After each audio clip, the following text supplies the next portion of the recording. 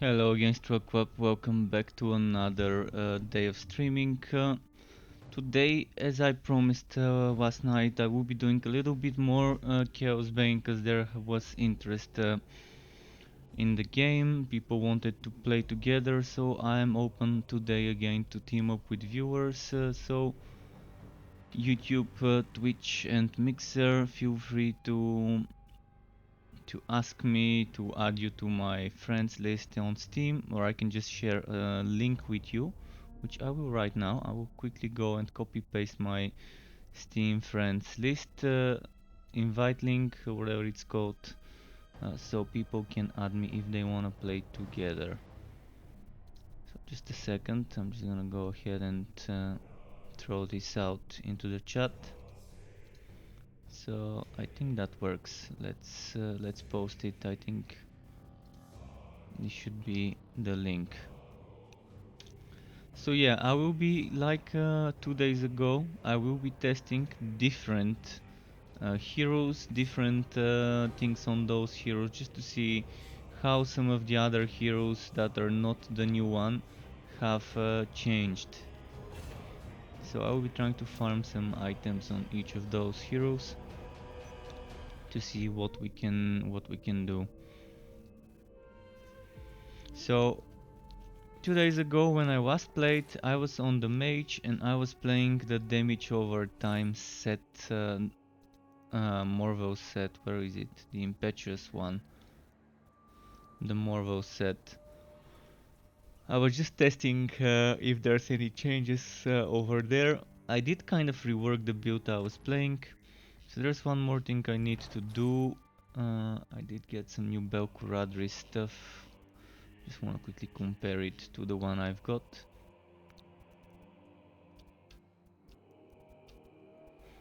So this one, how does it compare to my farming set with crit chance, and how does it compare to my non-farming one? So this is the non-farming one. Compared to that one, much less HP. Still gonna keep that item, but yeah.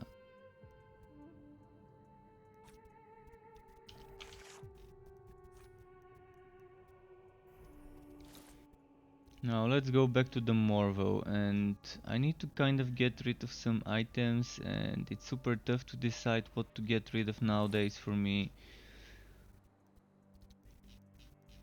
So I'm gonna quickly check something here.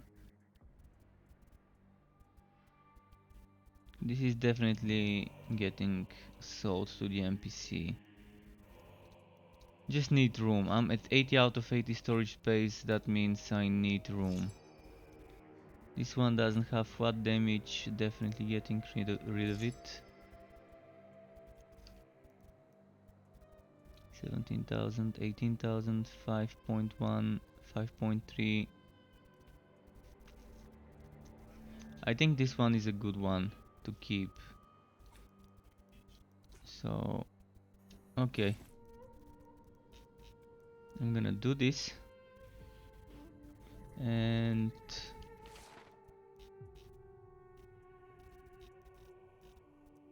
now I'm going back to the impetuous one, and let's do a map. What map was I doing? I'm not sure. Whatever it is, we can just try it again. Just not exploding enemies. It's just too laggy when the enemies are exploding. This one should be fine. Was this Chaos 8, 9 or 10? Oh, you're Vulcan. Okay. You tried the link but the page doesn't vote? Well, with this link basically it should let you add me to your friends list without me needing to accept. Alternatively, you can send me a friend link yourself, and I can try and just click on that link and add you to my Steam. But we need to be Steam friends to be able to play together. That's kind of how it is with Chaosbane. This is Chaos 9, it seems. Okay, so Chaos 9. So yeah, if you've got the link, you can PM it to me, because I don't think you can post on my chat. Only moderators can post. besides me. I think this link needs to be opened on the browser that you're logged on Steam with. This friend invite link. Alternatively, I can just let you check my profile page on Steam and just invite me from there. That should also work. Let me just check. I'm gonna try and open my Steam profile page. Steam community or Steam, any Steam stuff should do.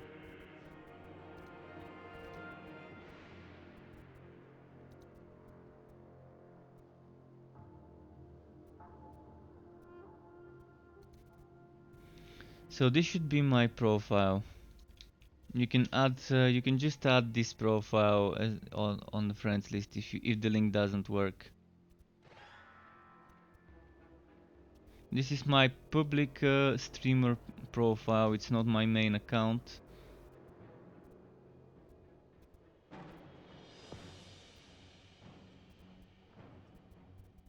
I made this one specifically so I can play with other people. Chaosbane was probably one of the main reasons, because on my other account I didn't want to share it with others, and I wanted to play with people Chaosbane. And yeah, I ended up making this one a few months ago.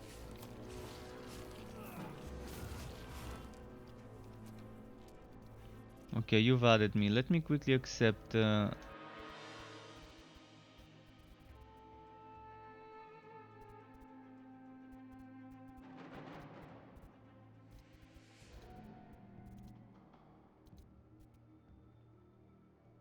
Okay, I see it. Alright.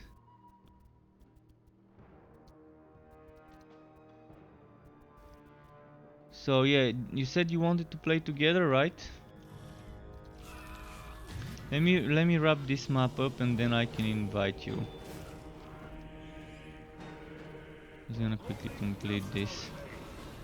And we can do the type of content you wanna be doing. I'm assuming you want some farming done. If you want items, by the way, I've got a lot of items that I'm trying to get rid of, that are just taking up storage space.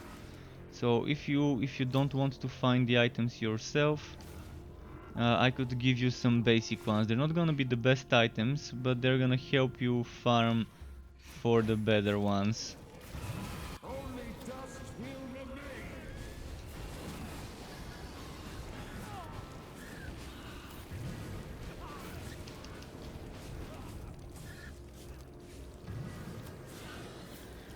Okay.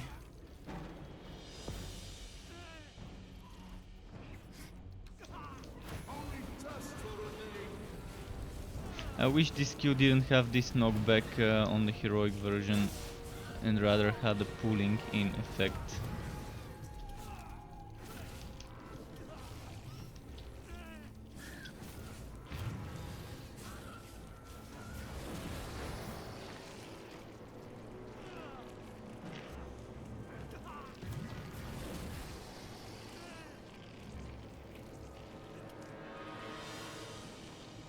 Yeah, this is a bit slower. If I use the damage over time skill, it's too slow. So yeah, I'm just gonna keep doing the melee damage.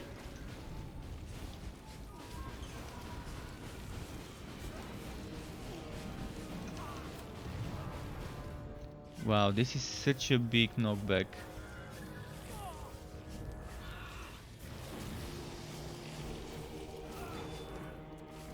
I need to keep using my cooldown skills for damage. I keep forgetting. It's all about spamming skills with cooldowns for this build. This is probably the only build that I think is okay to stack damage over time for. It's not gonna be that great compared to the direct damage, but it still works fine. I've tested this build with fully blessed for damage over time items, and it doesn't give me that bad of a result when it comes to the damage. Thing is, you just have to play it a bit differently if you wanna go for a damage over time setup. You have to make sure that you're spamming this as much as possible on the bosses, the heroic skill, and that it's always in their feet, so they can get damaged by the dot. Whereas right now I'm kind of playing it more of a hybrid, damage over time combined with direct damage from the Phantom Blade and stacking those debuffs. So where the hell is this boss? It's not here. That means it's probably over here. This way where I missed a shortcut. I think that's where I need to be. Yeah.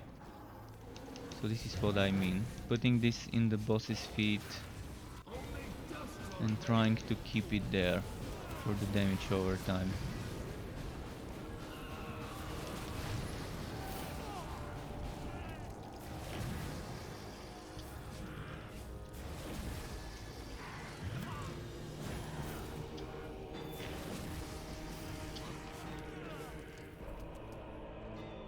Right, let's grab that chest and then the other chest, and then I should be good to go.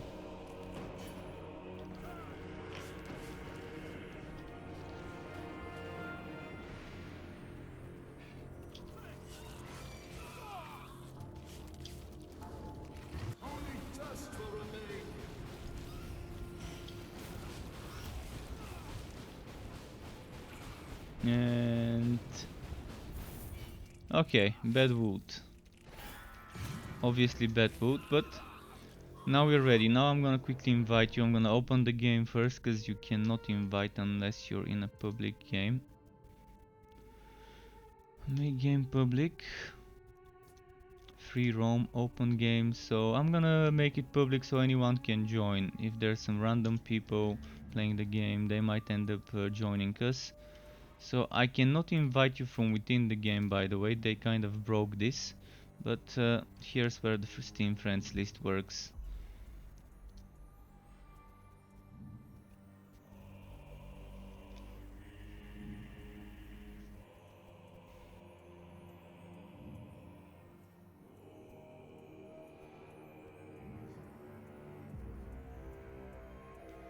So here we are. Okay, you're on Conrad. Do you want some stuff for Conrad?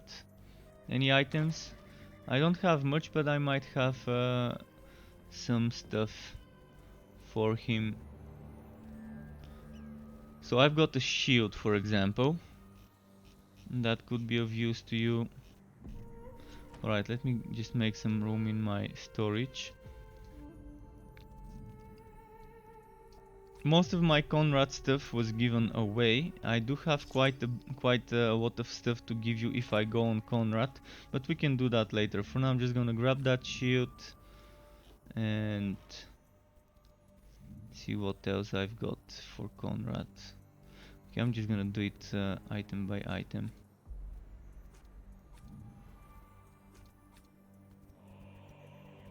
But yeah, later I can go on Conrad and grab you some stuff from my inventory.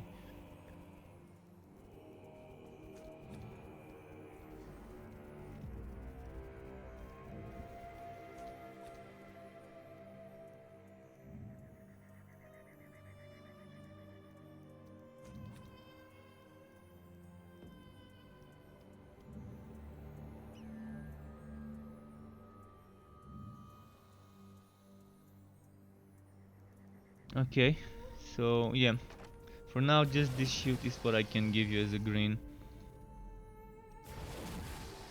I forgot that, I just need to drop it on the ground. If you want green stuff, we could do some things that are quick and easy. We could do some high level invasions, but let's see if you can survive high rank relic hunt first. But before that I want to check what level is my invasion here. I'm at invasion 28. Invasion 28, let's just check it. Let's quickly check an invasion 28. I think this is Chaos 1. I mean, we can push some invasions if you want. The wood quality here, the the wood is at 4,000 on this one, but the enemies you can probably one-shot everything, because this is actually not even normal. This is very hard, but it's still 28 ranks, which means 2.8 thousand wood quality. I can later go on my dwarf, and on the dwarf I've pushed pretty high in the ranks.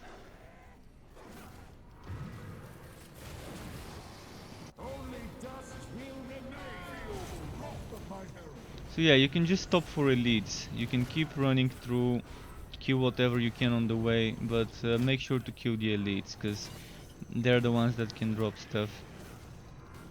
I can try and find us something higher ranked, if you want some stuff. Oh, there's an elite behind us, I'm gonna get it.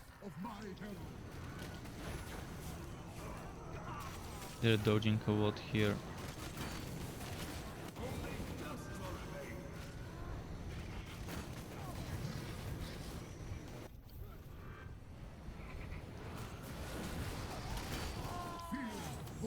Alright, I think it's probably this way.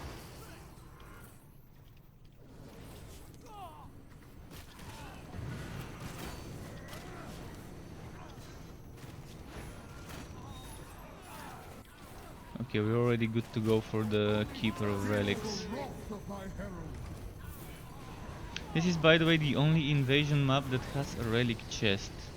So this invasion node can be farmed on something like over rank 40 invasions. Farming this one would still be nice, even though it's not that high of a difficulty.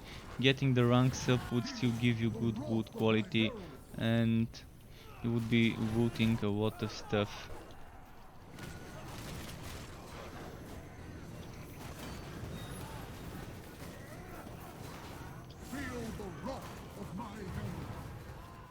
Alright, I'm gonna check the chests on the side. So this is probably a bit too easy for you, but as I said again, it's still high magic find. Let's call it magic find instead of wood quality, so people who may not be familiar with the term would know what I mean. Alright, I got a green here.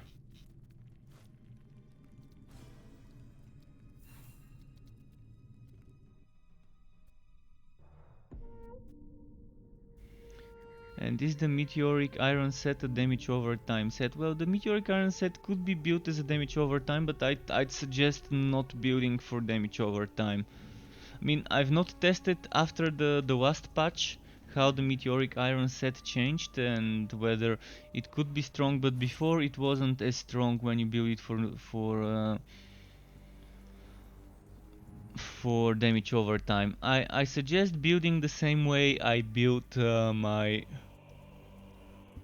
my Solon set. So I use the same passives and the same actives, maybe slightly different, but mostly the same way I built Solent is what I do for the meteoric iron. So alright, let me quickly go on my Conrad, just so I can give you some items. So I'm gonna leave the game and invite you again. I'm gonna have to invite you because it doesn't keep the party when I go and change hero. So I'm gonna go on my Conrad.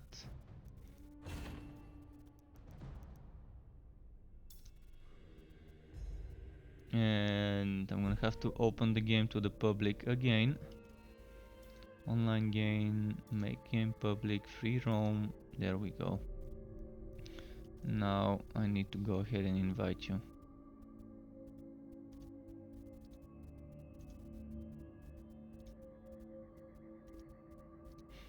Okay.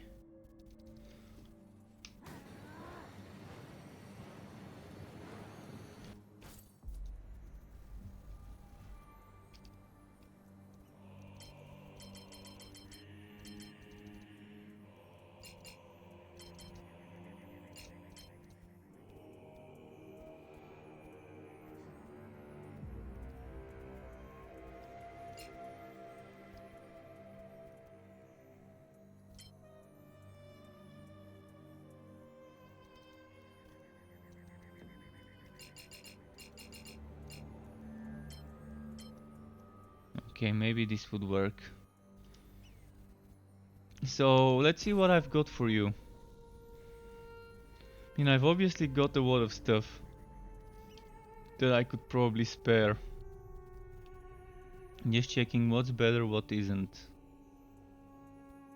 This one, I probably am not gonna take it. I'd rather have 1000 armor over a little bit more HP. So see, you can have this one.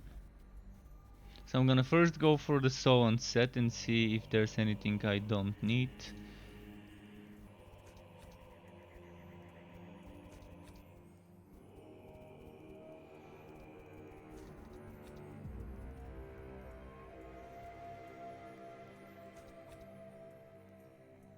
Grudge Setware. So let's compare those two Grudge Setwares first. Just wanna see which one I may not need and could give you. So armor piercing, crit damage. Armor piercing, crit damage. The one is with more damage, more crit damage, less piercing, less HP.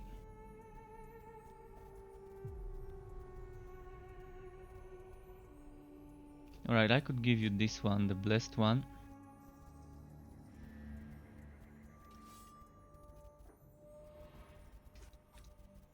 So over here you might need to find yourself a medal of the exemplar, because I don't have a spare one, but even a red one would be good for farming. Let me check any invasion rings that might be good for you. I mean, it's still gonna be better than some rings that are not good. So this is an invasion ring for Conrad. This is a ring for Conrad. This is a ring for Conrad. I just switch to rings only. Okay, I think that's it for rings for Conrad. So if you want this, it's yours. If you want this, it's also yours. This one can also be yours. And have I got another retribution signet somewhere? I think I was keeping this one for a reason. Oh yeah, I've got one here. So I don't really need this one either. So you can have an experiment with some of those rings. I mean, they're not great, as you can see if I'm not using them. They're probably not better than what I've got, but they are still something. So let me see if I've got anything else I could give you. Probably this one here. Oh, I'm probably keeping that, but alright, let's just throw this one in the mix. So you've got more choices. Then I've got fortification rings. And this one I probably need, but this one I definitely don't. Then I've got a purple signet here. And I probably might need that one with the cooldown and damage, but this one I won't need. Yeah, I assume that your rings probably won't be that good right now if you're a new player, so that's why I'm giving you some of those. I mean, even some red rings might not be a bad one if they're okay rolled. Might as well give you this no signet, just in case it's better than what you've got. Just trying to give you at least one of each that I've got duplicate versions of. So I think that's kind of what I can spare for now. I probably need to upgrade actually this ring.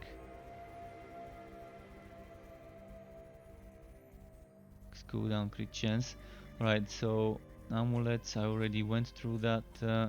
Shields, let's see. Yeah, this one doesn't have cooldown reduction, so it's not a great shield, but at least it's a green shield. You might wanna use it until you get something better. So now we're going to another set. Skaven Killer set, might be my number 4, just to check my repeats there. So this one doesn't have cooldown reduction, so definitely not that great. Although on a Skaven Killer set, the cooldown, even if it's not that well, it's okay. Although I always prefer to have as much cooldown reduction as I can. What else? I've got some Skaven Killer boots here. Yeah, I definitely don't need those either. And I think that's kind of it for Conrad. And the stuff I've got on him that I do and don't need. So, okay, let me quickly change to Bragi, to the dwarf, and then we can start doing some high-level invasions or some high difficulty relic hunts. Just so we're not playing the same character, because it might be a bit boring even if we're doing different builds. So I'm gonna invite you again after switching. I hope this gear helps you though. It really helps me because now I can put more stuff in my warehouse for other characters. So Bragi, the dwarf slayer, he's my highest invasion rank character. It's the one I've spent the most time grinding invasions on. I think he's all the way to rank 46 invasions, which is 4600 wood quality on top of anything else that gets added to the map. So just the most basic stuff would be 4600 wood quality. So let me make the game public, open the game and invite you again. And then we can start the grinding.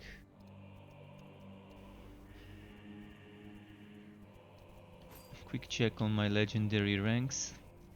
I'm gonna put some more here.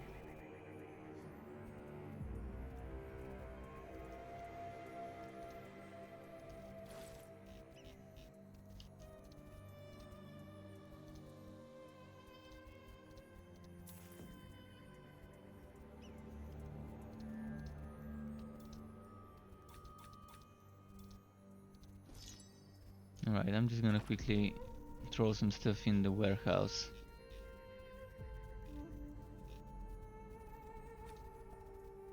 How much room have I got? Five spots in the warehouse I could use.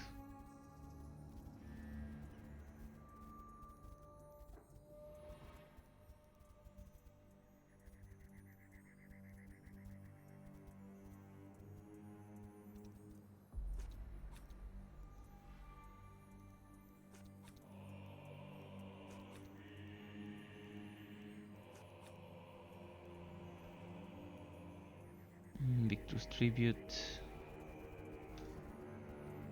By the way, if you need items for other characters, let me know as well. I can give you some stuff for other heroes. If you're planning on playing the other heroes, tell me. I can give you, while we're at it, some stuff for the others. Just let me know what you need. Like for what character you need items. Armor piercing cooldown, crit chance, crit damage. Armor piercing cooldown, crit chance, damage over time. Okay, I don't need that one. Cooldown damage.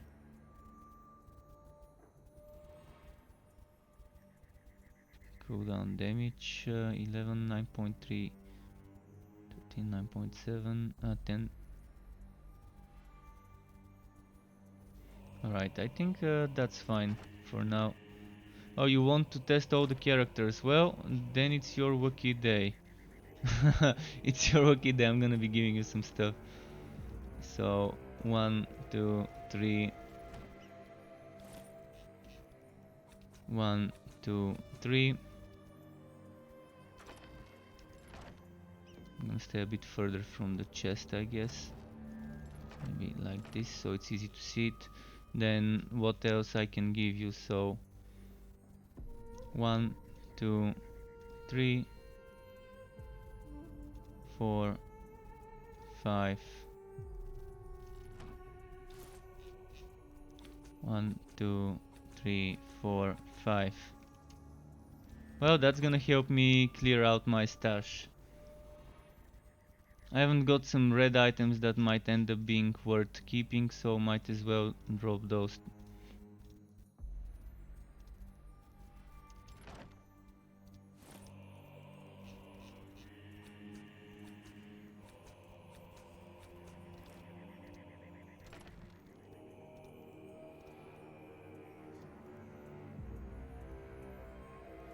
Okay, from those I'm gonna give you the better one with more HP. And Phoenix Herald.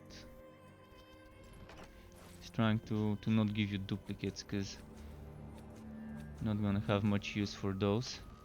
And what else can I give you? A Relentless Sentinel, Belcuradris, already gave you Caledor, Amulet of Contempt for farming. If you don't have one, it's always nice to.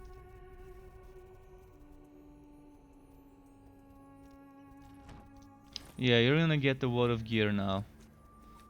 But that's gonna be such a huge help, because you can see my inventory is filled to the brim. And I always have 40 items at least in my inventory, and that's just 10 items for each set. They still count, even if they're in the wardrobe, they still count for the total weight. Not a big fan of how it works, but that's how it is. I wish they didn't take up that much weight, and you only have 80 weight, so you're using 50% of the weight when you have 4 sets. If all 4 sets are filled to the brim. For me, not all 4 sets are filled to the brim, but for some sets I keep a spare crit chance blessed version. Like the Grimnir set, for example, I've got one with crit chance and one with damage and HP. The one with crit chance I equip when I'm farming easy stuff, when I don't need the extra HP, and when I'm using this amulet, the Pendant of Taunting. So what else can I give you? Grimnir helmet, Grimnir armor. I think I dropped Grimnir legs. Grimnir hands maybe. Let's pick the best one. Something with flat damage. Well, I don't have ones with flat damage to give you, but I'm gonna give you the better one from those. This one. And Grimnir boots maybe.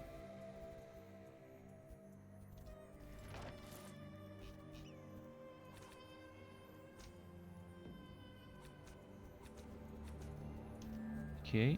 And now we wanna give you an Ever Peak.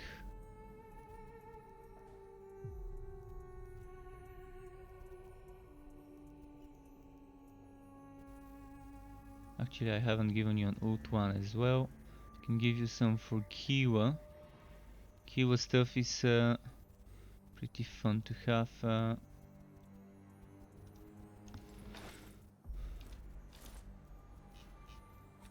So yeah, you're helping me a lot by taking all that stuff from me. So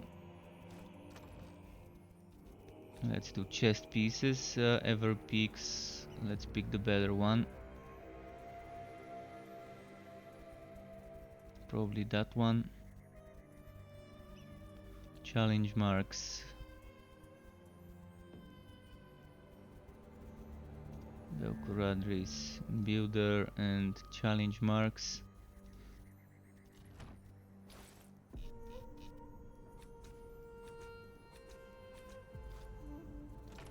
So we did chest pieces. Now I think I gave you a Grimnir one, but I can give you one of those challenge ones. I think this is the better one. Then Dragon Tamer. Well, this is a tough choice, but I'd probably take the one with the health regeneration for invasions. Last Song and Ever Peak.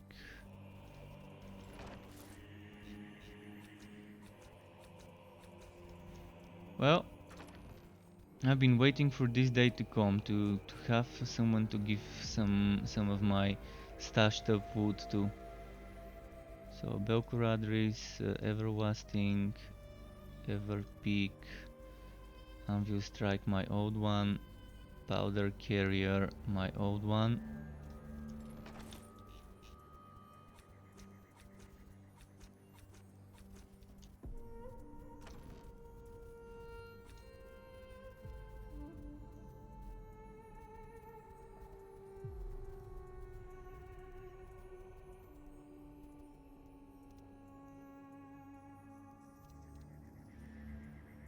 Let's give you the one with the crit damage, I guess. I think I gave you Anvil Strike, but I'm not sure, so I'm just gonna give you that one. Challenge Bracer.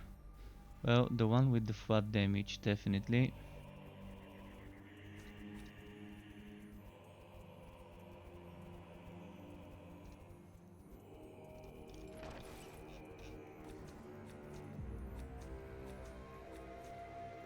And what else? Boots, I didn't give you Blaze. But which one is the better Blaze?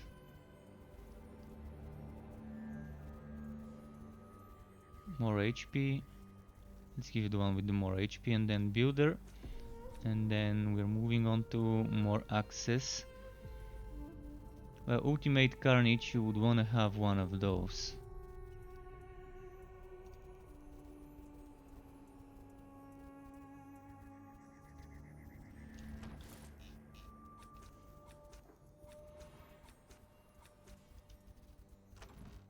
And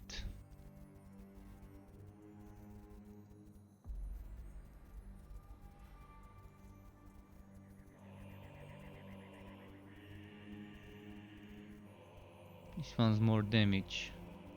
Doesn't have armor piercing, doesn't have cooldown. Actually, it does have cooldown. Okay, let's grab that one for you. And next, moving on to hammers.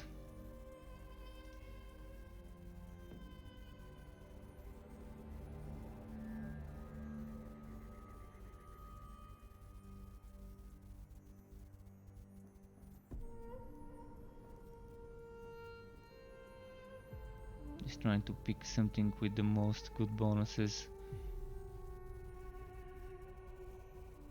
This one has the most of the things you want, but not the best stats on it. This one, on the other hand, seems like an okay one. Now let's give you a Deadly Tip, Starless Guardian, a Cocktooth. By the way, careful when putting stuff in the warehouse. If you have a full warehouse and then you switch to a category like this one, you see it now says chest weight 33 out of 100, but if I put an axe inside it says 7 out of 100. But it's not really that, it's not 7 out of 100. And sometimes it would say it would be 100 out of 100, but then I would switch to another one and it would say, for example, 6 out of 100, even though it would actually be something else. It would be the other number. So careful not to overdo it. Alright, I can give you some other stuff for Kiwa, some red stuff for Kiwa, just so you've got it ready for when the time comes.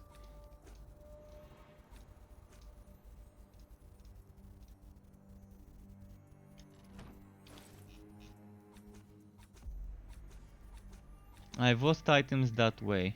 So those red items are something that you might want to be using until you find something better when you move on to playing Kiwa. Then there's this ring, which I think also is for Kiwa, and I think that's it. I'm done giving you the stuff. We're ready to go and farm. So let me know when you're done with everything, when you're ready. So with the invasions we can start rank 46, which is 4600 wood quality on top of the wood quality of the map. So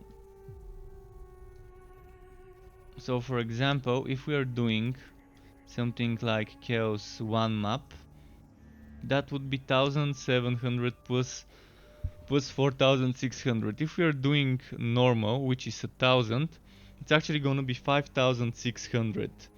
If we're doing Chaos 2, that's gonna be 6600. And if we're doing something like Chaos 6 is the limit to be doing, it's gonna be 7800 without counting gear, skills, etc. that give you XP. Of course, invasions have their own ranks, so it doesn't matter what I select here. They do have their own ranks.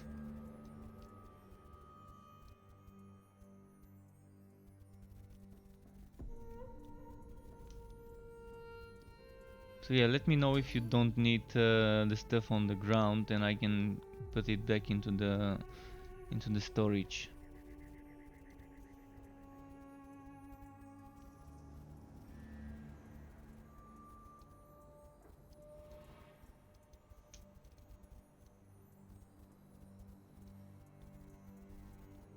Generally, I don't keep red stuff much unless it's something that that's like a new character or a new item that I don't have a green version of.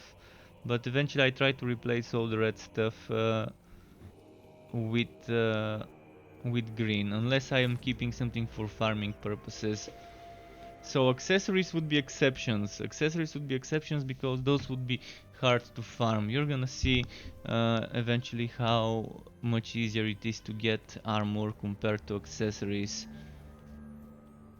I think we're good to go though. So let's start with the easy stuff. Let's start with a normal invasion just to see how much stuff we can get. I'm gonna wait. Let me know when ready.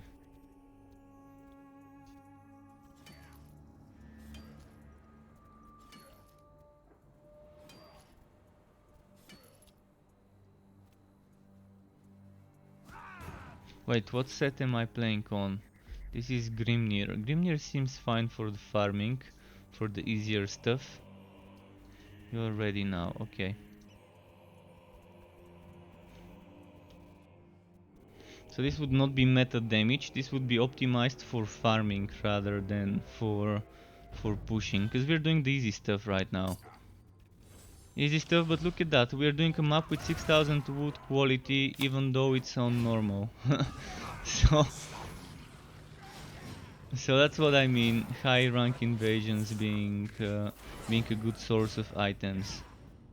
So this is already better than Chaos 10. But it requires a lot of time invested into invasions to get to that high wood quality. Yeah, I'm sure you can survive here on this one, so I'm just gonna try and rush through, kill any elite I see. If you see me missing an elite, feel free to kill it. Sometimes they spawn behind me from the portals and from my amulet that spawns champions with good wood on them. Oh, actually I see a green item on the ground. I'm gonna return to pick it up. I see something dropped for me there. Forge heart, nice.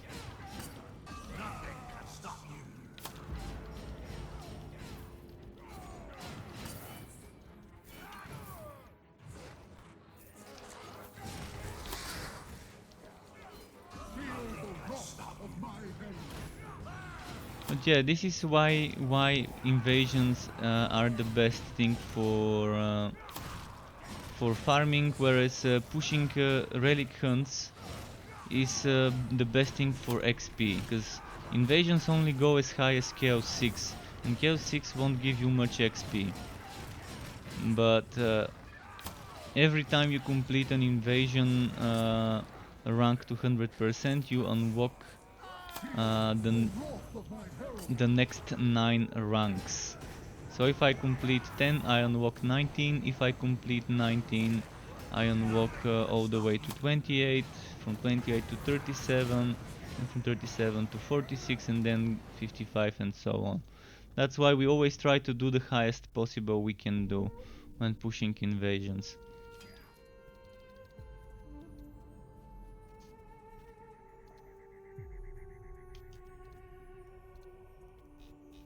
Which reminds me, I need to put some stuff in the warehouse, as I said.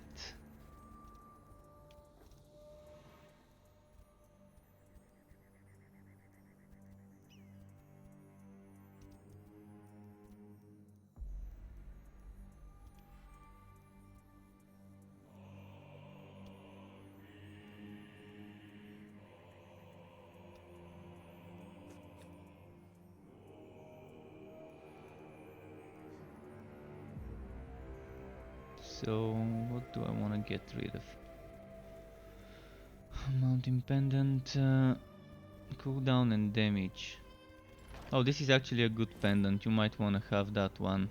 Mountain pendant with cooldown and damage. And just that forge heart I got right now. Let's see if it's good. It's not that great. You might want to have it too. And I'm gonna put some weapons in my storage because I don't really need them right now.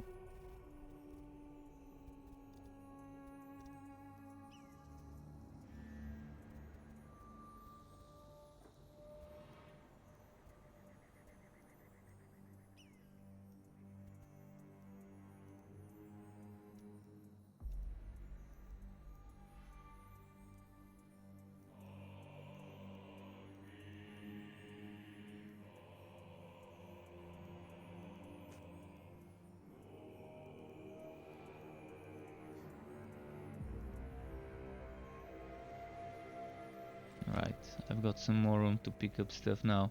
So yeah, we're gonna be doing the next stuff. We can do a little bit of invasions, then we can do a little bit of relic hunts, so you can see some challenge as well. Because in order to see challenge in the invasions, it would take a while.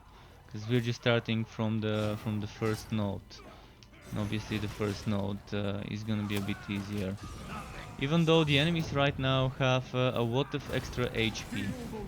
For every rank they get 5% HP. This is rank 46. So that's 46 times 5% HP and damage added to the enemies. But until we reach Chaos 4, we probably won't see much difficulty in completing this. Is that a map with increased cooldowns? I don't think so.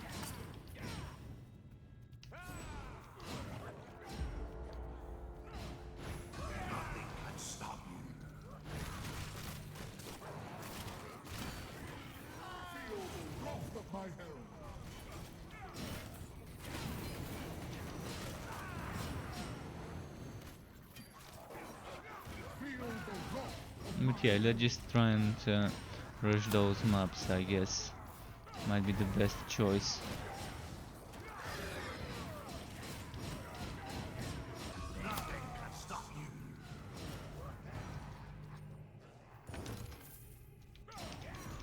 We're gonna see the higher we go, the better the wood would get, of course.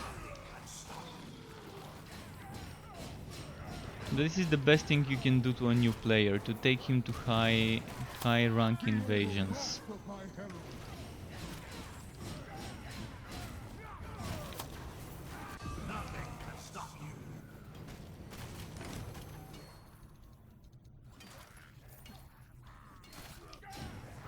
Okay, the boss should be right around the corner. Just wanna check for some elites here.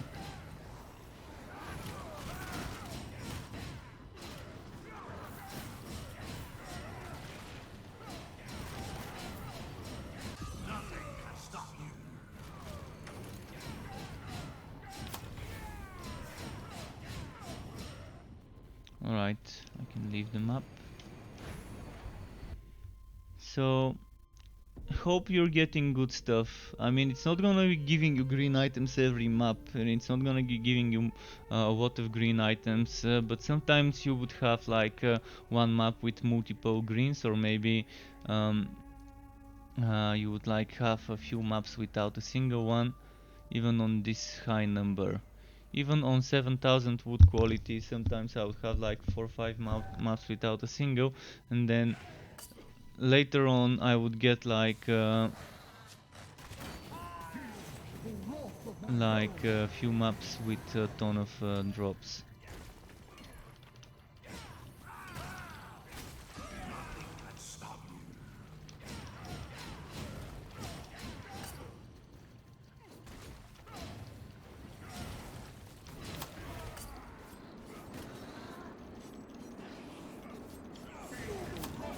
This guy is going down quickly.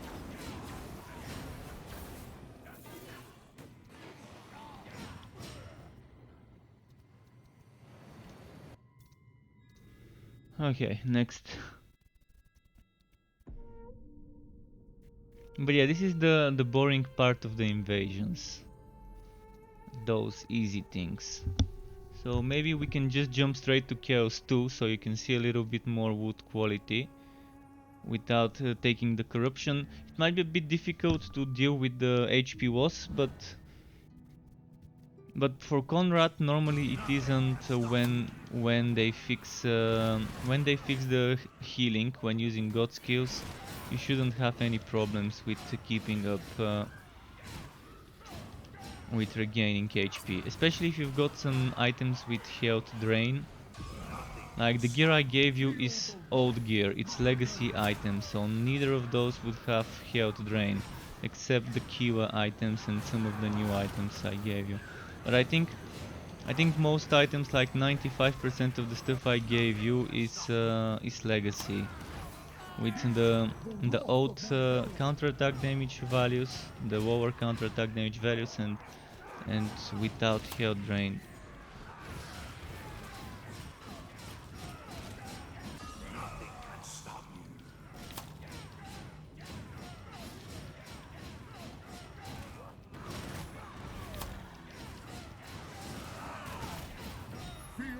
Alright.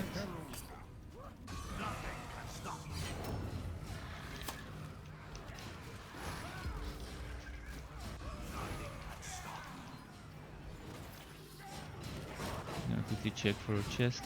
Oh, there is one, a big one even. Sometimes it's good to check for those big chests after the boss fight, if there wasn't one before it.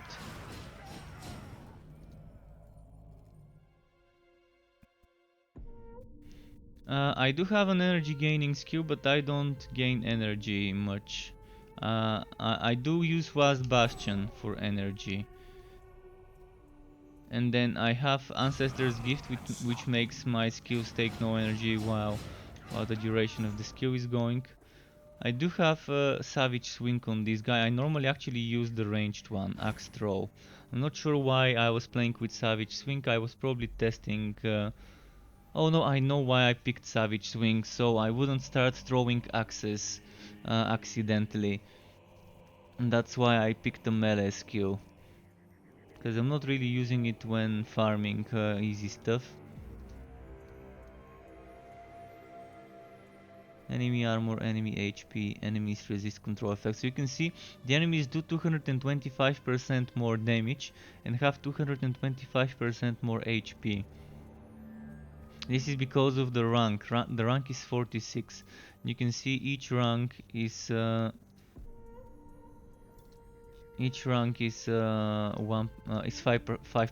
I think.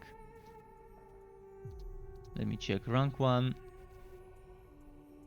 There's the minuses, so it's kind of hard to tell because I've taken the minuses, but let me check.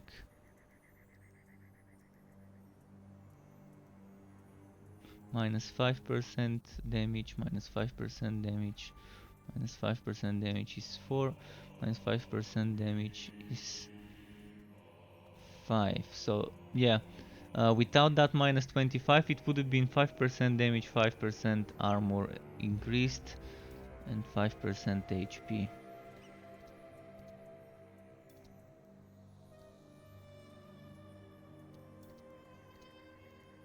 Right, let's keep going down. I'm intentionally not going the usual way. The usual way I would go for the corruption resistance.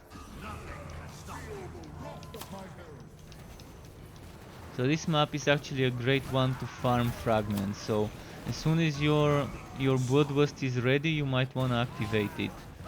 Those maps are perfect for farming bloodlust orbs and doing this thing, getting fragments.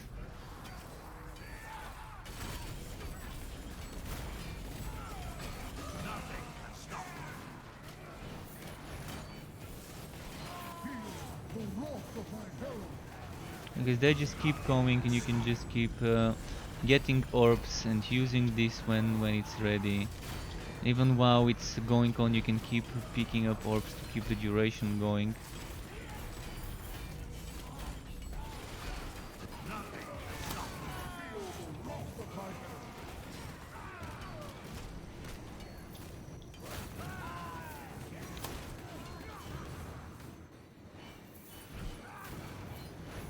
guess that's it for this one.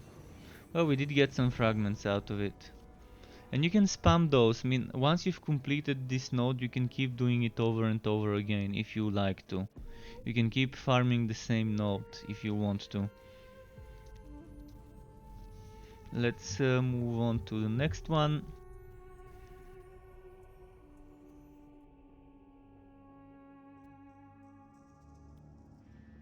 But it definitely would take you a while if you're pushing invasions, and there would be some invasion maps that you may not be able to complete without the help of others, or without getting a different setup, changing the build.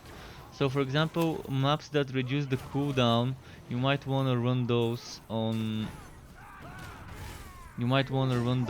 the Skaven Cure setup, because the Skaven Cure can deal without having cooldown spamming skills, because the Skaven Cure's main source of damage is Pistolier, which is an energy cost rather than a cooldown skill. So for maps with permanent cooldown decrease, you might want to grab the permanent cooldown increase, cooldown reduction decrease. You might want to grab that set and replace the Sowant. And now things are much more balanced, so doing Chaos 6 invasions and Chaos 5 invasions doesn't feel as difficult as it used to before. You're still gonna be having problems with the survivability, with keeping up the HP, but you have Wife Leech now, so that means it's gonna be easier. As long as you're doing damage, as long as you're hitting enemies, you're gonna be able to survive.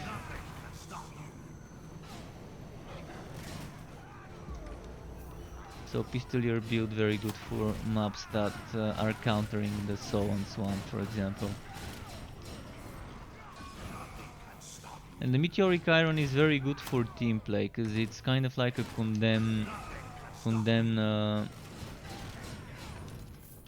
Crusader on Diablo. It keeps sucking the enemies in. It's not as spammy, I'd say, and it's not like a skill that you're using, it's a proc. But I've noticed when I'm going for a Meteoric Iron setup, it keeps sucking the enemies together, and if you're playing with another character that has AoEs like a Bragi or the Mage or even Kiwa, it's gonna be a good combo.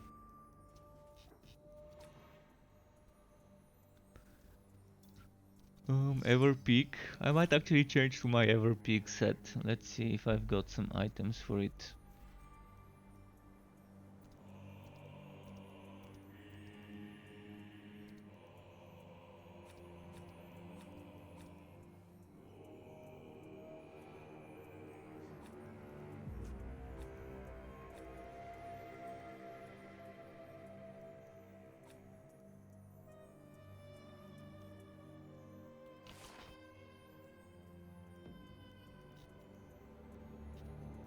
Wait, something's missing. I'm missing a piece of equipment. Oh, don't tell me I accidentally equipped the wrong thing. Oh boy, I might have done a bad thing. I might have accidentally equipped my Wast Song. Oh no, never mind, that's just my Wast Song set. There we go.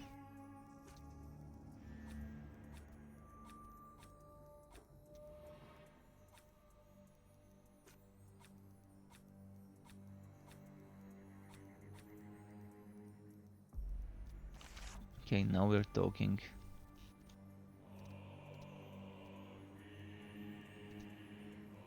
Now I'm gonna quickly do a relic hunt. It's gonna be Chaos 9 relic hunt, so you might die here. But don't worry, you can still get XP if you're dead. From what I've seen. And I can revive you when we are not in combat. Even during combat I can revive you, but yeah, on this one you might be seeing some trouble. Even I might see some troubles here, but this is Chaos 9 for you. It's not gonna have as much wood quality as the stuff we were doing, but it's still 5,000, over 5,000 for me.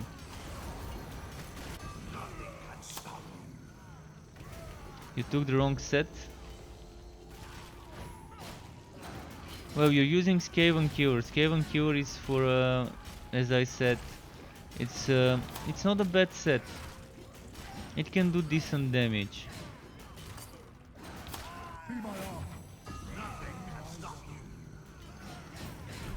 Okay, they keep resurrecting, so we have to kind of keep moving, otherwise they're constantly gonna be around us.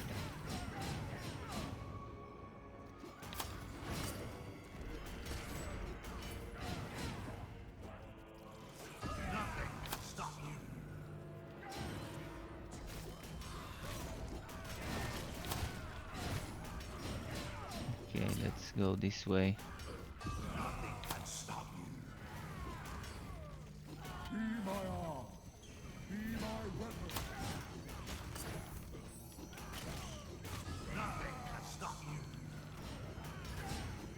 Okay.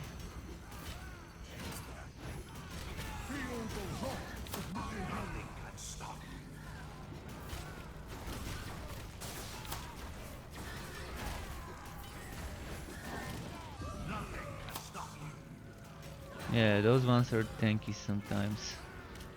Takes a while to kill them when they're buffed. You can wait for me to res you, or you can res, up to you. I'm just gonna need to kill them first. There we go.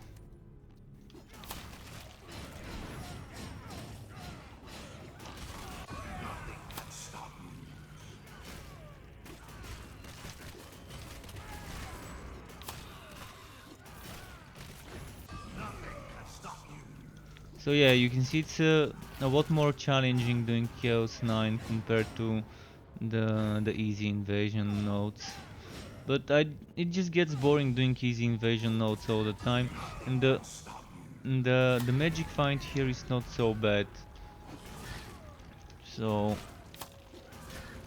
not as good as on the other one, but still okay. Okay, something just got me. Don't worry, I can res myself.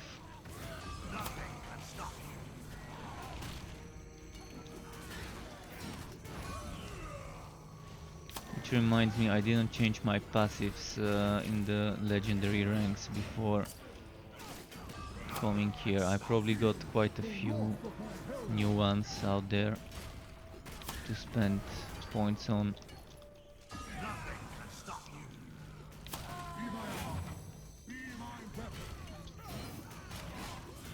I should be taking hits. I should take 100 hits so I can get 40% damage reduction.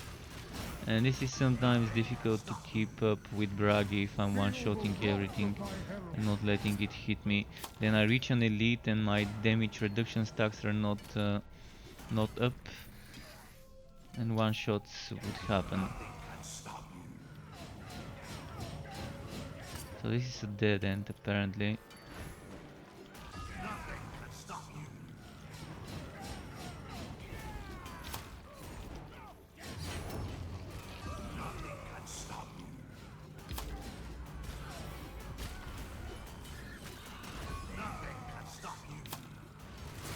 I'm loving how much stronger Bragi can become now with the increase of counter-attack bonuses from armors that can drop.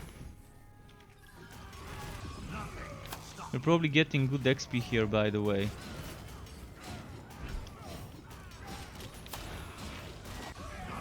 If you need XP more than wood, we can do this. We can just run Chaos 9 stuff for XP.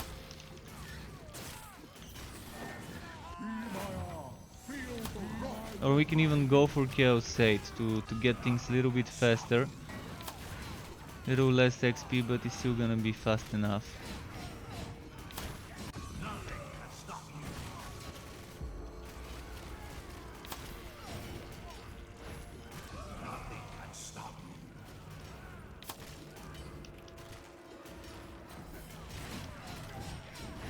Damn, I'm seeing such nice hits on this guy, crit-wise.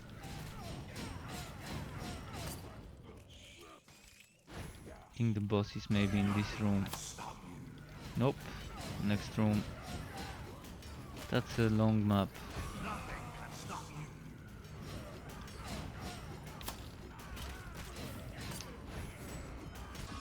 Wow, where is he hiding, this Sphinx? Oh, I'm coming. Can get you up. Or you can get yourself up, I guess that's fine too.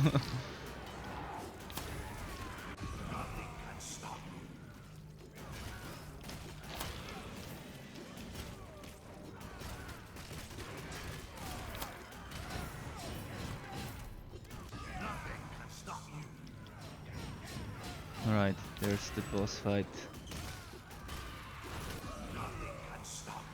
Yeah, Conrad is a bit slower. I mean, Bragi is probably the second best for mobility when I played. Evontir with the Belkuradri set can be much faster mobility wise. Ah shit, they got me as well. Probably should. Oh, wait, what happened? What did I do? Oh crap.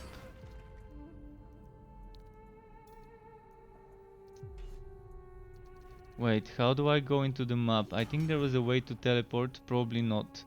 I'm not sure what happened. Did I click leave map? Well, we might have to restart the map.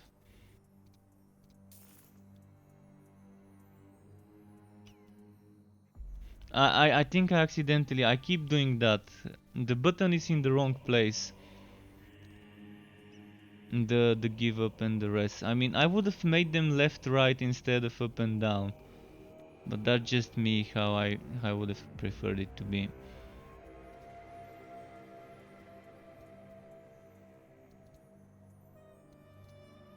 But yeah, I think I pressed the wrong button.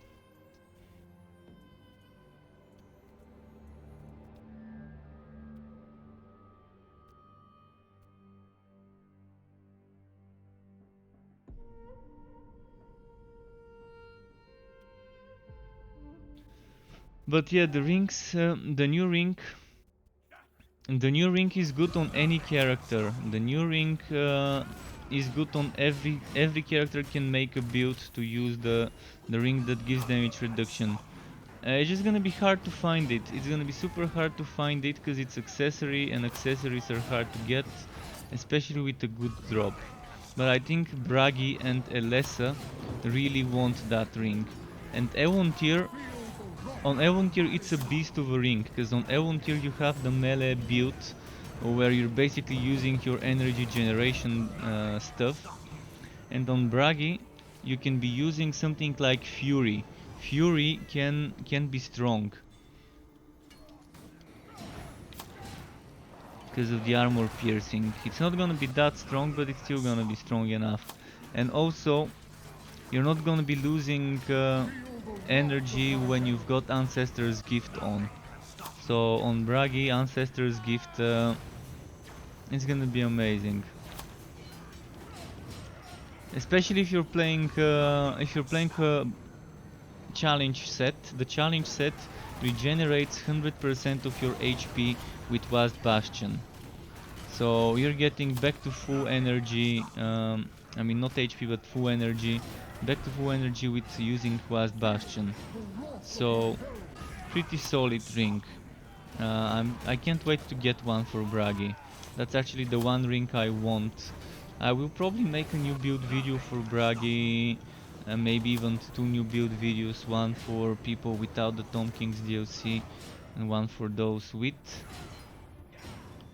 I just want to figure out some stuff of the new skills to see how much stronger they would be with the old stuff.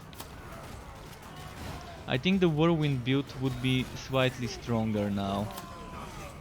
I still probably won't be able to take the Whirlwind build to Chaos 8 and 9 and 10, but I think maybe Chaos 7 would be doable with the way they've rebalanced it.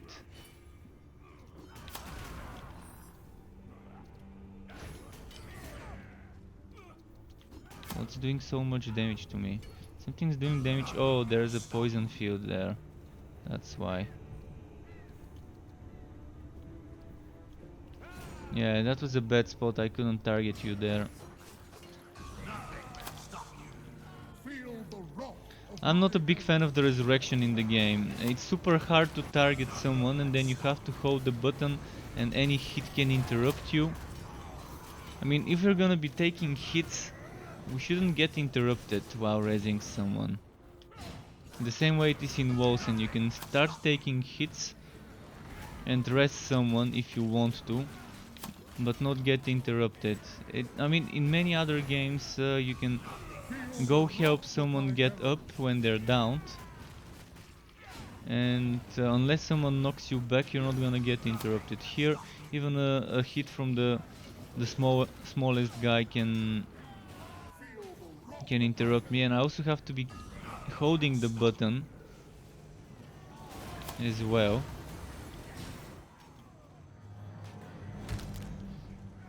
Yeah, this is a bit on the challenging side, but that's good. I mean, it's good to challenge ourselves instead of doing those easier invasion maps.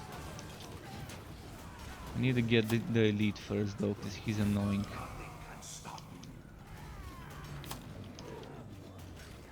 Alright, the elite is down.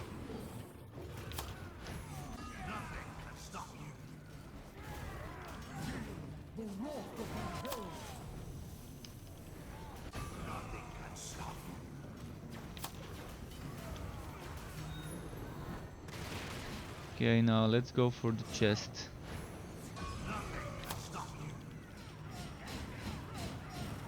It's easy to find where I went due to the fire trails. I guess that's it, nothing else to wood. But yeah, it's good doing those because you're gonna be getting good XP. Which reminds me, I forgot to put some legendary ranks here.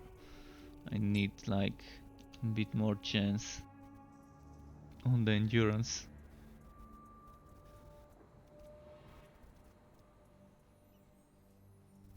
Yeah, it will be dropping greens. I mean, I already got a few myself while playing those maps. Okay, now let's switch the set to the challenge set. Just so I'm keeping things different and not playing the same. It's still the same build in a way, but slightly different. With slightly different heroic. It's exactly the same actives and passives. Maybe I'm not using Eternal Grudge here, because I'm using the Rage set and I don't think I really need Eternal Grudge that much. It's only 20% extra damage from that one, and lasting longer I don't really need it right now. So this build can in theory give me the most damage I can squeeze out of a setup. But this one gives me and my teammate extra damage buff. And it gives us, instead of 25, it gives us 50% HP. And this is the thing I was talking about, 100% energy gain. This would go well with the ring WoWB was talking about.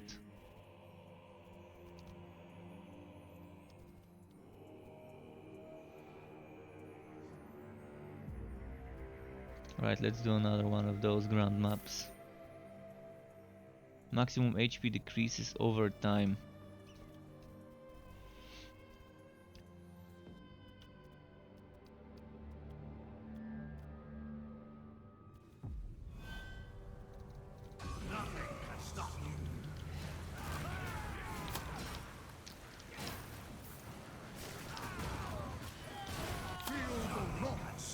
Oh, what's happening? Oh yeah, I don't have as good cooldown reduction on this guy as on the other one.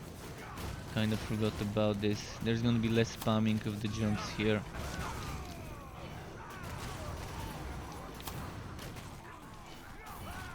So on this build my cooldown reduction is what, 40 something maybe? 47, yeah. And the skill is not heroic. Strike of the Anvil itself is not heroic, which means a little worse cooldown.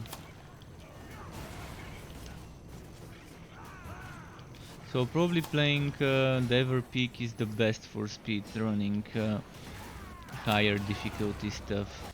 But look at that, 117 million just now earlier. So I'm doing higher numbers, but do I really need those high numbers? Most of that damage is overkill damage. I only need those on bosses. I can't get those numbers on bosses unless there's a lot of bleeding enemies around the boss. So bosses with constant spawns would be a great source of DPS on the boss. So, for example, if the map is portals constantly appear, demonic portals, it's gonna be great on the boss fight, because I'm gonna have a constant flood of enemies. And the more the bleeding enemies around me, the more my damage is. Feel the wrath of my herald.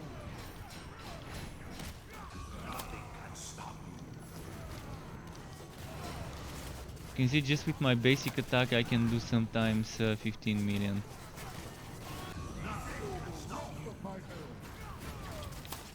But that took a lot of farming. As I said, this is the character I've played the most on.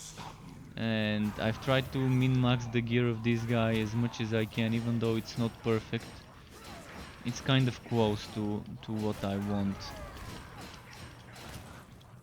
There are still some things I would like to see better in regards to my crit chance and cooldown reduction from accessories. Those are hard to obtain. Well rolled.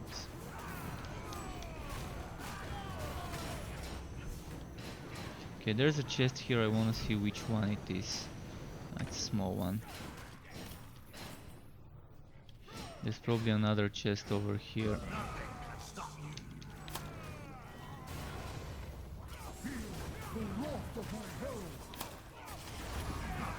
Wait, is there a cooldown increase on this map?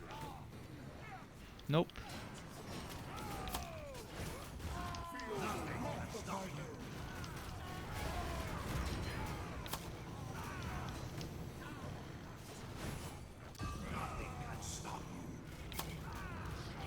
Alright, let's move here. Actually, we can return the way we came. It's gonna be faster if we do it that way.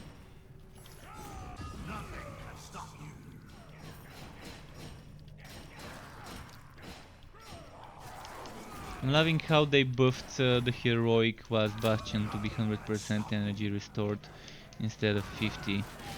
Feels much better that way for speedrunning stuff.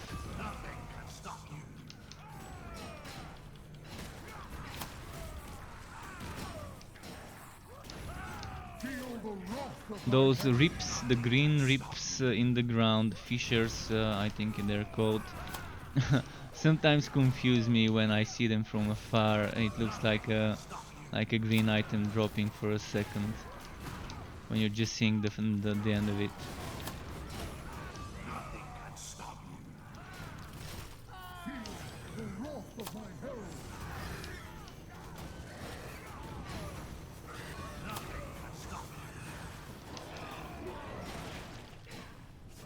Let's see here.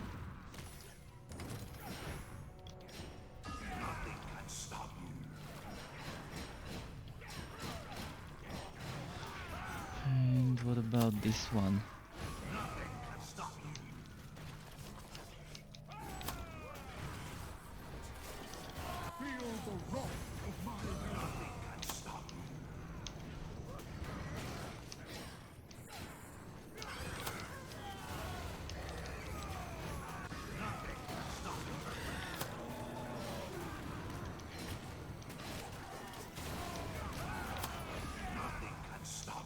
So yeah, he's already gotten quite a few levels. I think he already gained 10 levels since we started playing.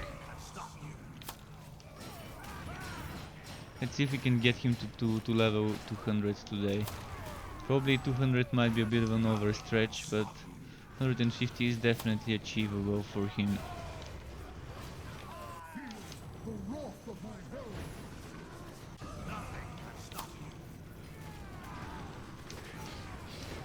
I'm loving how easy it is to get levels now. Before it was so difficult to get even to level 100. You needed to grind quite a lot. It feels much better when you're getting those legendary ranks easier, even though they nerfed the bonuses from the legendary ranks and capped them. I'm actually a big fan of caps. When there's additional levels after reaching the level cap, I'm a big fan of kind of putting a limit to it. Not liking how in Diablo 3 paragons are unlimited, for example. So here they didn't really cap those, but they capped the points you can spend. So maybe we can still get thousands and thousands of legendary ranks, but you can only put 200 points in each of those, which is 1200 total. So yeah, 6 was it 6? Yeah, it's 6. So 1200 is probably the actual cap, even though there isn't real one. Grimnir's tattoos. I don't think this is a good one, but I might as well drop it. If you don't need it, feel free to sell it for reputation, because you might need that reputation.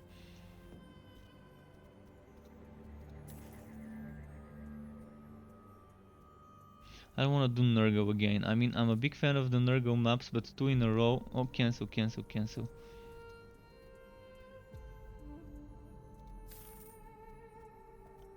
We just did Tom Kings earlier. I want to do something that's not Nurgle or Tom Kings. Like Act 2 or Act 5. Actually, we did Act 6 as well. I want to do Act 2 now. Let's try and get an Act 2 map.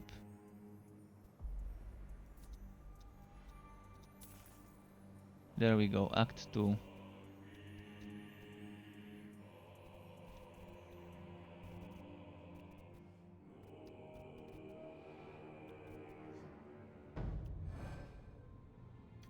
And Act 3 is the most annoying. Normally I skip Act 3. Sometimes I skip Act 4. Most of the times actually I would skip Act 4 as well.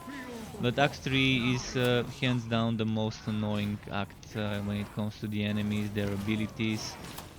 Some things there kind of feel unreasonable.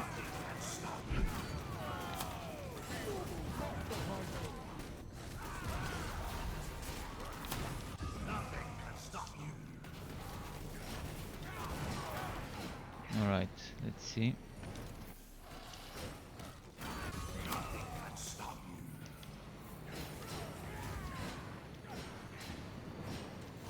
We should be getting good damage from him too. I'm seeing him doing some nice damage as well.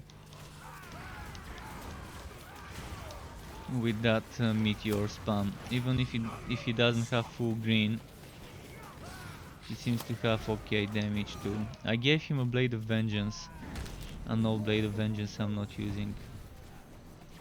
And don't worry, if I die I'm gonna rest myself. I've got the fragments or gold to do it.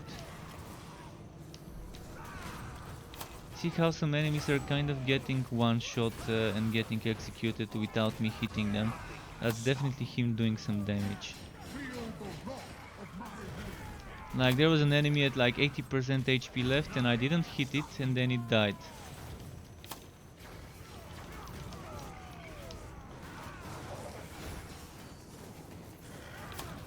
But yeah, Conrad can also be pretty strong. He used to be the tankiest of them all. Now with the broken necklace that doesn't heal you when using god skills, he's not as tanky as he used to be. Because he can't keep healing. But with Wife Drain he should be fine. If he has a little bit of Wife Drain, as long as he keeps spamming those meteors and he keeps blocking and the blocks keep resetting his cooldowns, I think it's still a pretty strong build. I might have to go and update my videos with a comment about this. Just waiting to see if they're gonna actually release a hotfix to patch this. Oh, 119 million damage. Man, this felt nice. I've been missing those over 100 million crits, because they nerfed it, like when they added Tomb Kings, or maybe even a bit before the Tomb Kings, I think around autumn, maybe October, they nerfed Bragi a bit, because he was pretty powerful. I could back then, when Chaos 7 was the limit, when there wasn't even Chaos 8, I could do 150 million crits. Then they kind of nerfed it and rebalanced it, but it was still strong. I mean, it was still pretty strong setup playing Bragi with the jumpy build, with the rage-based set, the challenger set. And now I'm back to doing over 100 mil after this patch, and I can get that to 130, 140 million if I change my items for new ones with more counter-attack damage. Because you can practically get twice the counter-attack damage you could get before from all of your items. So in theory that's like what, another 6,000-7,000 at least if I replace every single item. And then that gets increased by percentages from passives, and all of that gives me crit damage.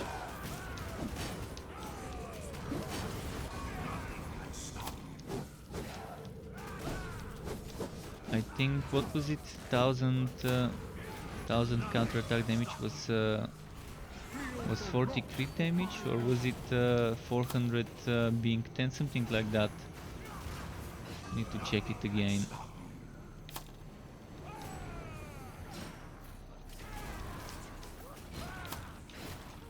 Okay, you can see right now I got pretty high crit damage from that counter-attack I'm stacking. And I actually stumbled upon this build by accident. I was just testing stuff. Oh, 130 million. I was just testing stuff randomly and talking to someone on Discord, and then without going for counter-attack damage, I just equipped this passive, this skill, and I was surprised to see the numbers. And then I said, oh shit, I'm gonna test it all in on the counter-attack, just to see how far I can push it. And yeah, I could push it pretty high. But I don't suggest going all in on the counter-attack.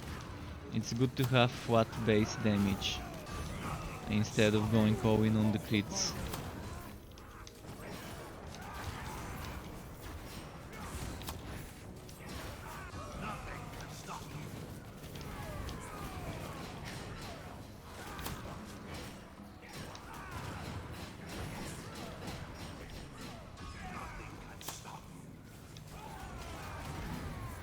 That's nice.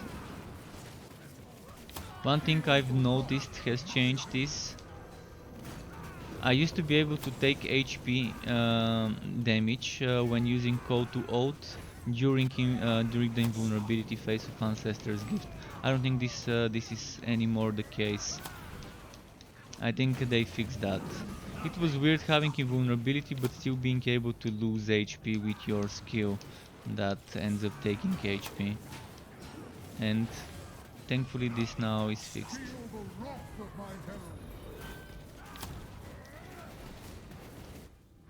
By the way, I've not noticed the game becoming more difficult when you're playing with others, like in WoWs, and I've not noticed scaling, but the game definitely is designed with team play in mind, because when you're doing certain skills, you're buffing your teammates. When they're doing some skills, they're buffing you, and you're stacking a lot more bonuses. And this banner gives us damage reduction and stuff.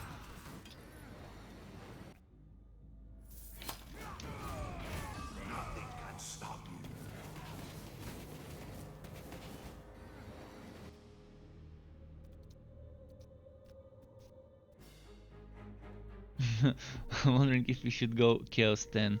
Chaos 10 seems like not worth it for just extra 300 wood quality. It's gonna take much longer to do it. feel like Chaos 8 is the best for speedrunning.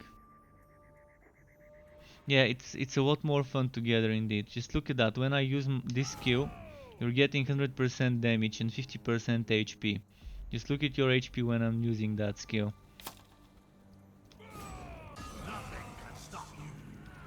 Yeah, I love playing this game with my viewers. I mean, the most fun I've had playing with viewers, it probably was in this game. Because it's a very small community, it's a very little number of people who are playing this. And most players have difficulties finding others to play with. That's why when I stream it, sometimes we have managed to make like 4-man teams. Sometimes a random would join the group and stay there for a while, but that's very rare. Alright, this would be difficult, expect me to die. Those enemies can just one-shot me out of nowhere. Especially on Bragi, which is a little bit squishy on this build.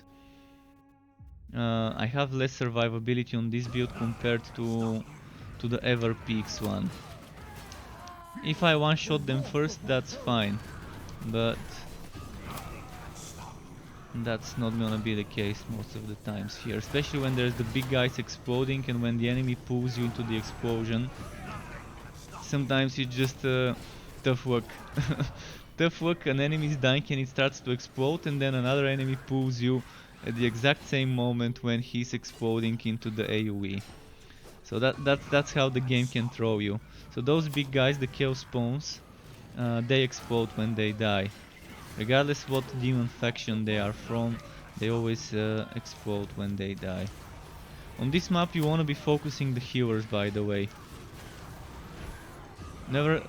Nevertheless, whether you're with a teammate or whether you're solo, regardless what you're doing, you wanna be killing the healers first, the ones with the banners.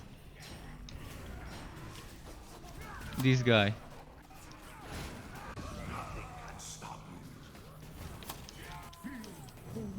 Those healers can be super annoying, especially on a boss fight with a lot of elites around the boss.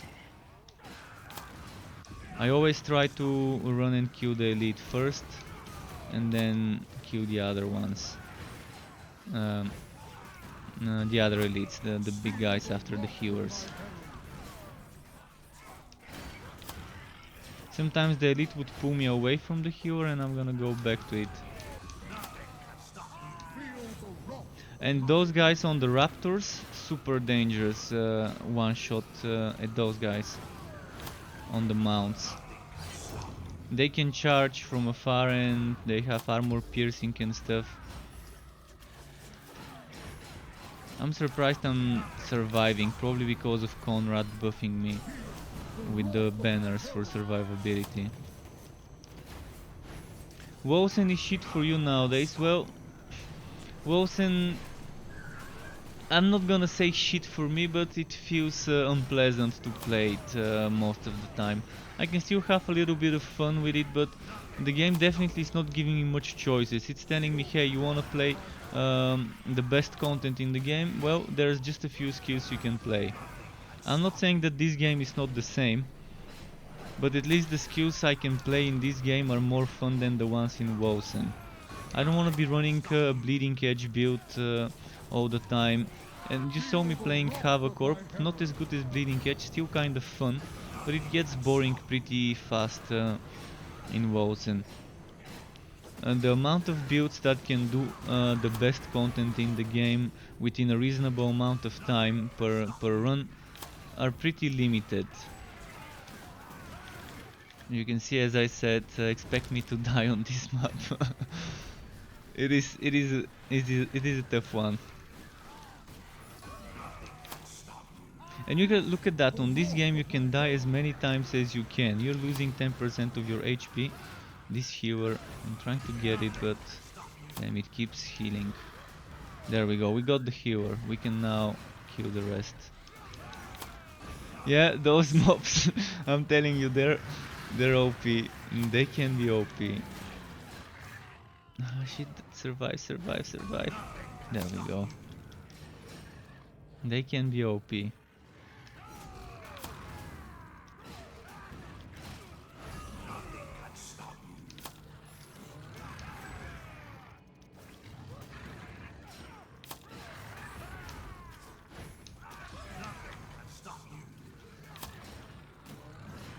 What was what? The immunity skill? Do you mean the invulnerability skill I'm using, or do you mean the skill that I'm using to heal myself? Within 3 mil. Oh wow.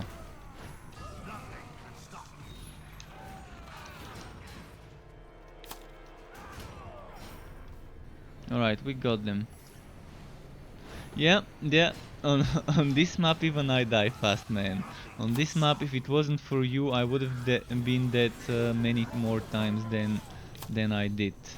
Because your banner definitely helps me survive that extra little bit of a damage reduction. And if you're using the passive that gives the banner another 10% damage reduction, that's even better. Sometimes it's better to survive rather than do more damage, because you're not doing any damage while you're dead.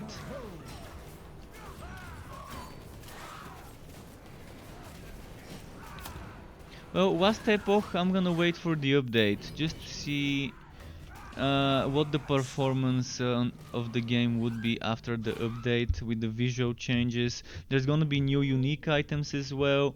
So last epoch currently is in a good shape when it comes to how often it's getting updates and what the updates are. And I've been working in the last epoch forums, and I can tell you they definitely. Oh, is this real life? I've just got God Road, not God Road, but close to God Road Fiery Ring of Tori. This is the best ring for the build I'm playing, and I've been playing so many hundreds of hours trying to get one of those. And look at that, it's got the 3 things I want: cooldown reduction, crit chance, and flat damage. And then it has even health drain. I mean, I would have liked instead of cost reduction maybe counter attack damage or crit damage, but or HP, but that's fine. That is fine. Oh, I'm happy with this drop. Lucky drop finally.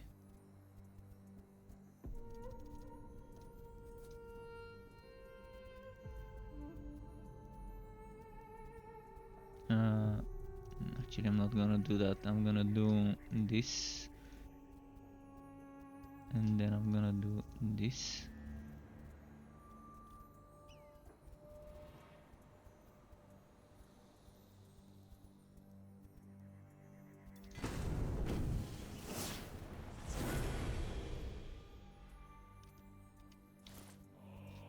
Well, if you want that ring, you can have my old one. This red ring I'm gonna drop for you. Keep in mind this is a very nice row. Crit chance and damage on a Fiery Ring of Tori. You might wanna have it. I mean, I've been using it myself for quite some time. In case you start playing the dwarf, you might wanna keep this ring, cause it's super hard to get a good ring. And thanks for the grats. So how's my crit chance now? Getting a bit better. How's my cooldown reduction? Oh yeah, a little bit better cooldown reduction.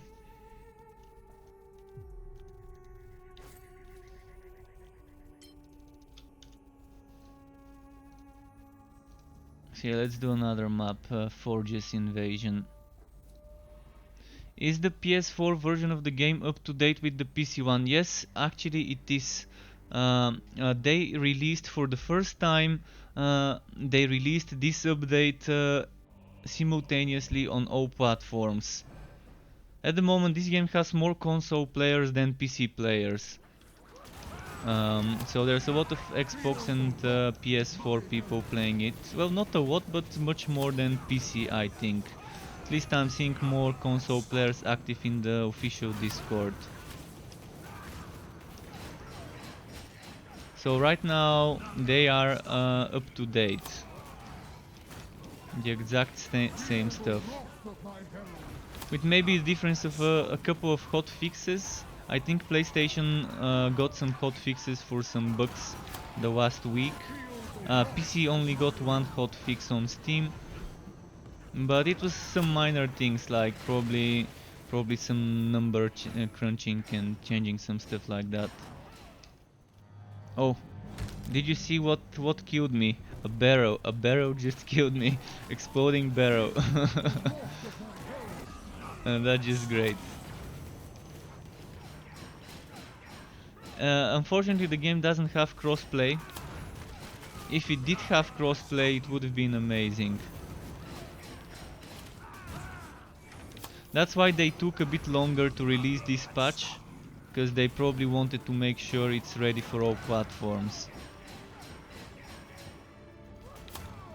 I say that this ring is perfect for every character. Every character can get a good build with this ring. Because this damage reduction is kind of like a permanent 40% damage reduction. Every character can spam a little bit of energy generation. And for example, the mage. As I said, the mage has a very strong build with the basic attack, where he can do 40, 50, 60, even 70 million damage with just the basic attack that generates energy. So on the mage, on the dwarf, on the elf, and on the other dwarf, I think it's fine. I don't think Conrad has such a strong energy generation skill, but Conrad has taunt to generate energy, and Conrad has a lot of energy generation, so every single character can benefit a lot by this ring. I can't wait to find one actually. And experiment with some other stuff. I think a whirlwind build, a spin to win build might really become viable now. Maybe not for the damage, but for the survivability with such a ring. I can see a spin to win build on Bragi maybe finally becoming good. I know what would be good though. A Vaceration. Vaceration with health drain and with this ring to keep that damage reduction going would be great.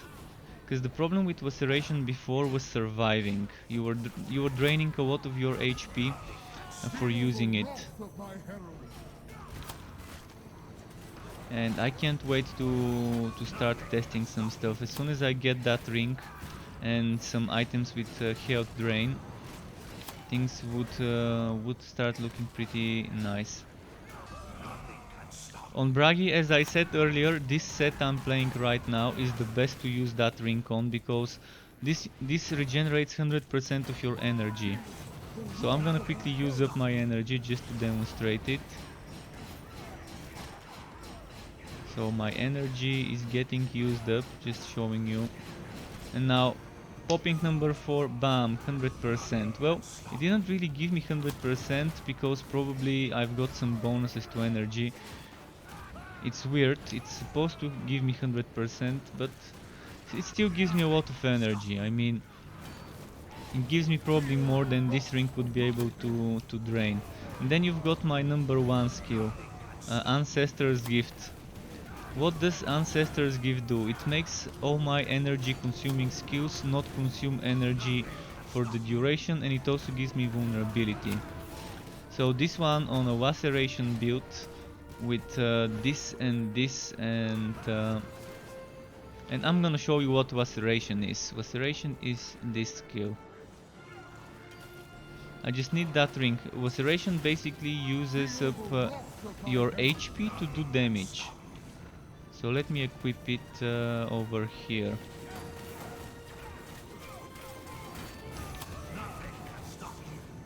So it consumes your HP to do damage. You can see I'm already doing some solid million hits. And with more wife steel and with that ring, you're probably gonna be able to have a very fun Laceration build. This was my problem before with Laceration, I couldn't survive. I was draining my HP too much, but I think now it would be fine. You can see that I'm doing close to 50 million hits. Of course, that's with super good items, so let's test it. Let's not use Strike of the Anvil.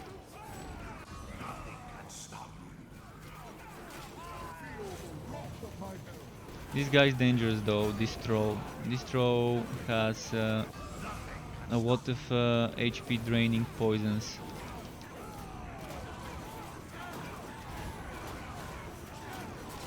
So for Laceration I'm gonna be doing a little bit of different approach if I make the build.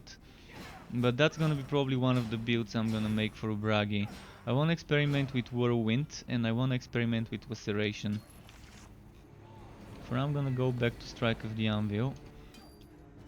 But yeah, the game makes Laceration a bit more viable with the rebalancing they did. Definitely a build that people might enjoy. All you need is a little bit more wife drain. Right now I've only got this wife drain, 112. I think I need to have at least 300-400 health drain here. If this is 300-400, and if I change the passives, there are some passives that kind of go well with Laceration.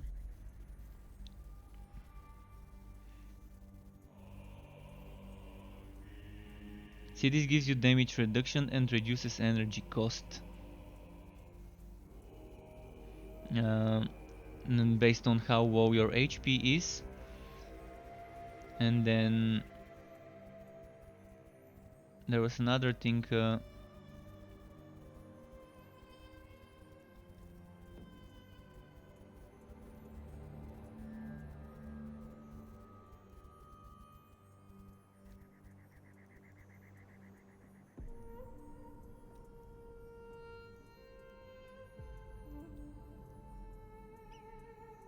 This one. This one is also another thing that would work well. The lower your HP, the more damage you would be doing. So that would work well, I think, with Laceration. I'm gonna be experimenting the same way I did before, but the first thing I'm gonna do is using the exact same setup, just with Laceration, without reworking the passives or god skills and actives. But that's gonna be probably another day.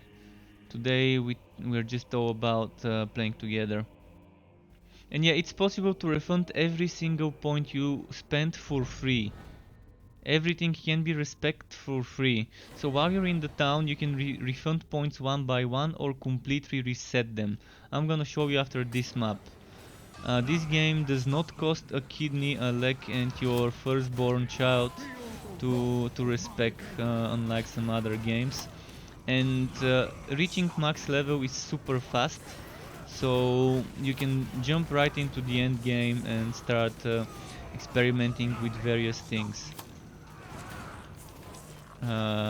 There's invasion mode, there's the relic hunts, there's boss rushes, which I don't really like doing boss rushes because I don't think they're as rewarding for the time taken. But I like boss rushes when starting a new character and just need some fast items, some jump starting of the red gear. Invasion is where the wood quality is.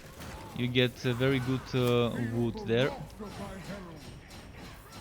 But when it comes to XP, you wanna be doing the max possible difficulty you can handle within a reasonable amount of time in the relic hunts. We're currently doing Chaos 9 out of 10. So one difficulty before the final, but it's going fast. We're getting XP. My teammate like an hour and a half ago probably was level 123. He's now level 142, which is after level 50. So after level 50 you start getting something equal to Paragon levels. It's called Legendary Ranks. Legendary Ranks, I think the soft cap or the hard cap would be 1200. But you really don't need any more than 400 and something.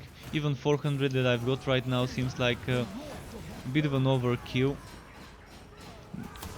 But yeah, you can only spend 200 points in each of those.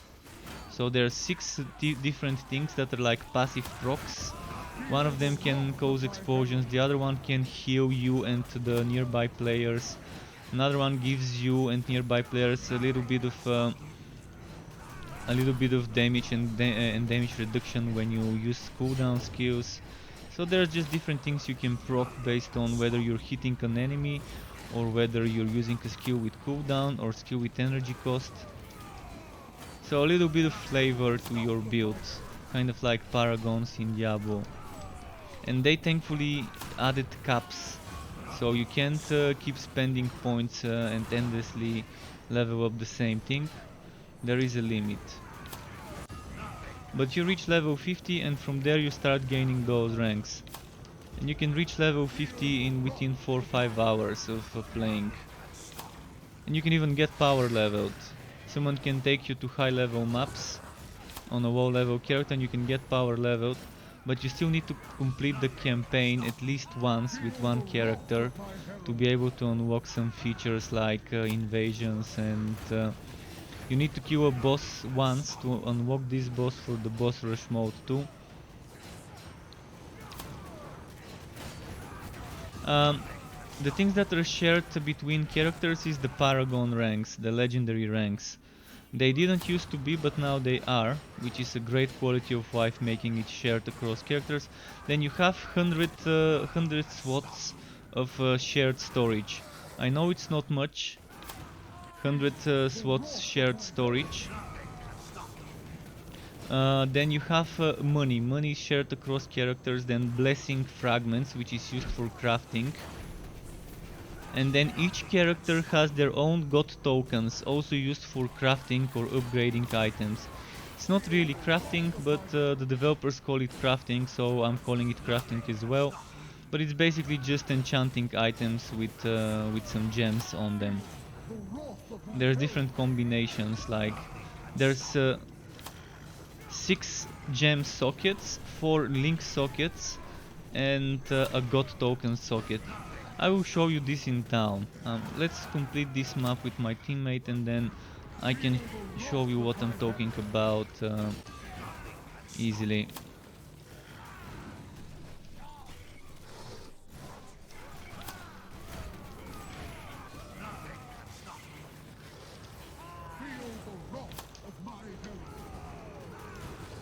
Okay.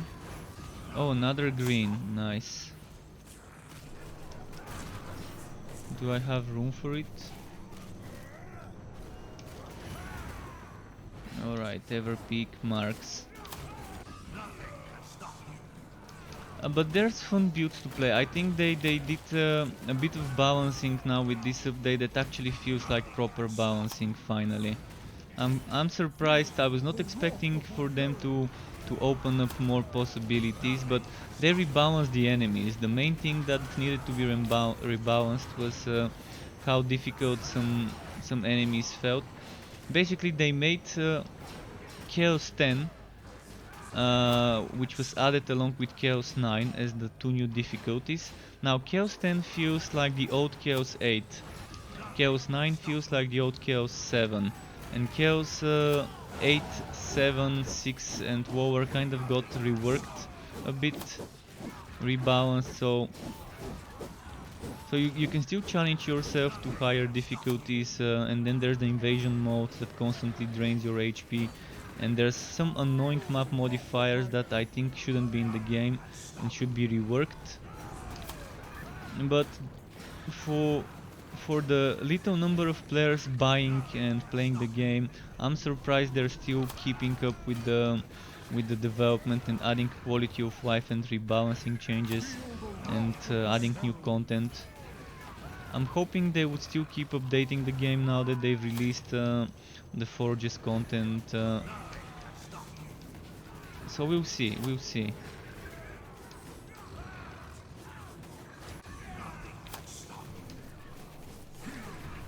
But a lot of the stuff I've been suggesting to get added surprisingly made its way into this patch. The quality of life stuff that I've been asking for.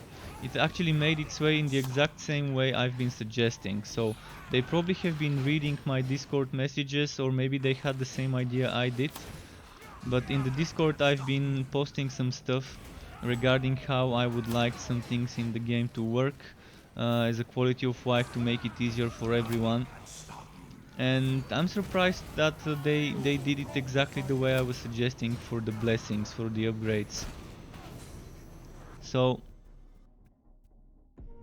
as I said, blessings are how to upgrade items.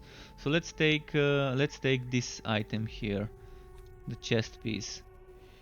You can see I can put it here and then I see all the stats. And then I can, let's say I want damage and HP. I can do this and drag the items in the places I want. And then I can use the links. This is how it used to be before. You had to drag stuff there. But now let's remove everything. See, now it's easy. You can just use this one and you see how it has an order in which it fills the things. So I can do this.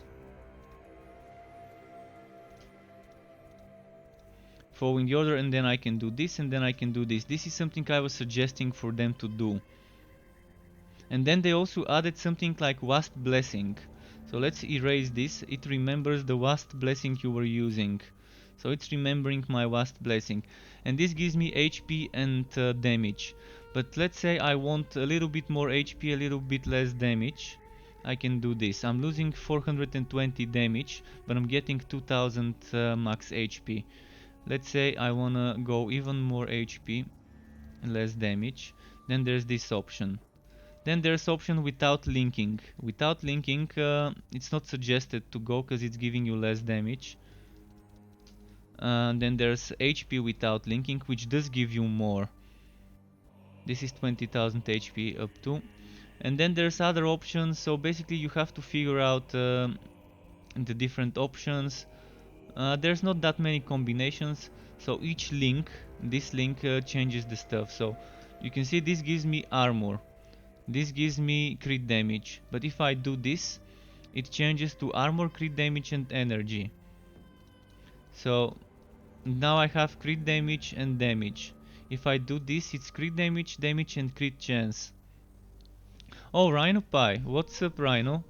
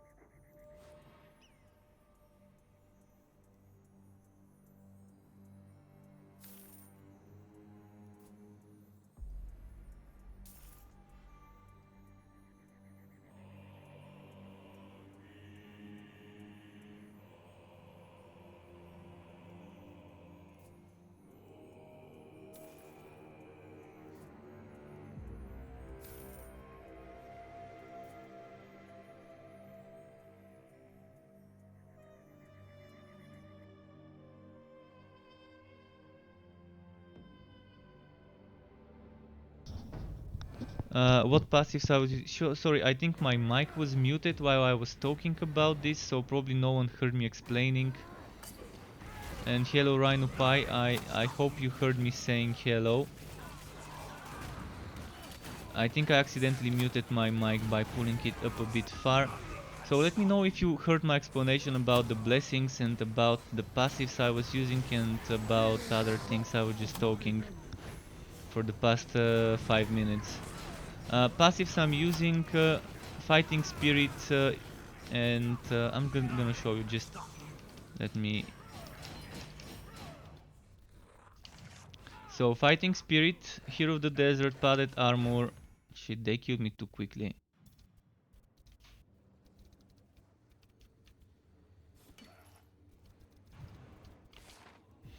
Duelist Chain Reaction, Dead Bow and Trail of Blood. Feel the wrath of my herald.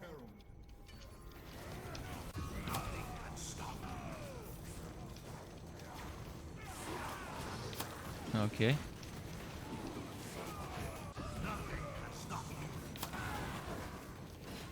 So yeah, definitely Bragi is becoming stronger with this update, as long as you find new items for it. Oh, and my teammate crashed. I think my teammate might have crashed.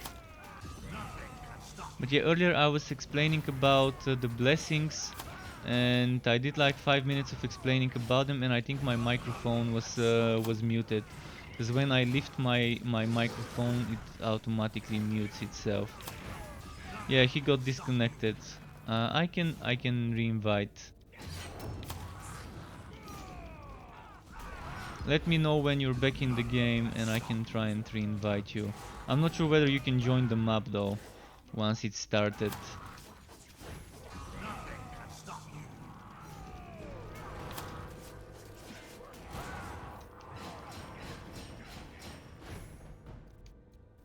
Okay, let me out and tap quickly.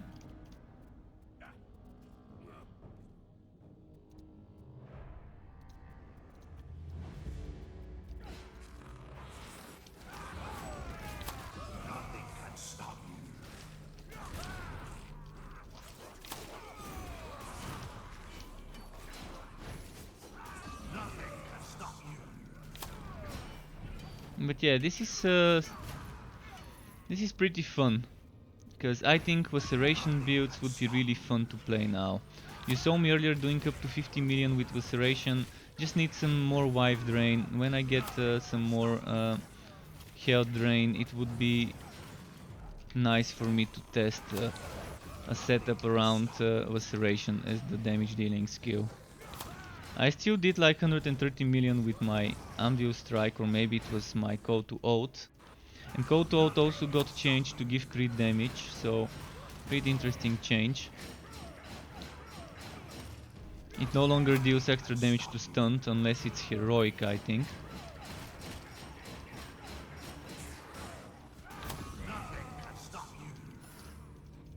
But yeah, I don't suggest this game for people who expect to have a strong community to play with. But if you like playing solo, this game could offer you some time to kill, farming for stuff and testing your build, and trying to farm some better items and the usual Wooter stuff. By the way, did you get my invite, or should I send another one?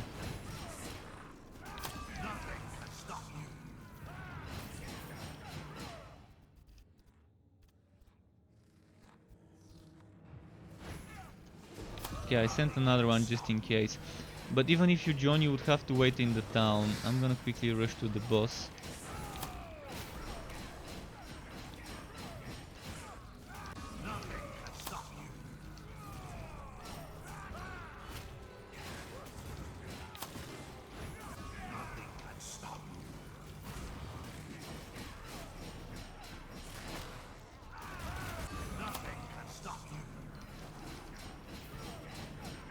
So yeah, for Bragi, he can be stronger, you just need to find new items with more counter-attack damage. Items can drop with almost 2 times counter-attack damage they used to drop before. So that's a ton of extra crit damage, like 500-600 extra crit damage you can get just by replacing your items with better ones. Oh, look at how close he was to dying. Well, that's a big bummer.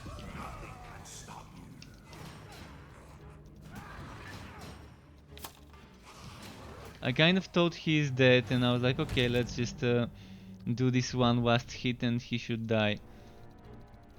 And now I lost my damage reduction stacks. I'm gonna go ahead and build them. Come on, start hitting, start hitting, start hitting.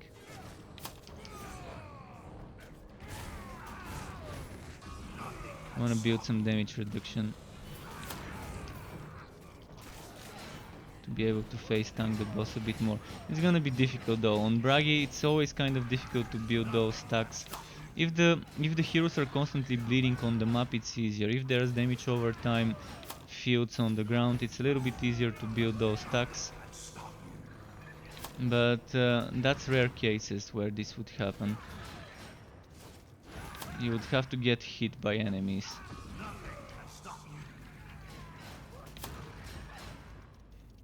Can't wait to get the new ring for damage reduction to test it.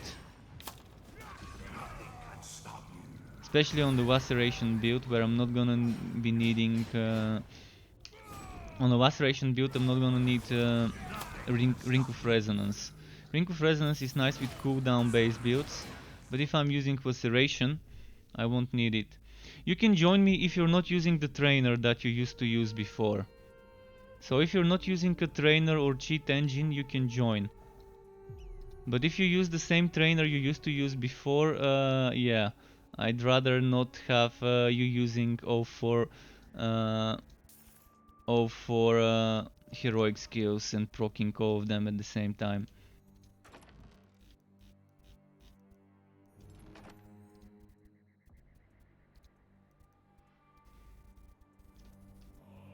Yeah, I'm gonna invite you, just a second. I sent the invite multiple times. Are you not oh, wait. My game is not open to the public after you left. That's why it's not letting you join.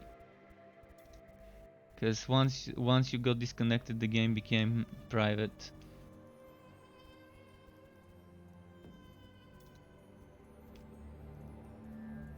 Right, I'm inviting you now. So yeah, Rhino, I can invite you. Oh, you actually joined yourself. But please don't use a trainer, man. It's just not fun for us if you do like before, and make sure to be proccing. Yeah, legendary ranks are super fast to get. They nerfed them. So if you open the legendary rank, you can see there's a limit. This one goes all the way to 30. This one goes to 20 damage reduction. So you can only put 200 levels in each legendary rank. That means 1200 is the actual limit. So it's super easy to get ranks. You can see now you're probably gonna get 150 within an hour or two of playing.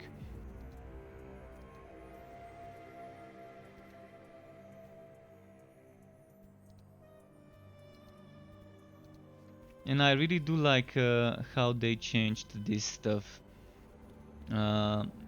Kind of more balanced, and basically Chaos 10 now feels like the old Chaos 8 in regards to how difficult. So running Chaos 9 is the perfect thing for XP. You can just press escape and you can see how much XP we are getting. Yeah, he's constantly getting levels.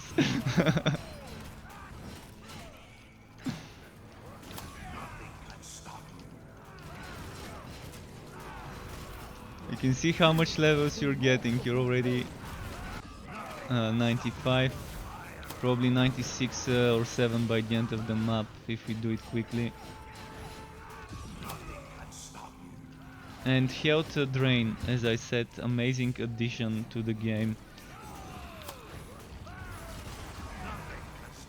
Feel the wrath of my herald.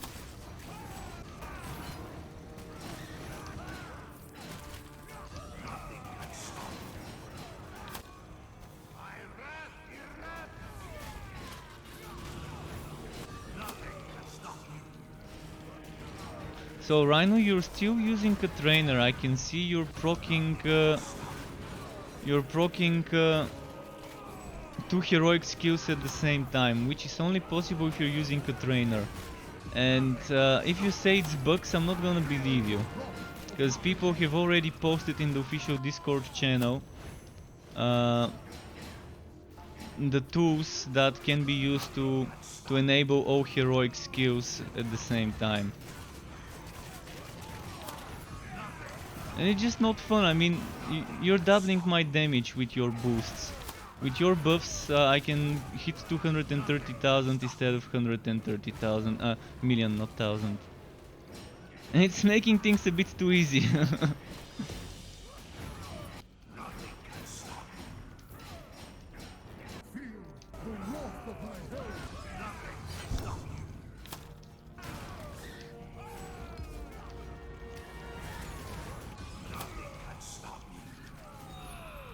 So I'm fine with people using trainers single player, but if they start using those online, kind of have the decency to at least to at least switch it off when playing online with others.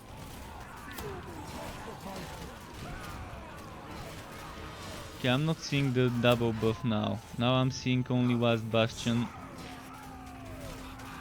from myself. Because I was seeing earlier again 2 Last Bastion Heroic, and I was seeing the Heroic call to Oath. And it just, yeah, kind of felt too easy.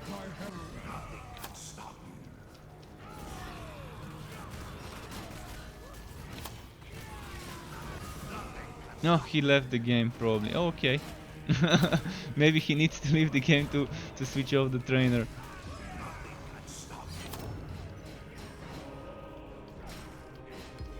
I used to believe it was a bug, but if I'm not able to replicate it for months of playing and I've got so many hours in this game, it's definitely not a bug and it's a trainer. Because it's weird how just only one player is getting it. You probably saw, guys, how my damage went to 237 million hits when he was buffing me with his heroic skills. So basically with trainers you can get someone posted a screenshot how with the trainer you can get every single heroic unlocked at the same time, and normally you have to be using the set to get the heroic. You can't use 4 heroic things at the same time. Just it's not possible unless you have all 4 sets somehow equipped. Look at this damage I took.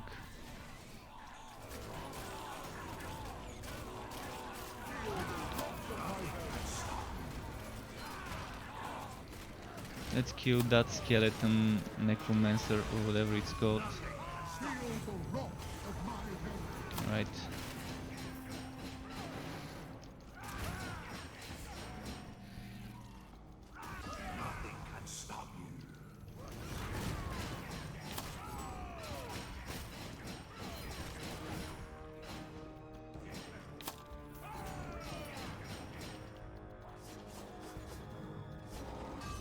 Alright, let's kill this guy.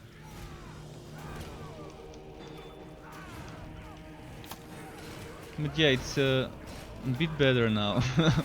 I still feel challenged when I know I'm not doing like 200 million and 50 or whatever.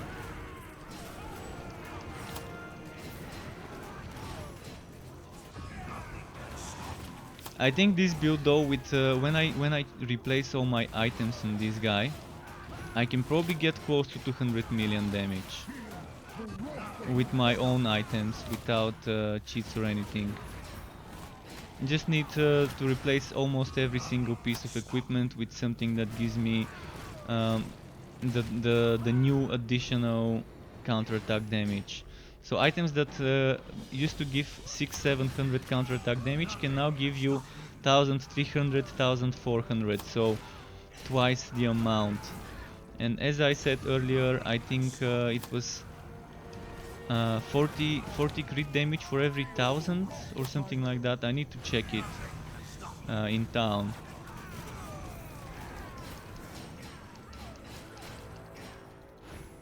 There was some formula regarding how much counterattack damage gives you how much crit damage. So let's see it now. Right now I've got 949 crit damage with 940 counterattack.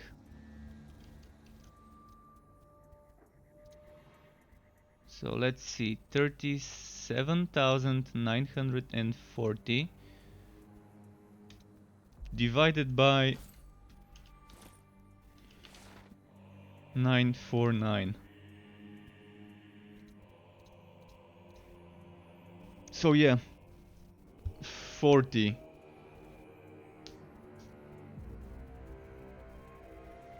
That means every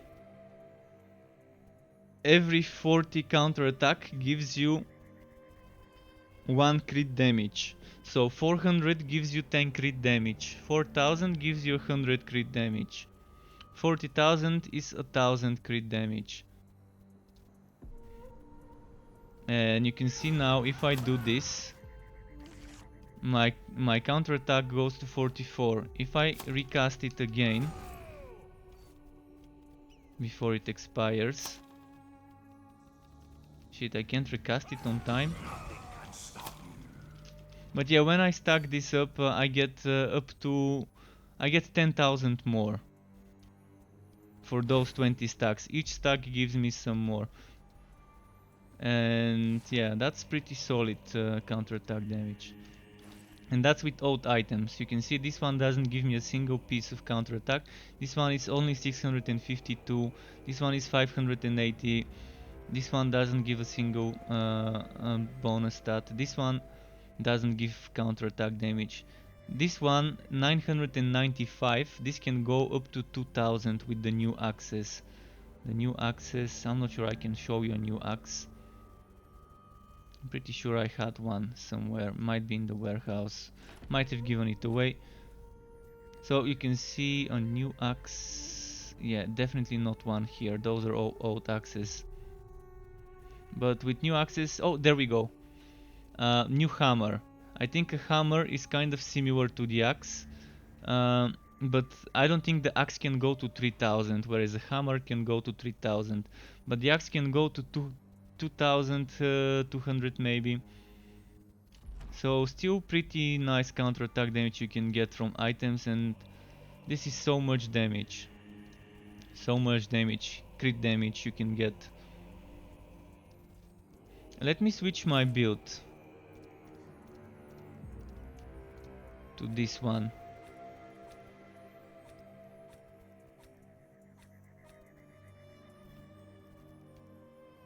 Oh no, wrong set. I keep switching to the wrong one. This one I'm gonna be a bit more spammy with the skills. So it's kind of the same build, but instead of Heroic Vast Bastion, I've got Heroic Strike of the Anvil. And instead of Hero of the Desert,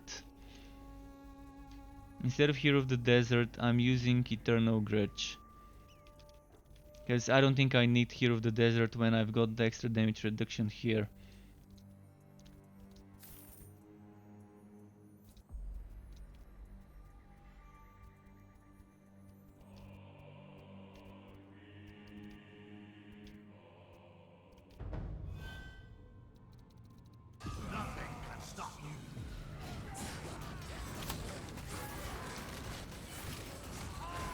So with this one you can see I'm jumping more often. I can jump more often.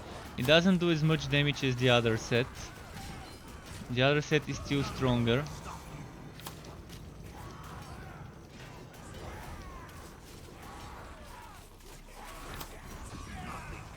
Okay, this one's kind of switching. Okay, 102 million. That was kind of nice.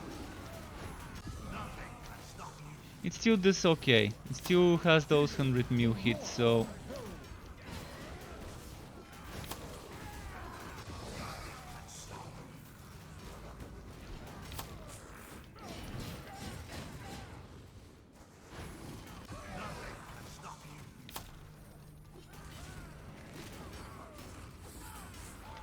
Oh wow. Those knockbacks.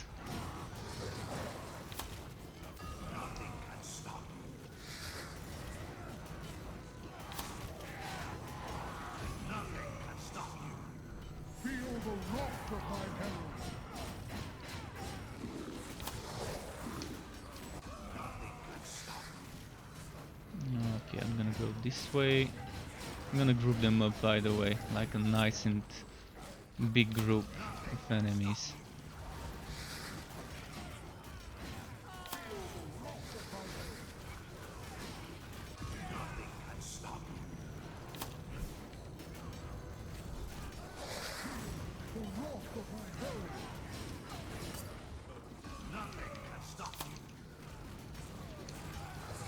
Jumpy jump. But yeah, as I said, Laceration is also gonna be viable, so totally worth exploring the Laceration builds yet again. So one of those days, either tomorrow or the day after tomorrow, I will experiment a bit with Laceration. I could probably do it off stream and then show you the results on stream of what I figured out. And then make it onto a build video. I just wanna farm some more Wife Drain items. And maybe a little bit more counter-attack damage. And then it should be good to go. Because even right now I can do up to 50 million hits with Laceration. But the HP drain is my problem. I really want that ring with the 40% damage reduction. And I will first test it without changing my passive. So using my jumpy build passives and god skills. Maybe removing the cooldown reduction stuff and getting more damage for that cooldown reduction. Although cooldown reduction is always nice because it helps spamming Ancestor's Gift, it helps spamming Class Bastion. So even if I'm using Laceration and not the jumpy skill, I would still like to have a bit of a better cooldown on the god skill and on the other utility things.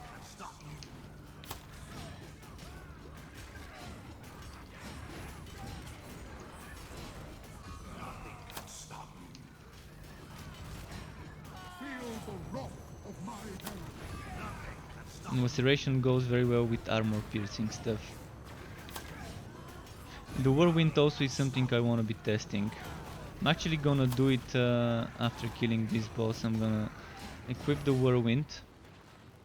The spin to win. Where did it go? I wanna test it. Shit, it didn't get equipped. Oh, cause it's on instead of the heroic one. Need to change something else. Oh, wait, didn't this guy die? What happened? I thought we killed him. How? Oh, I think that's a glitch. Sometimes a second boss might spawn. But normally it spawns during the boss fight. I thought this bug was fixed. Or I don't know. I'm not sure what's happening. The boss died. We all saw it die. Everyone saw the boss dying. So whatever happened must have been some sort of a bug. Feel the wrath of my herald. I mean, I'm not gonna complain about the second boss spawning, because that's extra chance of getting wood.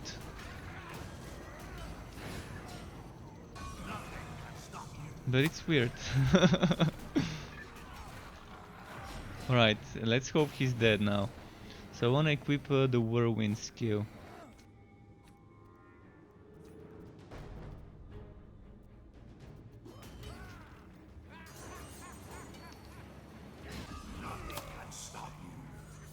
So yeah, the damage pretty bad still. Although I could make a build for this, but if it's still doing this little damage, it's not gonna get stronger. I mean, I can probably get this to do 20 million max with a different build, but if it can't do much damage even with this setup,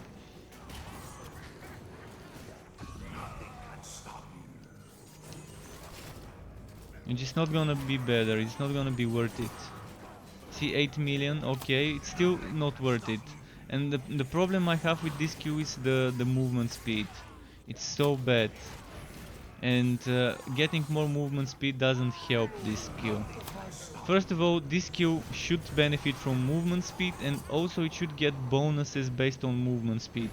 Then you can get this god skill that gives you movement speed. This one. To be a very good synergy for that. The same way you have it in Diablo with the Whirlwind builds. Movement speed giving you extra bonus damage. At least last time I played Diablo, that was a thing in Diablo 3. We need to kill some more enemies, by the way, to unlock the relic chest. So there's a very simple way of fixing the Whirlwind, and as I said, making it first benefit from movement speed. and second get bonuses based on movement speed bonus. So yeah, thank you Psychist for the follow. Welcome to the Struck Club. It's appreciated, dude. So I've been saying this for months already, how to fix this skill. If a developer ends up somehow hearing this and fixing it, that's nice. I'm gonna suggest it in the Discord channel actually. Maybe since I'm a moderator there, they might actually read it and implement this change. But yeah, getting more movement speed should make us move faster, because right now it doesn't. I've tested it multiple times, and uh, giving the skill extra bonus based on how fast we're moving. The same way it does in Diablo 3 with the Whirlwind Barbs.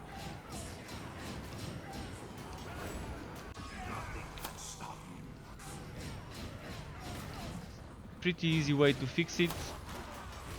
People might say they're copying Diablo, but if it works, why not do it? If it seems fine, like a way of doing spin to win. And I'm not expecting to see 100 million hits, but at least 30, 40, 50 million hits would be fine. Okay, 50 may be a bit too much, but 30, 40 million is fine. When you combine it with full green set with the proper stats and good damage bonuses, etc. You're still pretty vulnerable to damage while doing this. So it's not like you can get one shot if you're not careful. By the way, I think this map reset itself. It reset itself and maybe we won't have enough enemies to kill to get the relic chest to spawn. I think that's what happened.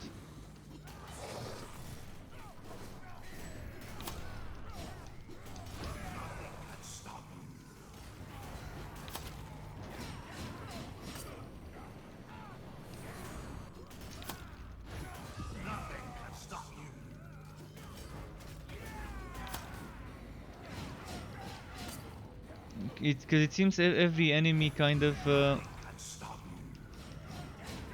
like the boss got respawned, but the other enemies didn't get respawned. It's like it started a new map for us. Well, at least we got XP, but we're not getting the relic chest at the end. So we have to go back to the town. I'm gonna get myself killed from the poison field, from the bleeding field.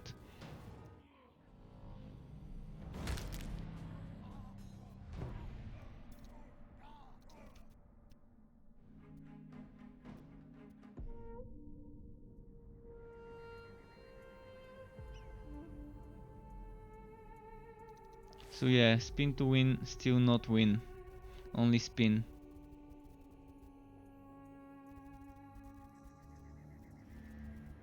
Cleaver might be okay. But Laceration seems like the good one. Oh, you can open the chest? Well, that's fine. That's fine. Grats, grats for being able to open the chest.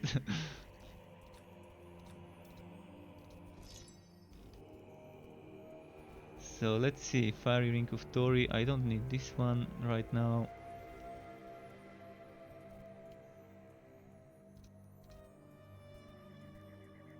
So let's do another one. Do you want to do an invasion? Let's do an invasion map. Let's do a Chaos 2 invasion with super high wood quality.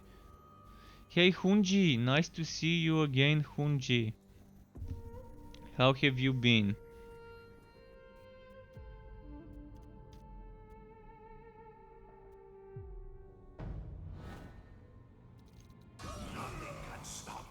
So this is gonna be easy for us.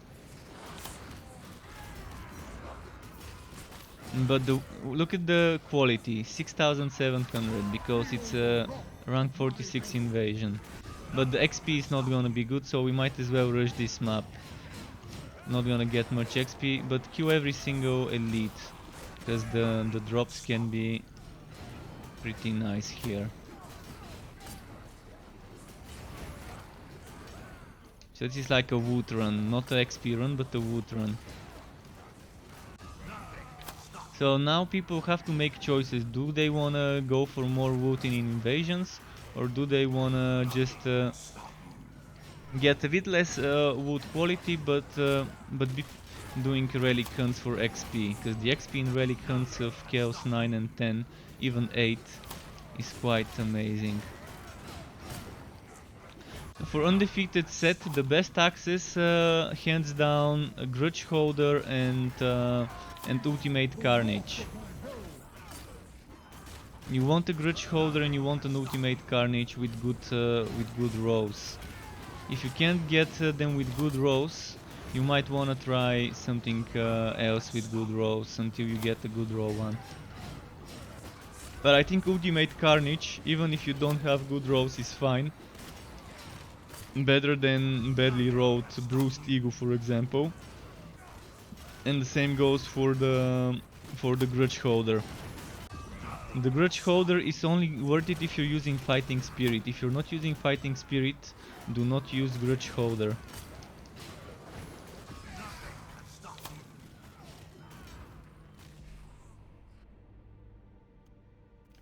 So Grudge Holder only if you're using this passive. If you're not using this passive, forget about the Grudge Holder. Just not worth it if you're not using Fighting Spirit. So this is kind of what I've got right now, and I've decided to go all the way here for the cooldown because I don't have as much.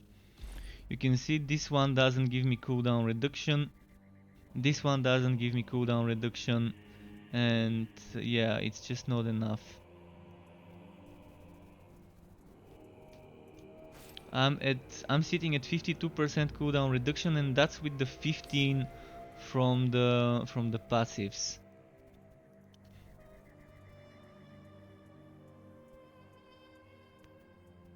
Yeah, Fighting Spirit is the best way to go, and it's even stronger. With this update, as I said, they doubled the counterattack damage you can get from items. So let me try and demonstrate it to you. So, perfect example. Look at the gauntlet I'm wearing. It's 1324. Now let's show you a legacy gauntlet. Legacy gauntlet.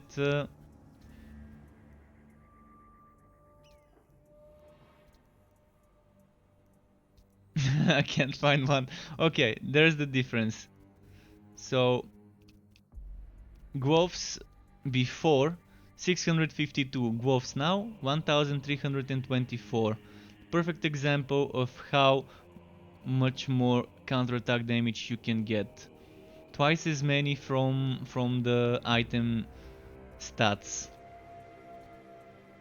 And this means you can probably squeeze another 500-600 counterattack damage, 500-600 crit damage based on the counterattack damage, which is a huge number, because you can combine that with this 400 from here, and then there's the Grudge Holder, which I said the Grudge Holder gives you 500 counterattack damage per rage stack, and rage stacks go up to 20.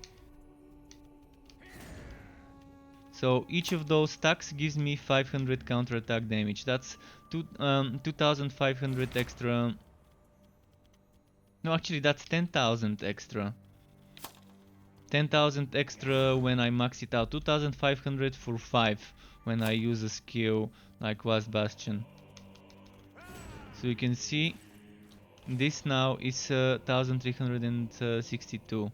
It can go even better with some bonuses for counterattack damage.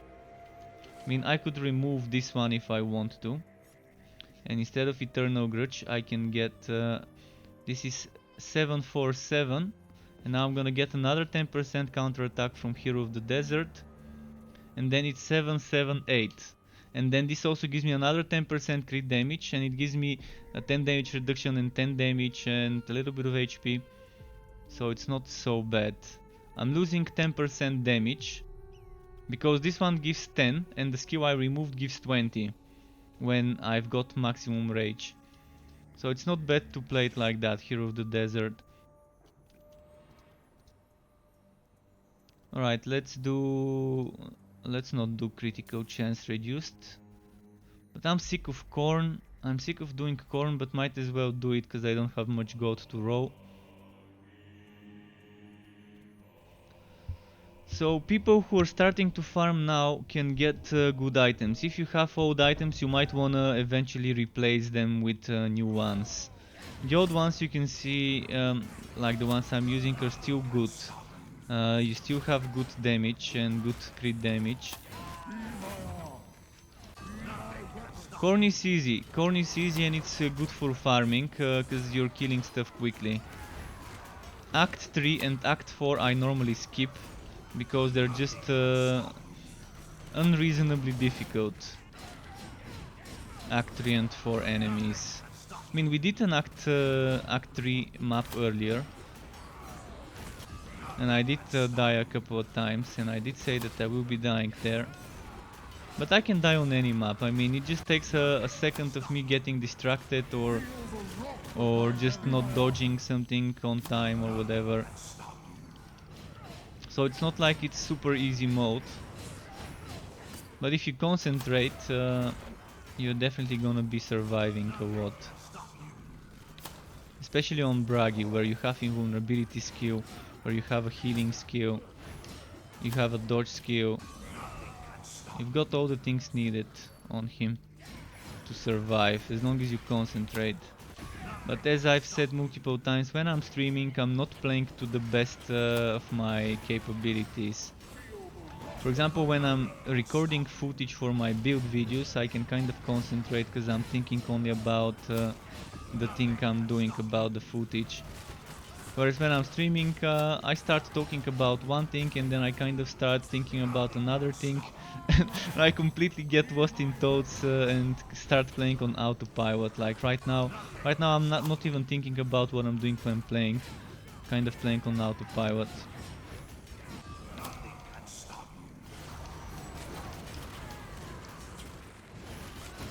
Alright.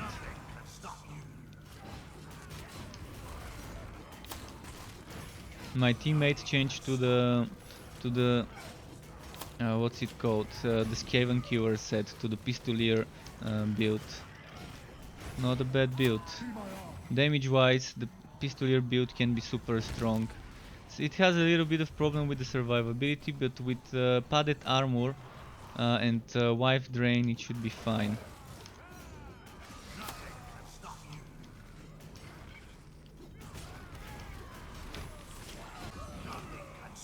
But you can see just a little bit of getting distracted and not dodging and standing and trying to face tank gets me wrecked. Speaking of wrecked, my wrecked emote is a new thing. If you've not been in my channel in a while, I made myself a new wrecked emote a couple of weeks ago or 3 weeks ago.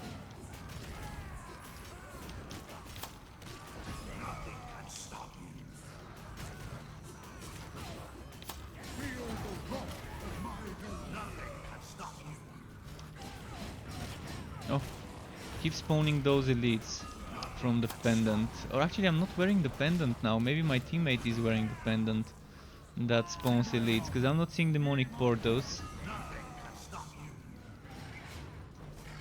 But I'm seeing those elites that spawn from the farming amulet, pendant, necklace, medal.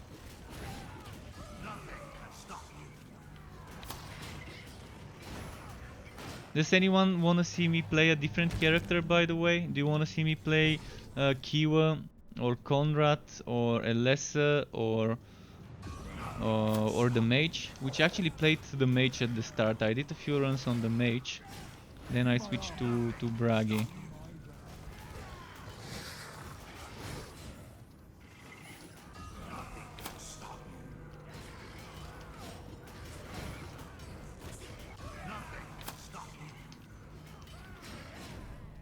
Yeah, more enemies means more damage for me, because I get more damage based on the number of bleeding enemies around me. Oh, he got wrecked. Let's rest. Yeah, this set is for this set to work you need a specific ring. There's a ring that gives you 40% damage reduction but reduces your energy over time. If you combine that damage reduction with other stuff, it's gonna work, but it's difficult to play the Skaven Killer set and survive requires a bit more experience. You need to be able to dodge a lot, you need to be able to keep the enemies away from you.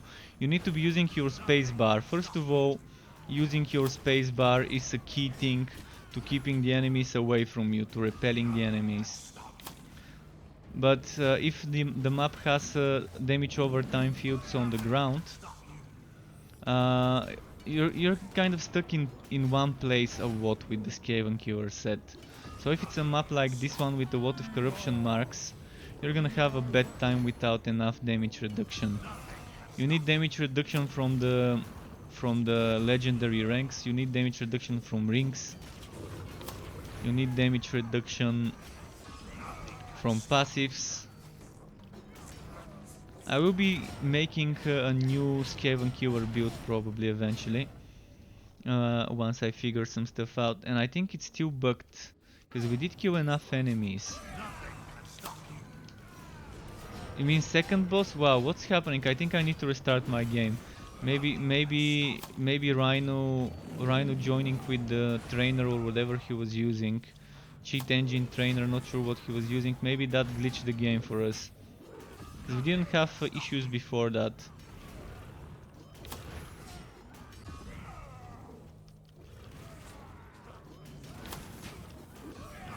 I think it changes something for the host's game in general. I'm not sure how it works.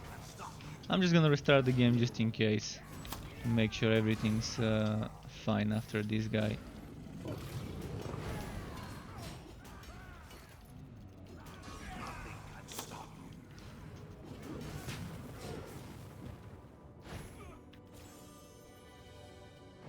See, it's super hard to target. Why is it like this? I can't even target my teammate in this game. This is one of the things I am having problems with. Why is it so difficult to target someone that is dead? They made it so difficult. Alright, I'm gonna have to uh, leave the area and leave the... I'm gonna restart the game as I said.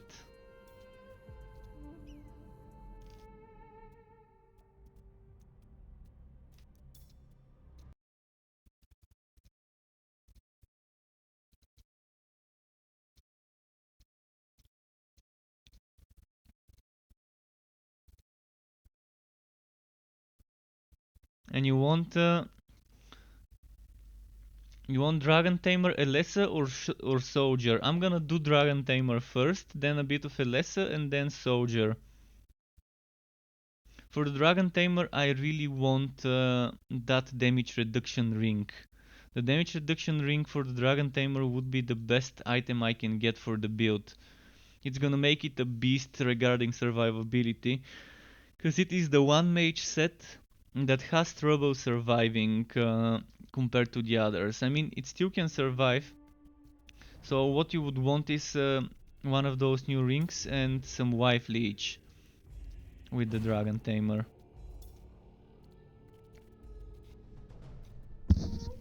So I'm gonna invite you again, just give me a moment.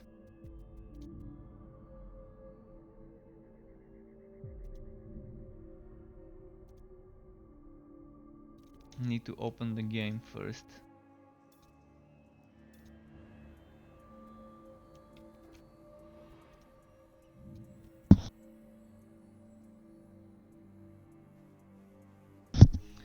And did you guys hear me when I was explaining about the blessings earlier?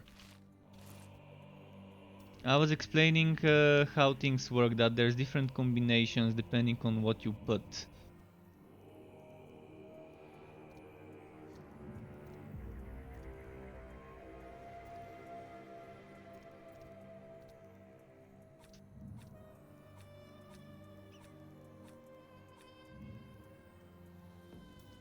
So basically, depending on what you put, I've been suggesting on the Discord section to make it so that when we right click here, blessings get added, and they did this with this update.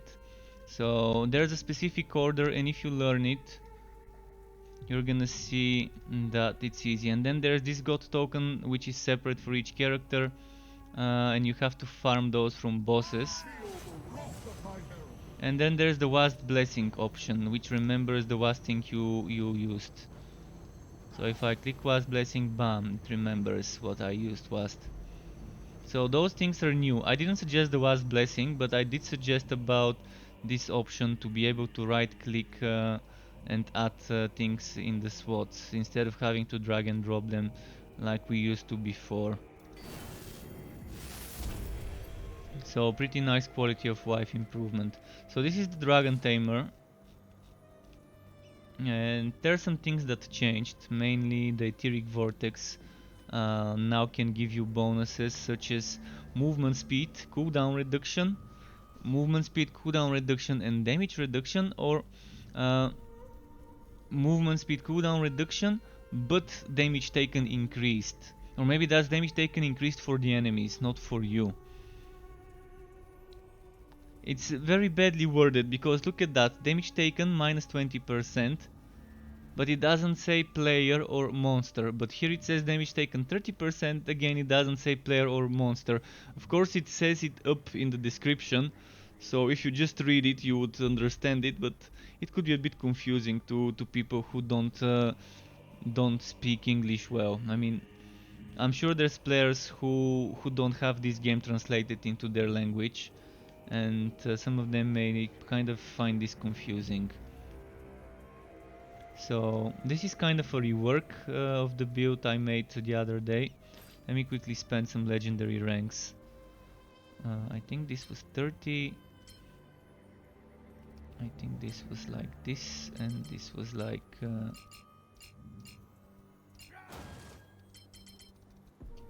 this maybe. Should work. So first of all, what rank are we on? Chaos 9. Okay, Chaos 9 seems fine.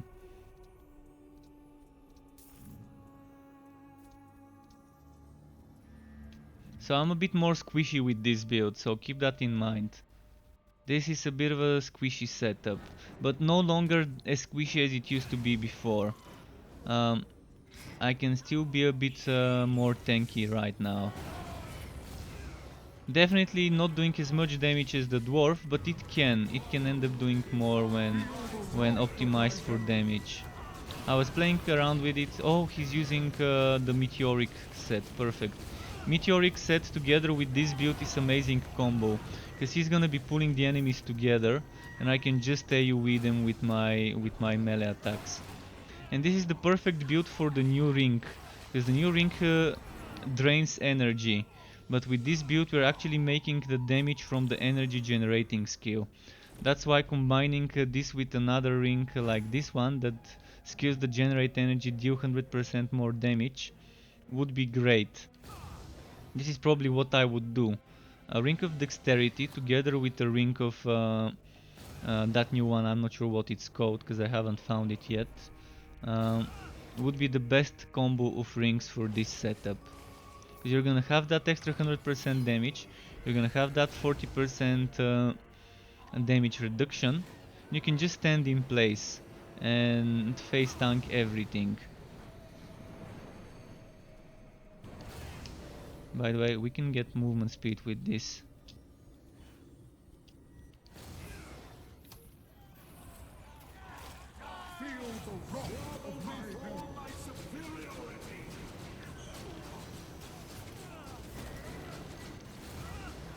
Maybe it's this way.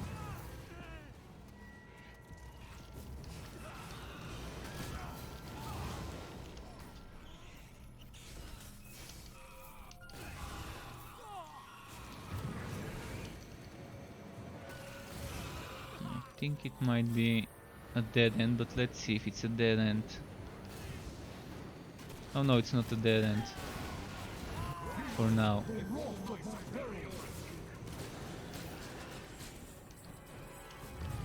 And since we're playing in a team, I'm getting some bonus damage and other stuff, damage reduction from him, which is pretty nice.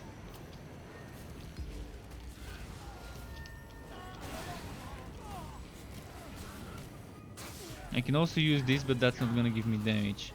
That's just if I want some extra healing by consuming energy, which I think I actually removed the passive that gives me HP when consuming energy.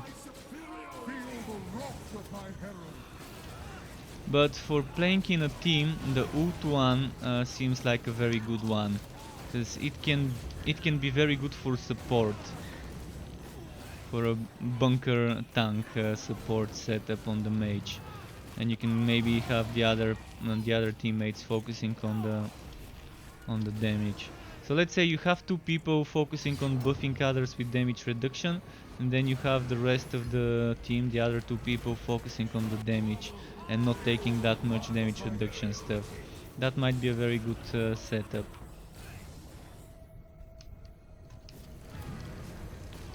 But yeah, the more people you have in the party, the easier it is for the team to survive, because you're stacking multiple sources of damage reduction and damage increase.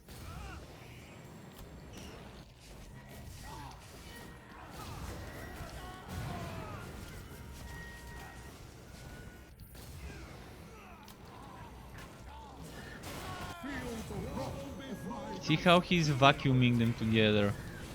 He has a chance to vacuum the enemies with the meteoric iron set. Okay, I think the boss is somewhere there.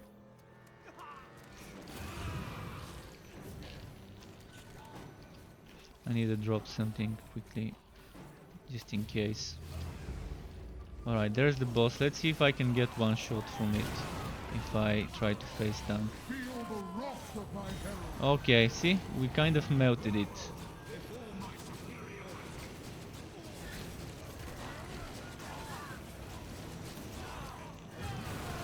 Definitely not doing as much as Bragi, but I'm kind of doing it super quickly in those numbers, and there's some other stuff proccing and happening all the time.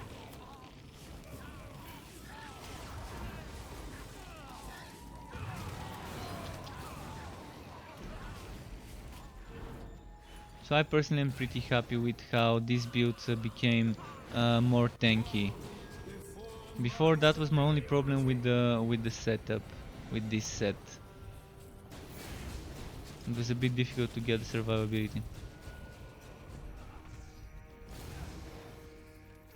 Yeah, I keep it because it's not the main source and I don't have more points to spare. I don't have more points. I mean, I can get more points. I've got 8 points. I can probably upgrade it once more. I keep it at level 1 first of all because it's fire. Level 2 I think was magic. Actually no, the heroic was magic. I could get level 2, but I'm experimenting because sometimes I might want etheric vortex. If I think I'm doing easier content, I'm gonna go for etheric vortex upgraded to not give me damage reduction, but to rather make the enemies take 30% more damage. This is just experiment, but yeah, I think if you're doing hard content, get etheric vortex superior. If you're doing something easier, get mastered. And this one is just there to consume energy. The main reason for this one was to consume energy. With this, consuming energy heals all players. You can even remove this, cause with wife drain you don't really need that much. Uh, it still gives you damage though. 20% damage. The energy cost increase doesn't bother you with this build. You could even use Phoenix Bulwark if you want, as long as you have some sort of energy dump there to keep healing with it if you need to. It's not gonna heal you that much anymore. But more energy cost means more healing. The more energy you consume, the more you heal. That's why skills like this one help the healing.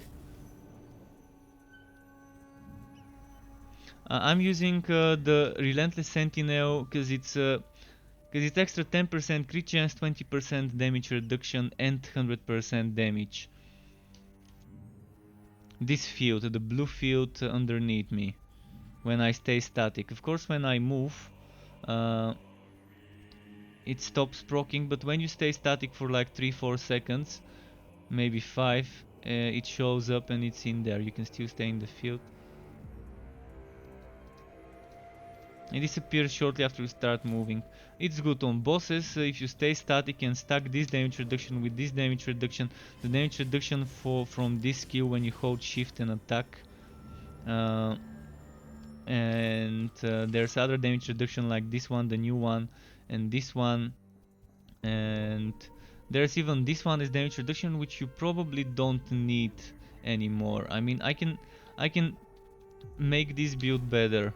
I can think of ways to make it better.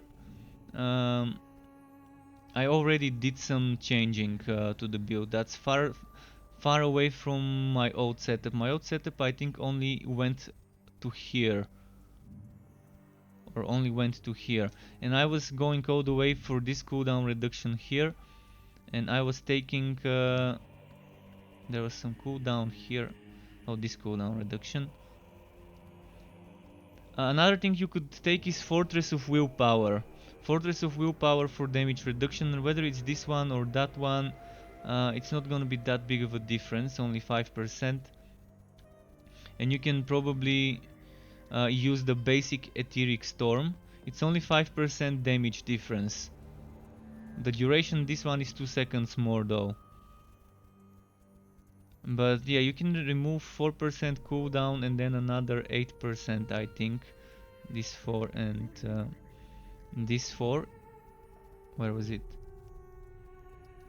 Actually, it's just 8%. So you can lose 8% cooldown reduction, and that's gonna give you 1, 2, 3, 4, 5.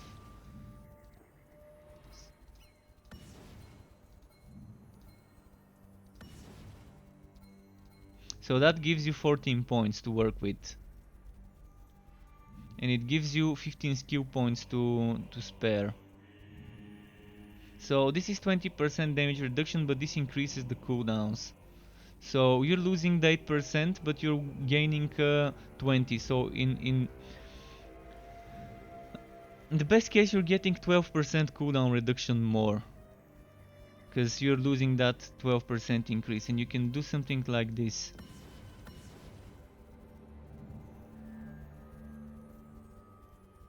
Maybe you can even get Etheric Storm mastered, because why not? I just like this one because it's magical, and I wanted to have magical and fire kind of rotating. And this is magical damage, this is magical damage. That's why I wanted fire breath to be fire, and this one to be magical. But I could get magical Etheric Storm, and this would work well. And then there's one point here I could spend someplace. Actually, I'm missing this crit damage, so I'm gonna do... This was a very badly optimized setup. I was messing with it the other day. This is much better like that. So let me show you how it becomes different now. So we want that damage reduction here.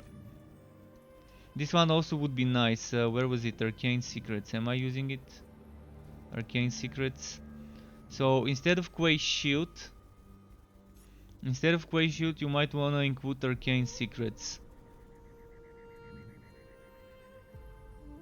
Where was an Arcane Secrets? Arcane Secrets. Wait, was Arcane Secrets God skill? Oh, it's God skill. Burning enemies take more magical damage. You can do that. That means when this switches to magical damage, it's gonna do a lot more. So something like this would also work. Let's show you. Let's just show you.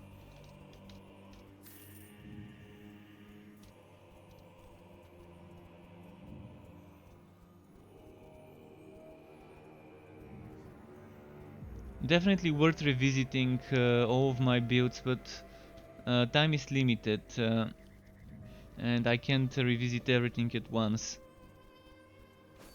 But on my streams, at least I try to revisit, and when someone needs to see something new, I try to show it.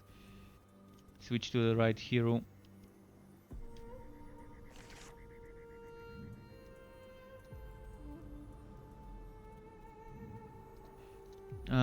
Ready? Let's see. Maybe it's maybe he's AFK. He said 2 minutes AFK. Oh, never mind. I just read it. 2 minutes AFK. Okay, I'm gonna wait. In the meantime, might put some items in the warehouse, because I'm getting overburdened. Just wanna figure out which items to get rid of.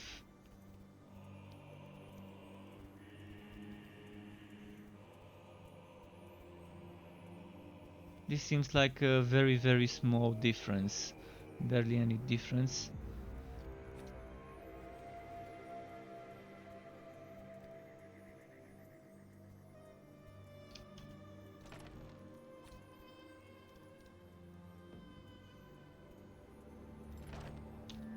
Okay, he's back. I'm gonna quickly put some more stuff in the warehouse.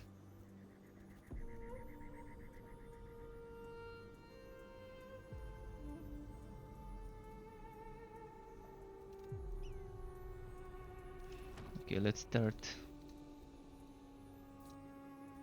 So yeah, I reworked the build. Let's see how the changes would be. So now we're not gonna be using that consuming energy heals the players. We're not gonna be going for that aspect of the build anymore. The wrath of my herald. Whoa, that was three damage overtime fields on the same place. And I went for the extra damage dome, which means I'm losing some damage reduction there. Might have to switch to this one and then this one.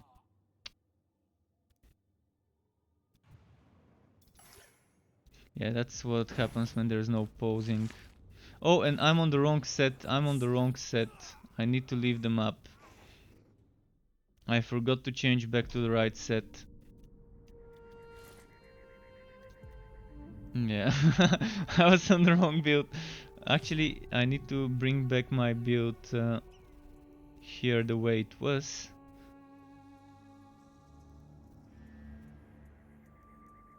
And then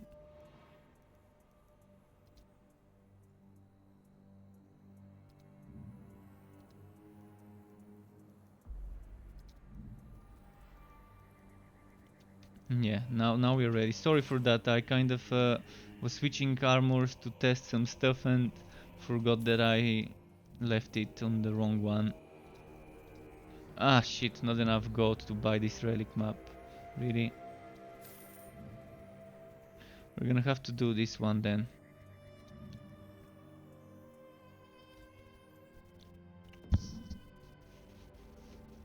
So this is gonna be painful. Act 3, enemies. May the winds of magic grant me feel the wrath of my herald.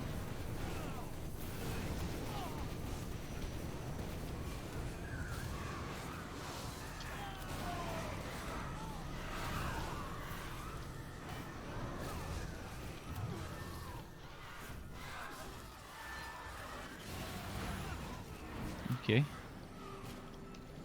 May the winds of magic grant me power.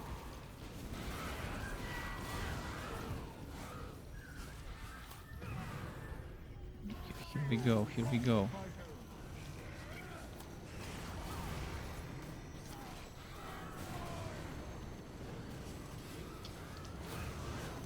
Thankfully I can teleport, and this thing gives us movement speed while we're inside it.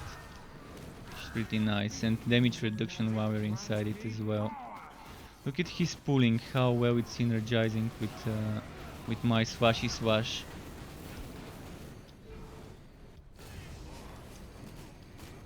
Swicy and dicey build. I'm a big fan of swicy dicey builds. The wrath of my herald. May the winds of magic grant me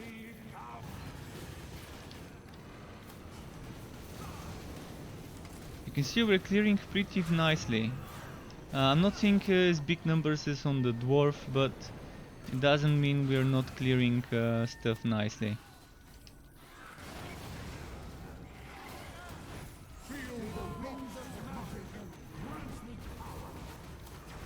Just having a little bit of trouble with the mobility to get used to this moving so quickly. My character is not moving quick because the way I used to do it before, I used to just try to teleport all the time. Of course, there's a cooldown of like 3 seconds. Now I'm trying in between those 3 seconds to be running with the dome.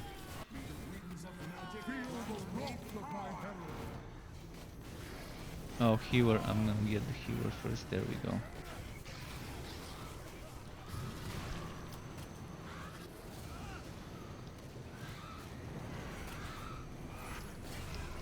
I can teleport here.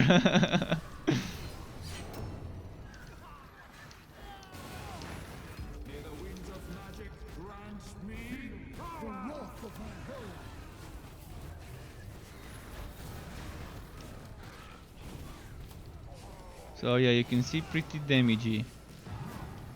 Not seeing those huge numbers, but it's super fast with the slices and dices.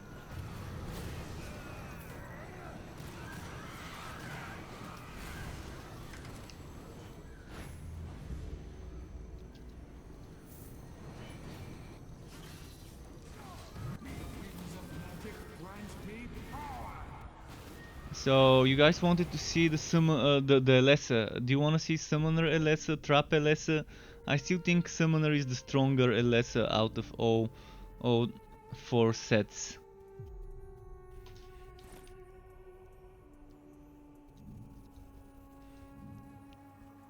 So let's quickly change to the Elf, and then I'm gonna re-invite my teammate just to show you that one, and then I'm gonna show you the Soldier afterwards too.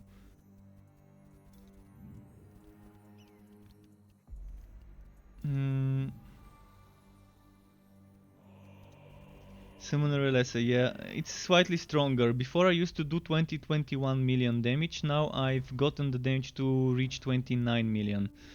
And I confirmed the other day that turrets do crit damage, which means pets also should be doing crit damage and should benefit from crit damage bonuses, even though the numbers are always yellow. Uh, this is just theory. I have not confirmed it for the summons, but I did confirm it for the turrets. That turrets benefit from crit damage.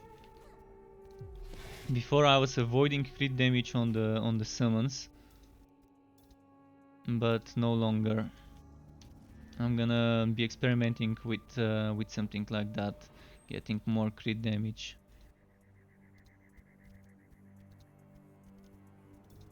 Let's go Chaos 9 again, so we're consistent with the difficulty. So I'm on the poison set now, which means I'm gonna change to the other one, the summoner one, but I need my items.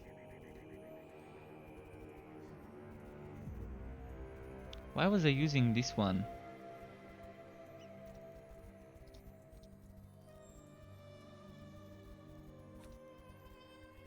Probably because I didn't have anything better.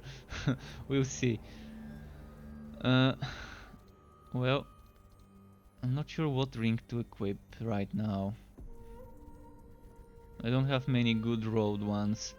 This dodge is not what I need, but I need cooldown and crit chance, I guess, and some flat damage. Cooldown, crit chance, armor piercing.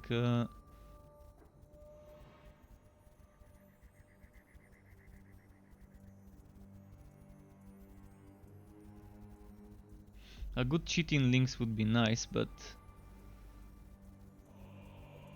see, this ring would be the perfect test for Elessa to see if the damage gets lower than before. So let's see if I just use any other ring. What's got good rolls? I want cooldown and crit chance in the same place. And I'm guessing this is probably the best one. Cooldown, crit chance, crit damage. That's probably why I was using this, because it's just my best road ring for now, even though it's a bad base. And then I'm gonna test with the cheating links to see how much lower the damage would be. This is kind of a traditional summoner build. Seeds of Blood and Defiler's Reckoning Mastered. If you want a more non-traditional, you go for Nature's Herald Mastered and Defiler's Reckoning Superior, and you change the deadly tips for the Tireless Guardians. This is the more non-traditional setup there. I'm gonna show you the more traditional one.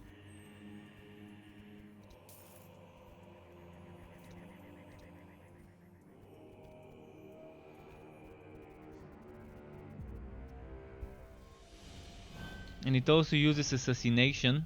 Assassination is very nice against boss enemies, I think. I'm not using Mastered, I'm using Superior. But this is supposed to do more damage to enemies that have a lot of HP, like bosses, champions. I'm not sure whether it really is working, but last time I was checking it, I did notice more damage done to bosses.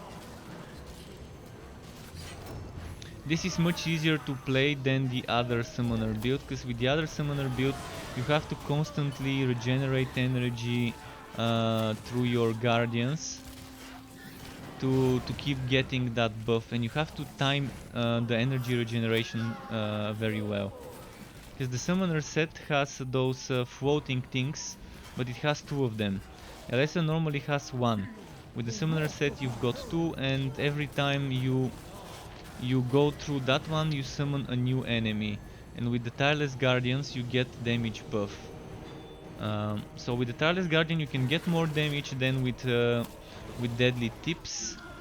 You can get 400% damage because of 4 stacks of 100. I think it was, or was it 2 stacks of 200? I need to check. But it's a bit more difficult to play Tireless Guardians.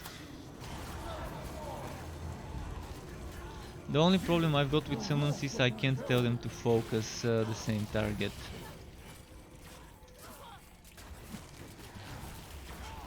So sometimes you would be seeing those higher numbers, like 21, 24, 5, 7, etc. million. And that would be when my pet crits, when my big pet crits.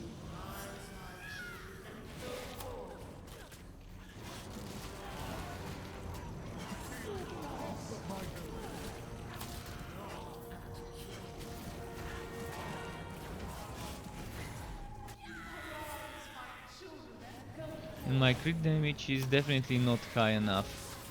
Of course, this number with the crits I'm doing should be going higher with the duelist chain reaction in the mix, but I'm not using duelist chain reaction if I remember correctly. Not on this setup right now. So if I get the duelist chain reaction, I should be getting more damage, which we can test easily now.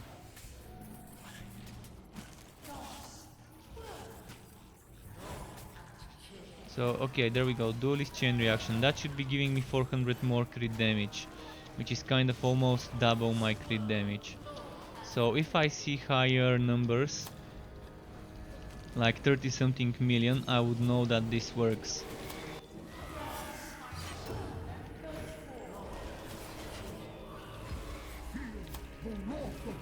$29 million is the most I've seen. 29 million again. Can we get a 30? If I see a 30 million, I'm gonna know it's working. If I see like 31 too.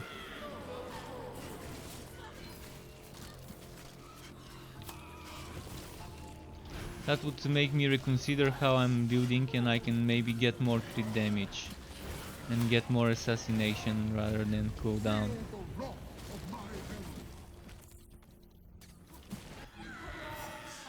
And I'm using this trap only because it's another cooldown skill, and I'm using Spinning Blades again only because it's a cooldown skill to just keep the stuff rocking, regardless whether it's me deciding to use Ring of Resonance, which I used to use before, or whether I'm proccing Duelist Chain Reaction.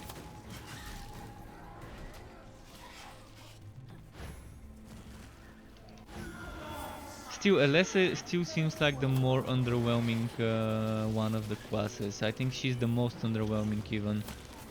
52 million? Was it me? Or did I just see 52 million? I think I did, but that's with some buffs from my teammate. But I think again with the duelist chain reaction. 40 million, yeah, it's definitely working, duelist chain reaction. So crit damage on the summons seems to work, even though it's still a yellow damage. So I'm gonna respect my passive 3 in a moment and get some more crits. Siren, today it's gonna be only Warhammer. It's already 11 in the evening, 11 PM. So yeah, sorry dude, there's not gonna be any Wilson tonight. I've got like an hour and a half left of my stream max, and it's gonna take me like what, 20 minutes if I decide to stop the stream and start a new one. So yeah, it's more Warhammer. Wilson kind of doesn't motivate me much to play it nowadays. I've been expecting more with the balances. Another disappointment when it came to the balance. Oh, that helmet. I kind of can't pick it up. Oh, he took it for me. Took my helmet. Yeah, this is the thing. I'm not a big fan of how this game makes picking up drops when your inventory is full. They ended up getting dropped on the ground, and your teammates can pick them. It's fine when you're playing with people you know, but when you're playing with randoms, someone could ninja wood you. Thanks. Thanks for this. Someone could ninja wood if you're playing with others.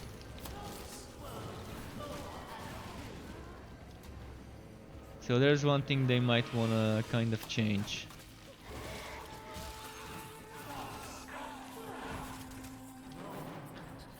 Although I'm not seeing them starting to work on that. It's probably gonna be a lot of work to try and fix it.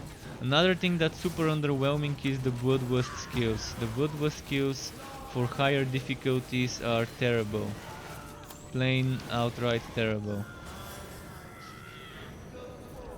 They're good for the easy content.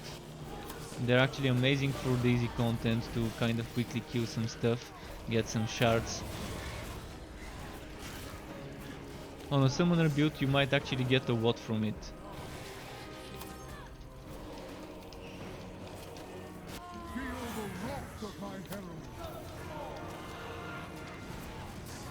So it's good to see that I can get the summoner build to reach 50 mil hits.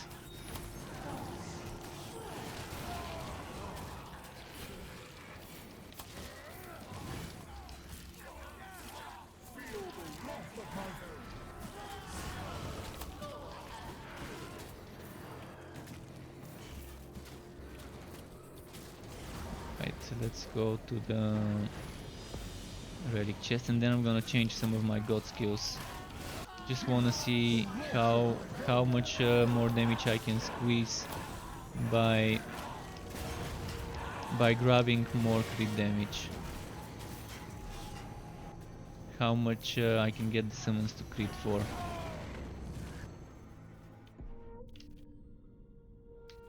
So I'm gonna sacrifice cooldown reduction.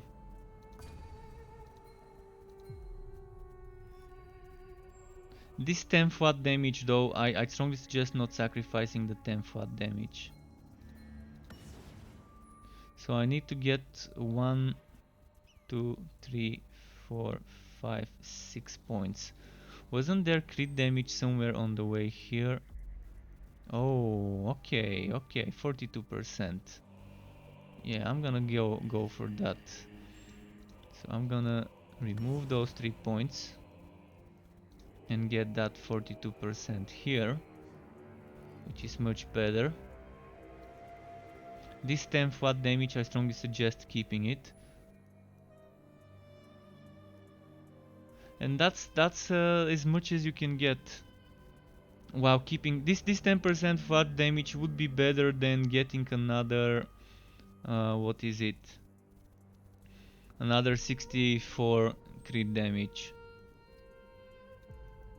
And this, because that's 20% flat damage. 22, 20, 24, and then there's also 24 crit damage on the way. So this is probably as min-maxed as it could get. Maybe let's get some damage reduction or flat damage. What can I get? Piercing, no. Well, there's not much more I can get. Cooldown reduction, there we go. As squeezed as we can get it to be. 246 crit damage.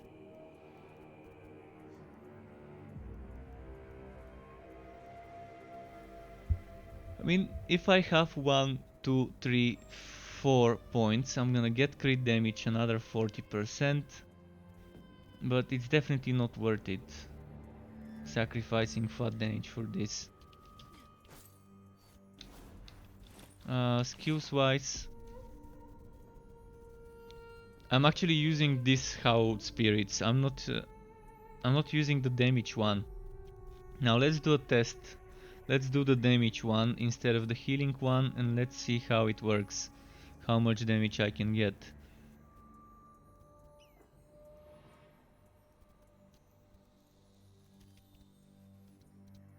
Oh, and another thing we're forgetting is I can get some points here now.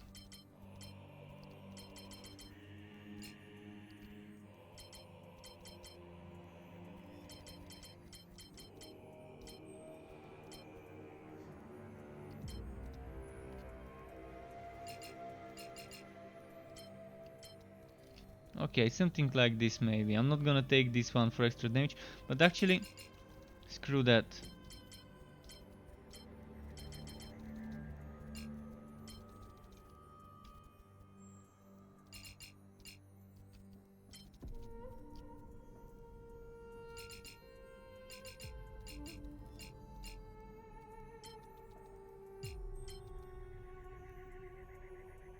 Maybe like this?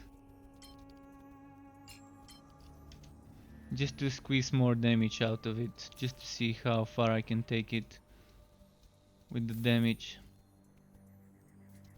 Another corn map. Killing the children of the corn. Oh, and we've just passed 420 in the legend levels. We're already 421.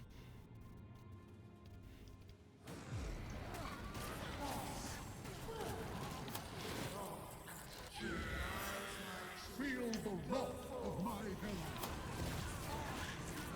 Come on, pets. Do your thing. Do that thing. 49 mil. I think that was not as high as it can go.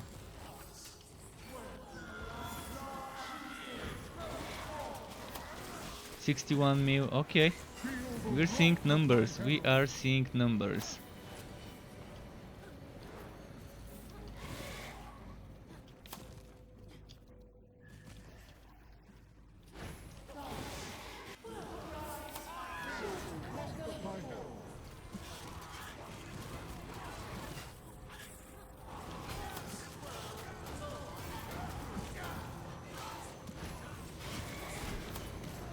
Yeah, they can do damage. Good summons, good summons. Just need to keep the duelist chain reaction going. I forget to spam my trap and blades to keep the duelist chain reaction up. But I did lose some cooldown reduction.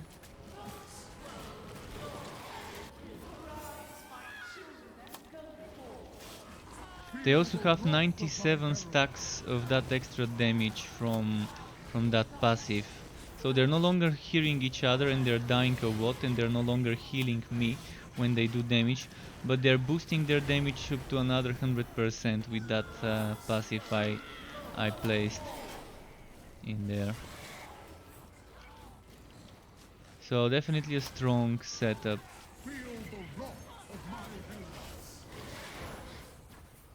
And those orange hits were from me, the 17-19 million. Interesting, was not expecting to see such hits from my own skills. 43 mil, yeah.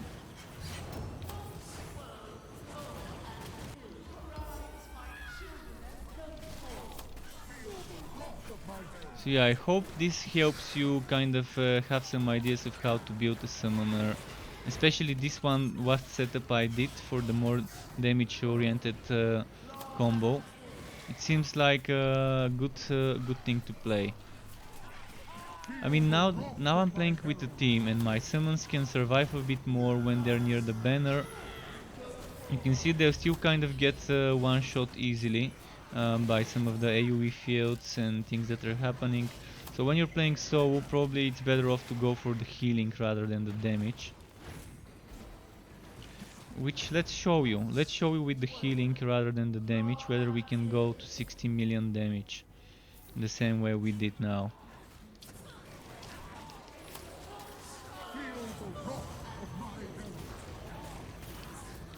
But keep in mind, me and my teammate are buffing each other's defenses and damages, I think. I'm not sure what I'm buffing for him, but he's definitely buffing my damage reduction. Oh, I'm buffing him probably with this thing, with reinforcement. And I'm also making the enemies take more damage with punishment. So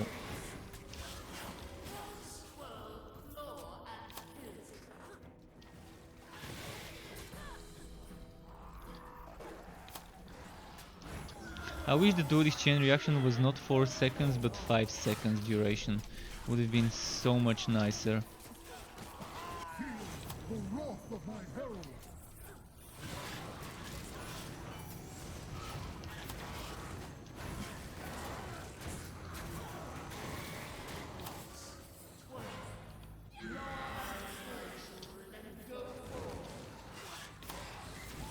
Alright, that works.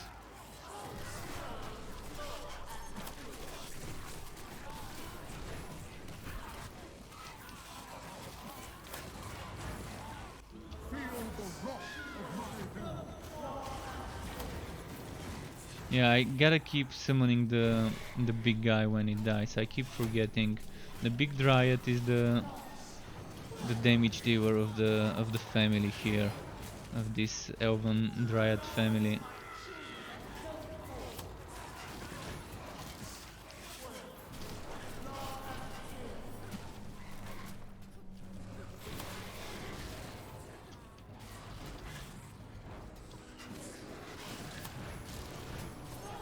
And here is where we see the weak part of the summons. So when there's multiple enemies around the boss, they're kind of randomly attacking, and until the other guys are dead and it's just us and the boss, it might take a while. Thankfully, AoEs and traps, like the spinning blade or the trap I'm using, could help, and resummoning the enemies next to the boss sometimes could help.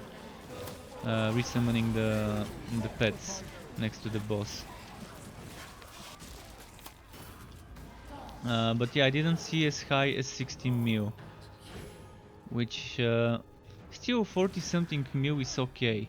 40 something mil hit was kind of nice. I think maybe 50 something is what I also saw with the healing version. But when we're playing with a teammate, I really don't think I need the healing version of what's it called, Hallowed Spirits, and I can go for the Mustard, and it works well. So there goes Elessa. I'm gonna do one more map on Elessa and then go on Conrad. By the way, what was the thing I got earlier? Eternity Helmet and then Starlight Tunic. Starlight Tunic, I wanna check how it compares to mine. 400 armor is a big boss. I might as well drop it for my teammate if he wants it. I've got a lot of stuff I could drop him.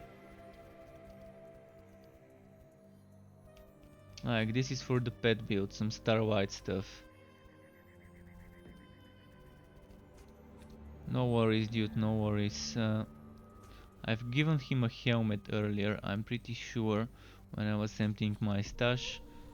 So, Star White, Star White. Just gave him gauntlets. So boots, star white boots. Do I need those? Am I saving those for something? Oh, those are for a wood quality set. Oh fuck it, I don't need them. I can give him those. But wait, they are more armor than mine, more HP than mine. Oh, they're my counterattack set. Yeah. That's for when I'm testing counterattack builds. Okay, I've got Eternal Queen at least that I don't need.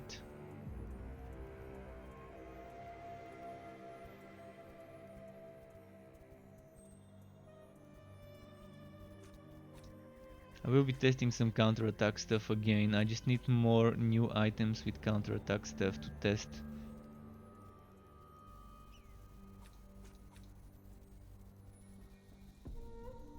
Talisman of the Predator. Oh, this one is... It doesn't have crit chance though.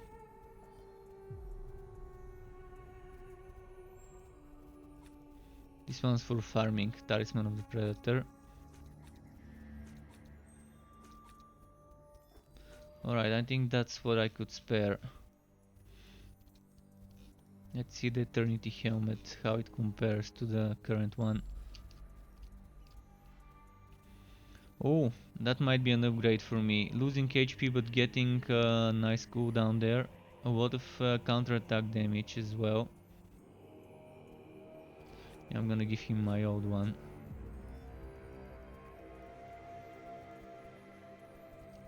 Okay.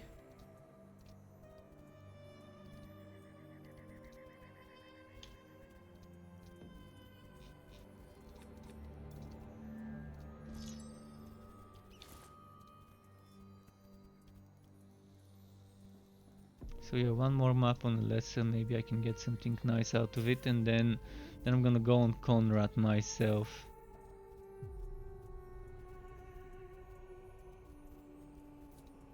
Just not Swanesh.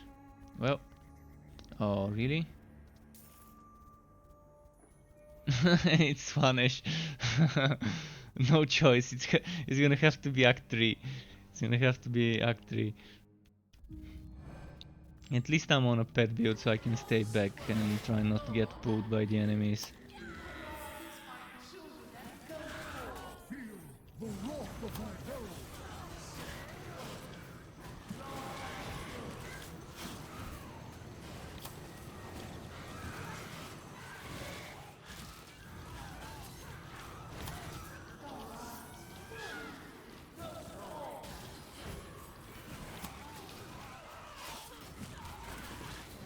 Oh boy.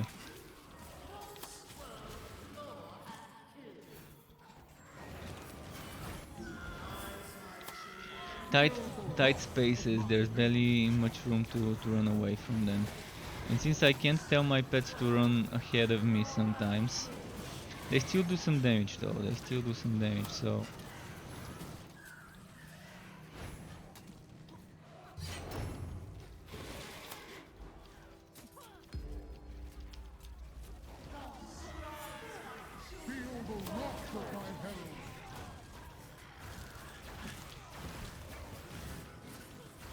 Was that 63 million hit?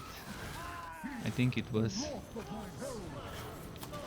It's that big guy with the piercing arrow that does those big hits though. The other ones do 5-4, but when there's so many, the damage just melts bosses when they focus them.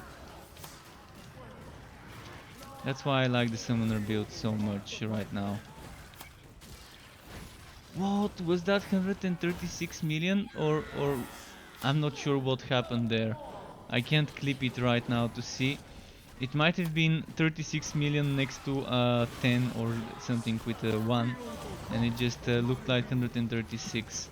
I'm pretty sure it wasn't 136, but for a moment that's what it looked like to me.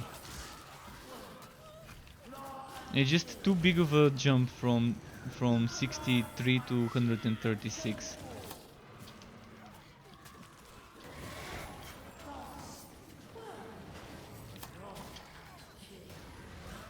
Well, see, I'm having trouble with the survivability now that I removed the healing.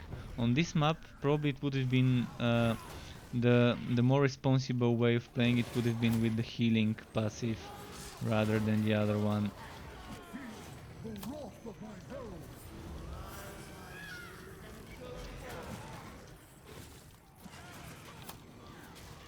Feel the wrath of my herald. Wow, they're owning my summons.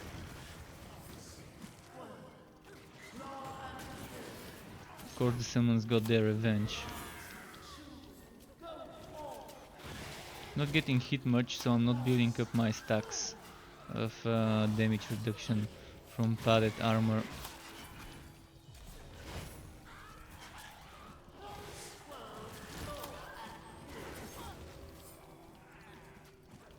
So the main reason why I'm using a trap with cooldown and spinning blade with cooldown, as I said, is just to keep the duelist chain reaction going.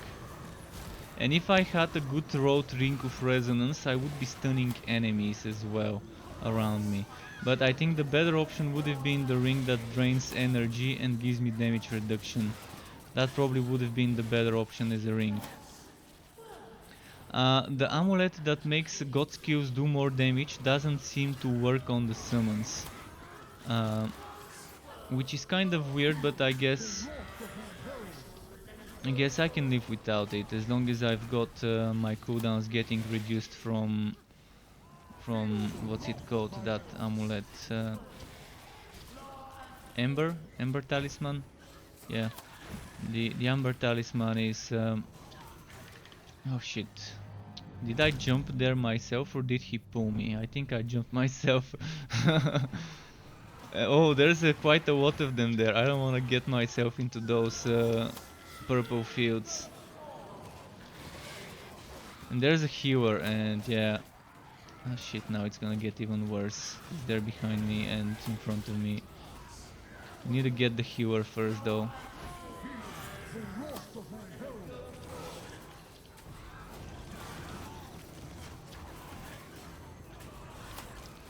Alright, summon skill.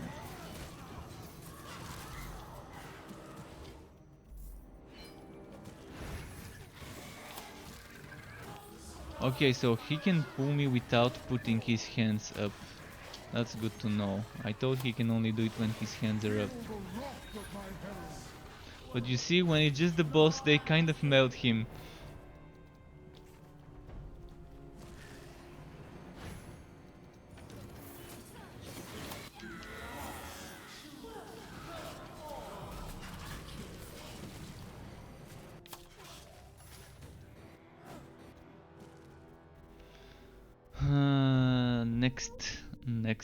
Next I'm gonna go on Conrad as I promised. So we can be sure that I've shown everything.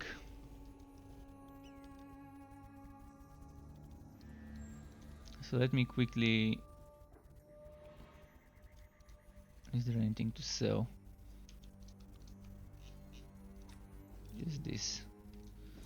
Alright, so I'm gonna quickly go on Conrad and re-invite my teammate. So we're gonna be double the Conrad.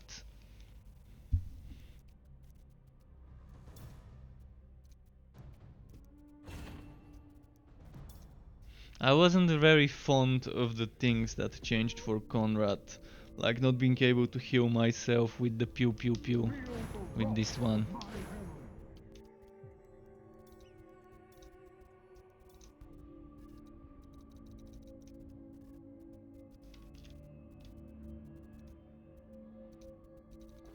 Not a big fan of this change, it definitely hurt me. Can change the difficulty. Now I can. I do need to feed my pet though. Just give me a moment. He's like rubbing his face in my feet. Say how hungry you are. Now he's purring. Okay, I'm gonna give him some food.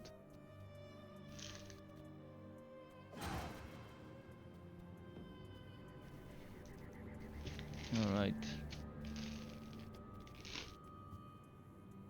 There we go. The pet has been fed.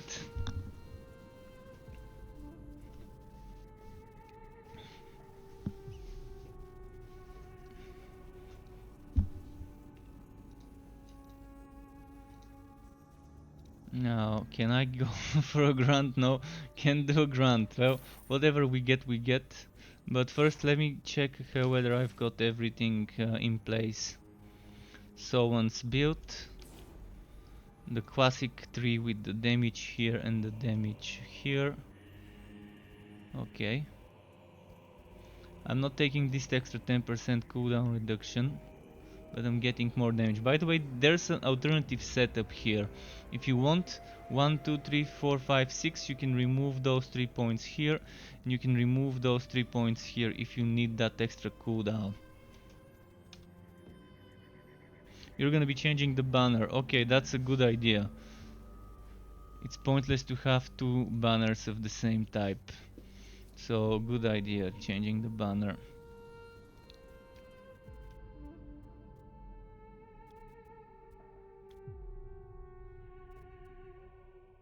So yeah, the only problem I have right now is surviving with this build when it comes to healing. The healing is kind of missing. And I don't have health drain, so without health drain it's gonna be a bit difficult. But if I find a new green item with health drain that I can equip, it's gonna be fine.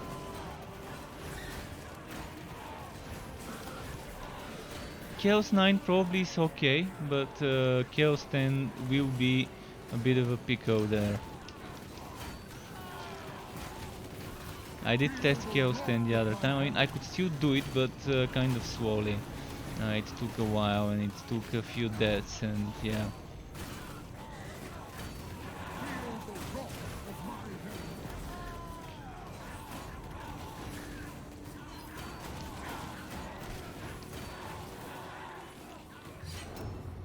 Of course, you want a good amount of HP, so you want to be blessing items with HP until like at least 300,000, and then start getting HP and damage.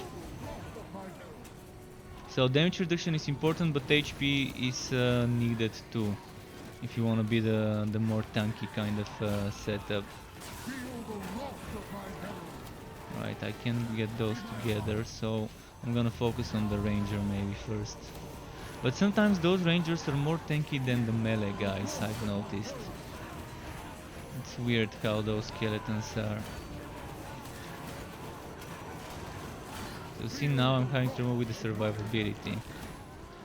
I'm gonna get those rangers. The little guys, because the little guys trickle our HP bit by bit. Now it's back to those. But yeah, health drain would be the best thing I can get for this setup. Even if they never fix this this amulet to be healing me every time I use the god skill. I mean, even if they make it so that it only fixes on the first use of the god skill, not on every pew pew pew, it's still gonna be a bit better, because I've got two god skills that I can use with not that bad of a cooldown if I rotate them well.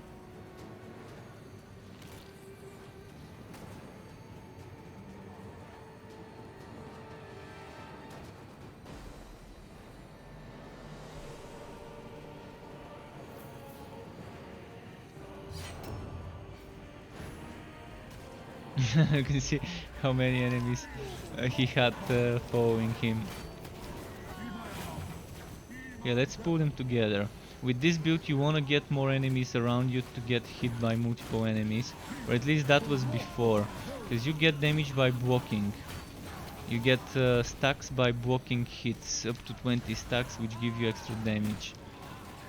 That's why you want to get more enemies at the same time hitting you, so you can get those stacks built quickly. It's those stacks here from Blade of Vengeance. That one with the orange person holding a banner or whatever behind his head, on his shoulders.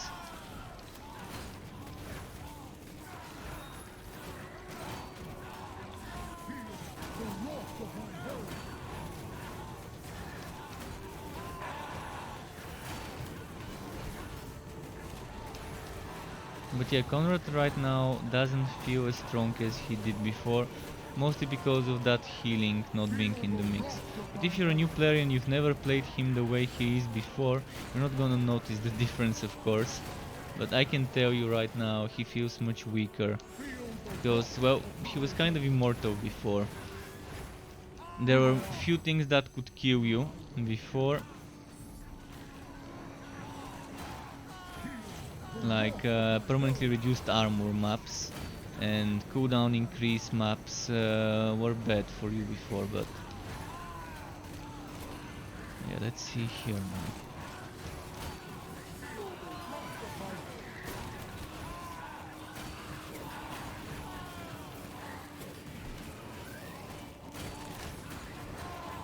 Oh, and I didn't change my my legendary rank skills. I needed to add some stuff there.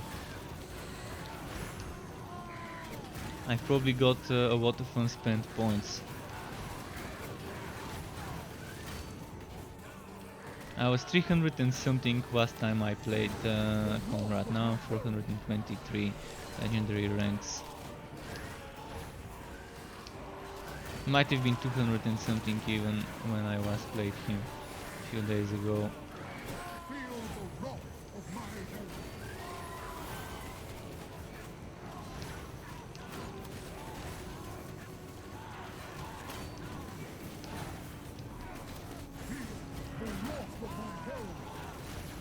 I wanna see the pistolier build in action as well to see how high I can get the damage to get.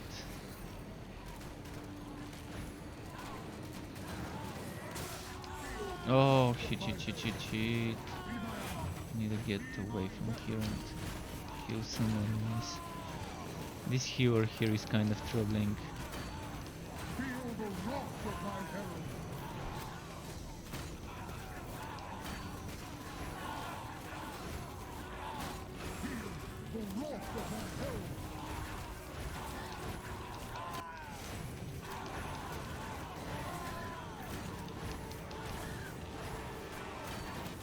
Come on, die, healer, die.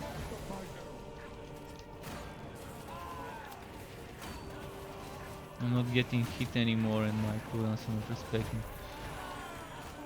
So they made the stacks of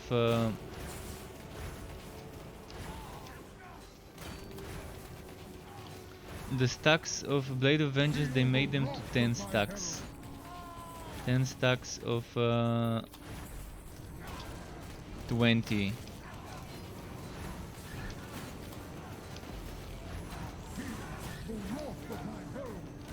Was it 10 stacks of 30 before the maximum, or was it 20 stacks of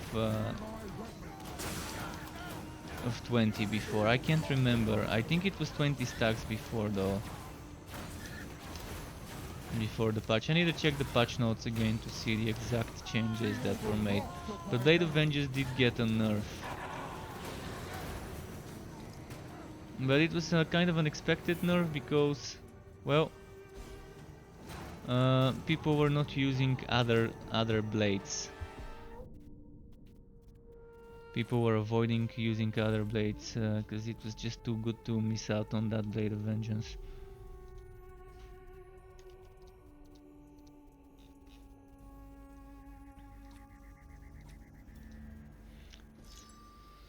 So let's remove this, this, and this, and go to the Skaven Killer set. Oh, that hasn't been blessed in a while.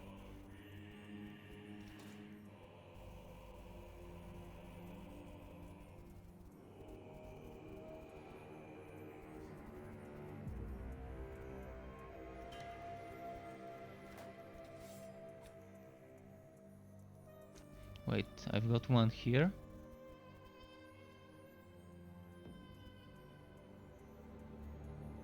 Well, that one there is better though.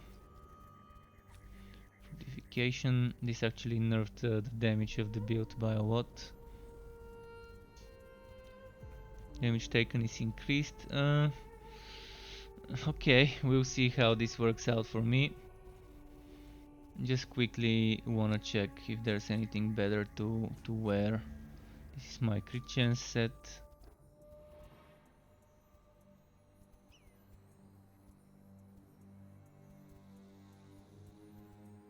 Less energy, more armor. That's very small changes, but let's say I wanna go this way.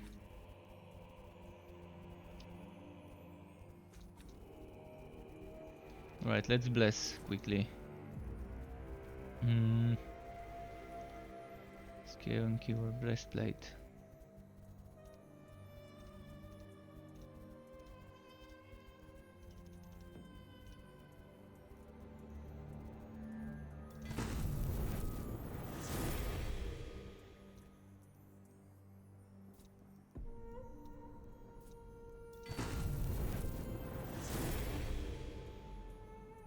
I'm not gonna even change the build, I'm gonna keep it the way it is. I'm not sure which one it is. I've been experimenting a lot with this a month ago or so. it's kind of bare bones, barely anything in there. Okay, well, we need pistolier, and that is clear.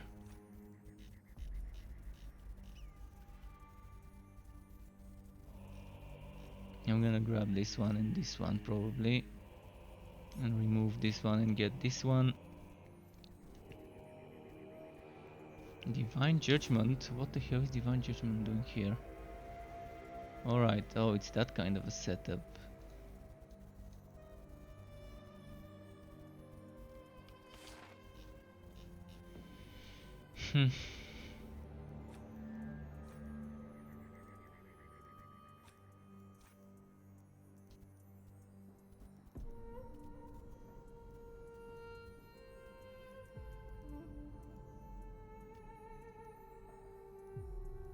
Alright, I'm gonna need the better taunt, most likely. Energy gain 4%. 6%. Stacking limit 10, stack limit 10. Walk chance, stacking limit 10. Damage, let's see, can I get this? Oh, I can. Alright.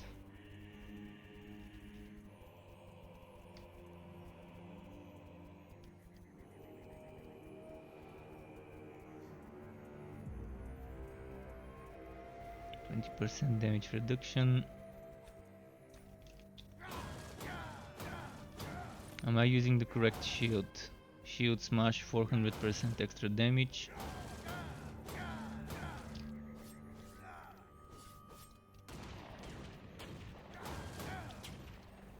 Okay, well, I think Chaos 9 would be a bit difficult to complete, but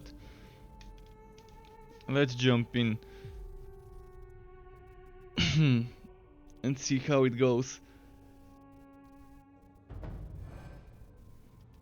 Oh, and I'm using the damage banner this time. Oh wait, it's on my number 3, or I'm gonna need to put it in a different key binding because I'm too used to certain things being.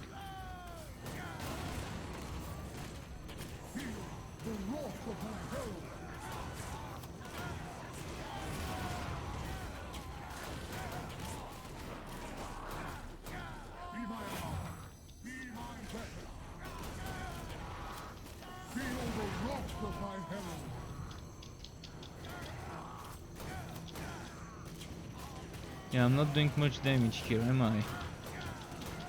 Why am I not doing much damage? Did I not equip everything? Come on, before I was doing much more damage with this build. I was doing 40-50 mil hits. I must have changed something drastic in the passives that's losing me the damage. Because now I'm only seeing 8 mil and that's barely even worth it. I was doing 8-9 million just with my spacebar before.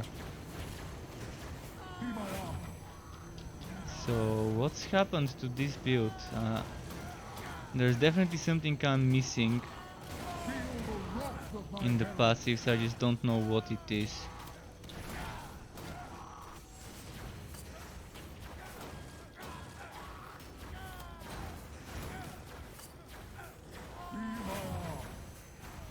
and I think though this chain reaction won't work because it's the same, because I only have one cooldown skill. The wrath of my herald.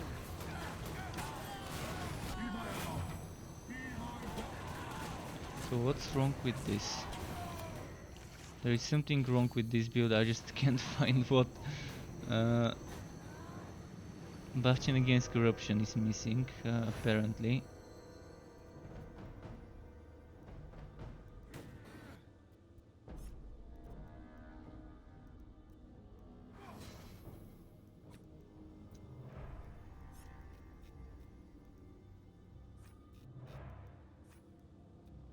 Okay, Bastion against corruption sorted.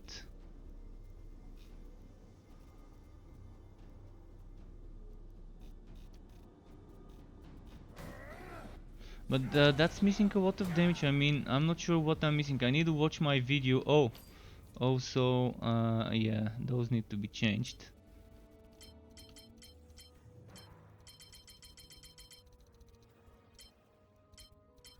Feel the wrath of my herald.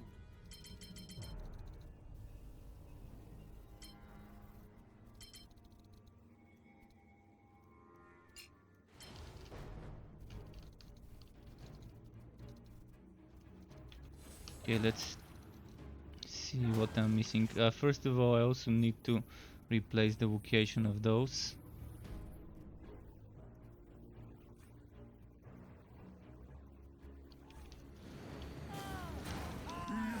Feel the wrath of my herald.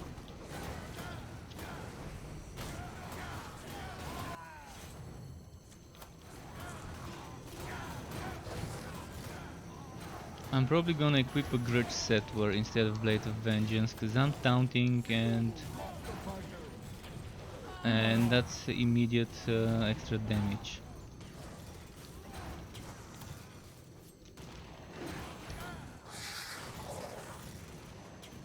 But the damage is so bad, it hurts. Not sure what I'm missing in this setup right now. But yeah, I'm gonna have to wait, I'm gonna have to watch my video to remember what I was using before. I can't remember all the things I've tested.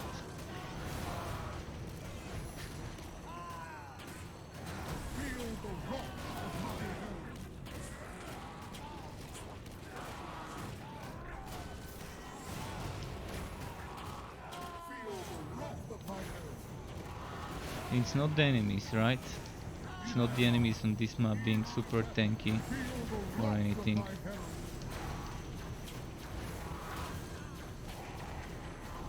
Okay, let's see.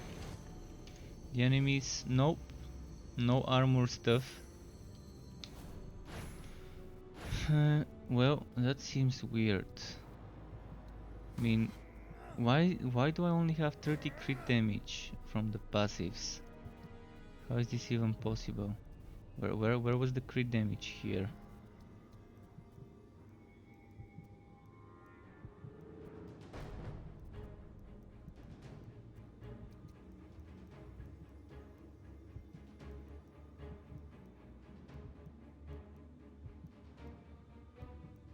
Was there no crit damage? Oh, there we go. The crit damage was on this side, near Majestica Aura.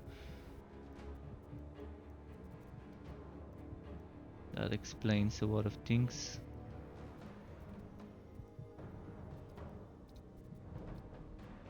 But I'm getting crit damage from this one, which is quite a lot, 576. Oh, and there we go, that's what I'm missing. My damn god skill.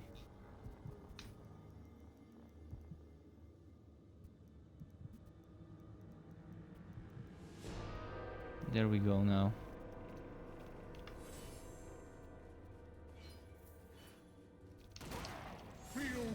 Let's see how much better it could be now. I'm not sure it's gonna be much better, because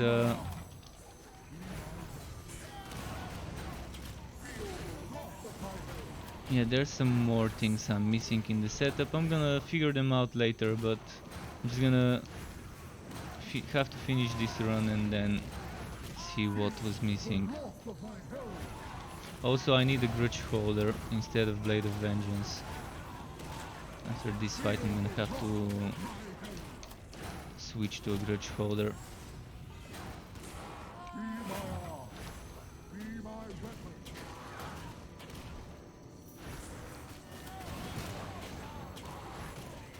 Feel the wrath of my herald.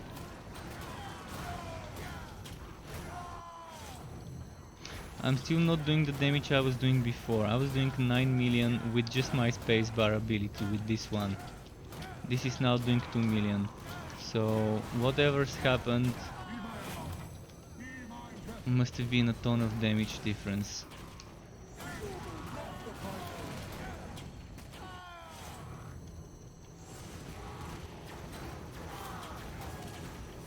Because now this feels super bad. The damage is not there, the survivability isn't, and what's left?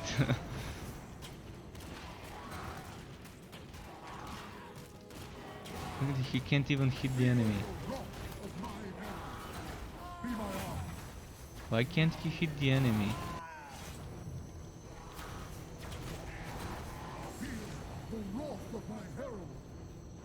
Okay, let's remove the Blade of Vengeance and equip a Grudge Settler.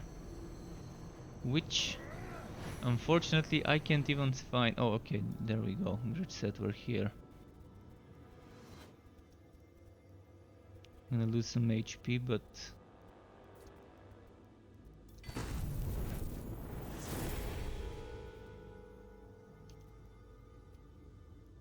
actually I'm gaining HP because this one has some.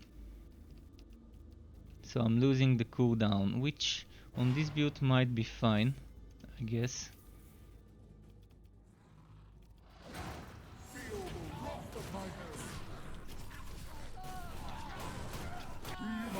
Still not liking the damage, still. Feel the wrath of my herald.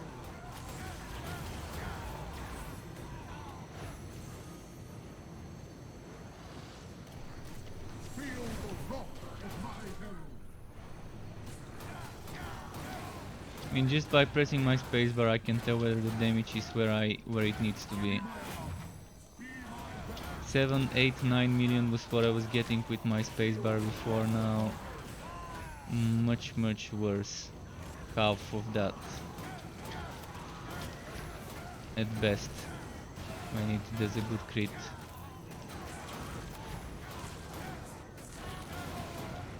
I'm sure I wasn't using Duelist Chain Reaction because I didn't have enough cooldown skills, but I'm pretty sure I was getting 40-50 mil hits on the Pistolier and 7, 8, 9 on my spacebar on my Archetype ability.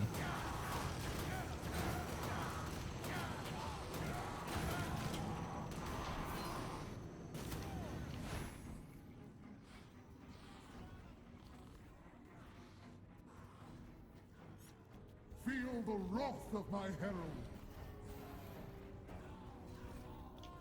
Let's try it like this maybe.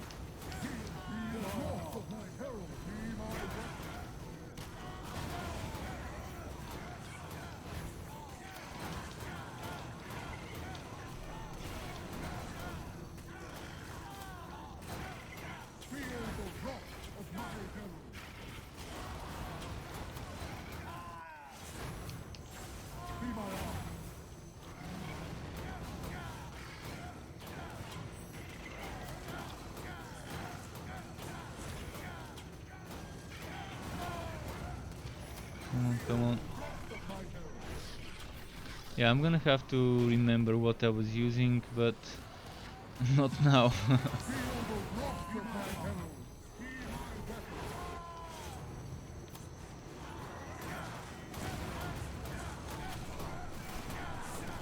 But I'm doing half of the damage I was doing before. One thing's for sure.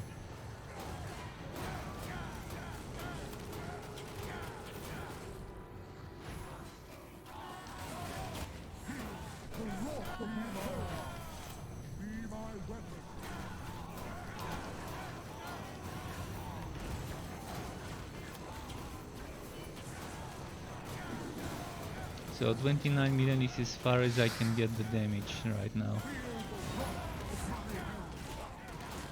which is lower than my meteor damage. So yeah, something's wrong. Be my arm. Feel the wrath of my herald.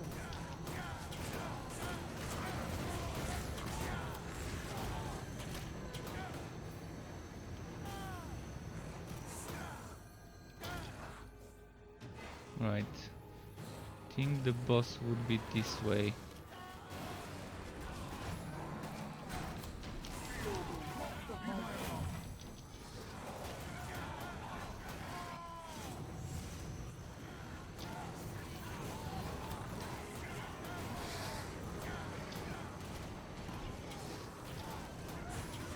Yeah, can get it to even 30 mil.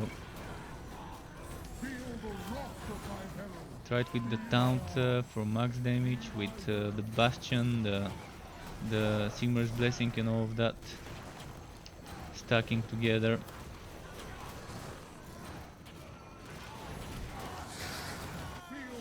But it's been a while, it's been a long time since I played Pistolier. So yeah. And I was experimenting a lot on stream with the Pistolier setup, trying to show people some versions of doing alternative Pistolier setup for when they can't complete a map with cooldown based build.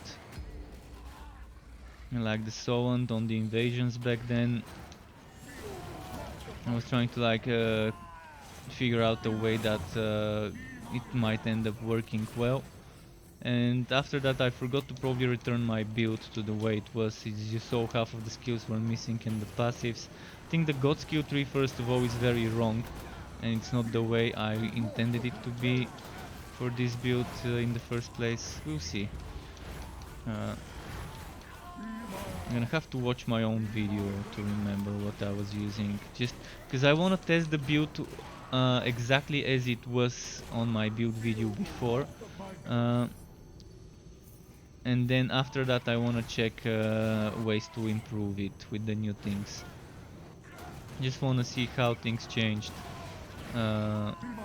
if I copy the build as it was. Of course some of the items would be different, like some of the armors would be different, the weapon and shield might be a little bit different, but overall I'm gonna try to use the exact same weapon as a type, as a base, the exact same shield as a base, and the passive skills and actives I'm gonna try to make them be the same.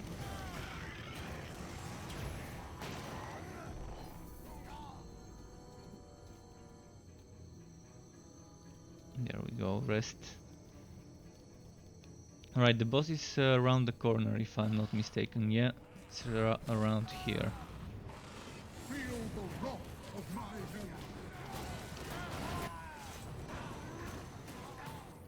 Be my arm. Be my weapon.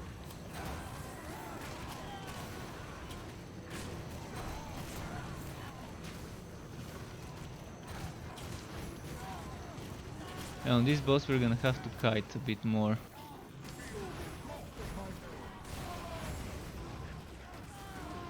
I'm gonna try and use as much as the deals extra damage to far off enemies as I can. I'm pretty sure I was using this amulet before and I'm using it right now. Extra damage to far off enemies. That means I need to stay a bit further from the boss to get the most out of this. Thing is, I'm using taunt, so I'm focusing the aggro on me, but I'm not a tank build.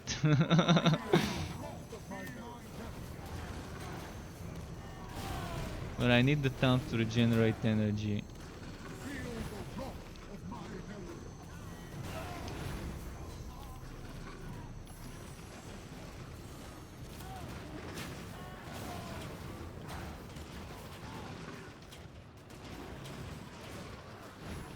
But look at the little damage he's taking. The wrath of my herald.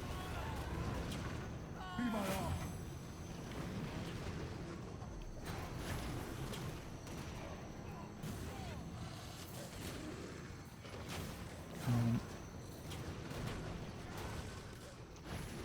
I'm pretty sure I can make a good setup with Pistolier again, just need to remember what I was using.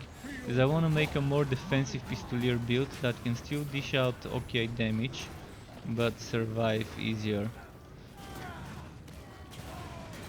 But this 27 million I'm seeing is just not enough. And look at that, now it was 1 million, but probably the boss was in some sort of a defensive mode or whatever. Right, almost killed it.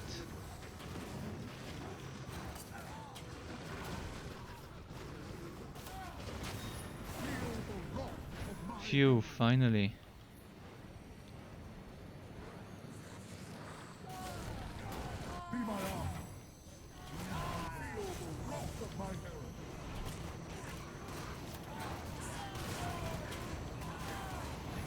So whatever I did to this build, I did something terrible to it, and the damage now is twice as little. Pretty sure I messed up the god skills and the passives at some point a month ago.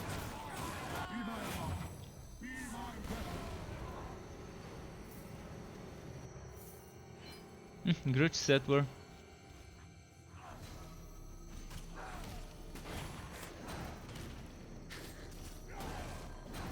Let's see if it's better than what I've got.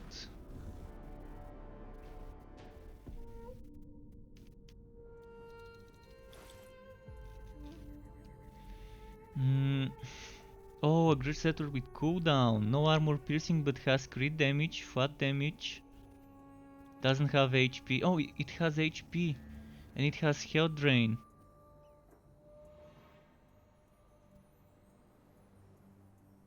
Right, I'm gonna donate my old Grudge Settler to my teammate.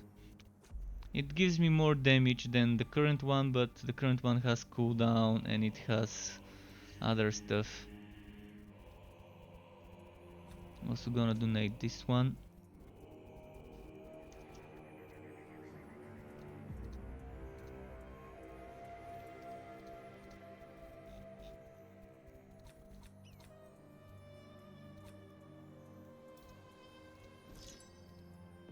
So it's 11:51. I'm probably gonna do, and Zedicus, welcome back Zedicus. Seeing you working in the background, activating those things. Do you wanna hear my pet say hello to you? Sky, say hi. He doesn't want to. He was just drinking water. So I'm gonna do one more map, but I'm gonna switch to the other build, and I'm probably just gonna do it on a different character. Let's go back to Bragi for the final. Let's not do one map, but let's do 3 maps. 3 maps on the dwarf. I'm gonna do 3 maps on the dwarf. Because it's getting late. Almost midnight. So, change hero, Bragi. Look at that beard. Wish my beard was that long. Mine's only until my chest. Only this long is my beard.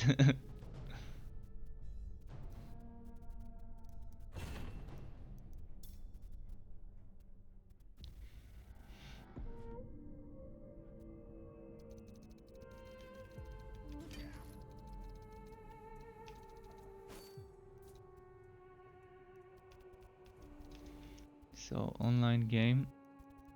Make public. Open game. Invite.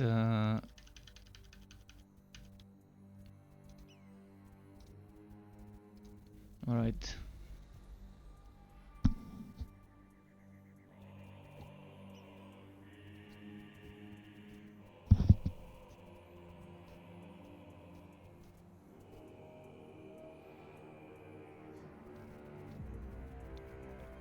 Right, he's here.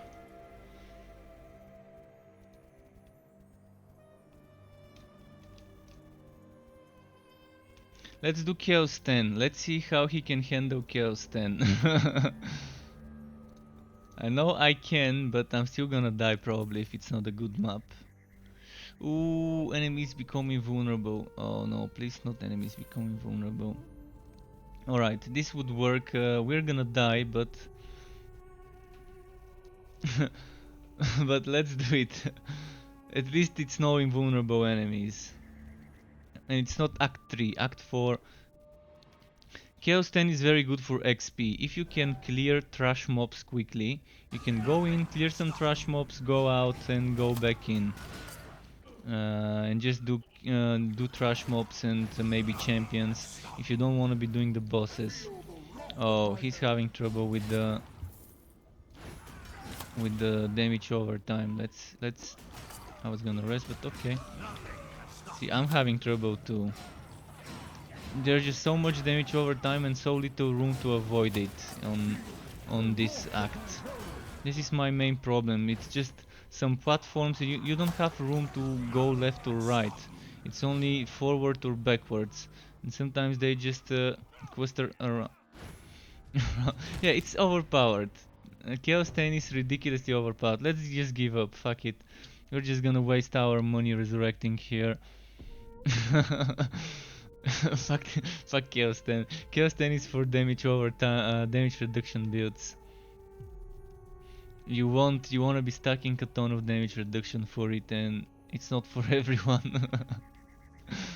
Like if you're doing a summoner or a turret build, something like that, or everyone is stacking damage reduction stuff.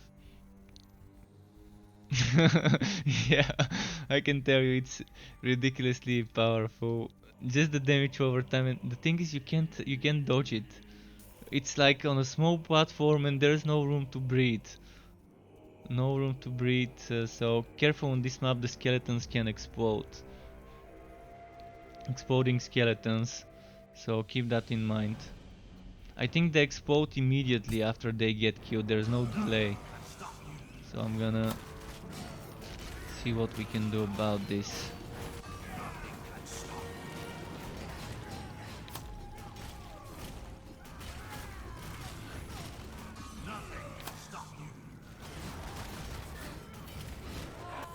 But you got a lot of levels today. We didn't get you to level 200, but we got you to 180 almost. From 123 I think is when I started my stream was your level. So not bad. You're gonna see it gets a bit easier when you get more levels. When you get close to 400 uh, legendary rank, you're gonna have a lot of damage reduction and damage bonuses. Oh boy, I forgot to use my invulnerability on time. This is totally my mistake here. I mean, I've got invulnerability, I've got Last Bastion for healing, and I'm not using them. I was experimenting how far I can take the dash jump, dash jump, dash jump. This one.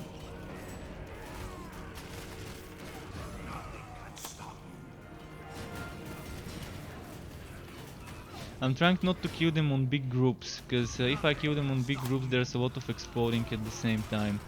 Normally that's the exact opposite of what I do. Normally I group them up and kill them together with AoEs, but here I'm trying to do the opposite. To not have more than maybe 10 enemies at once around me dying.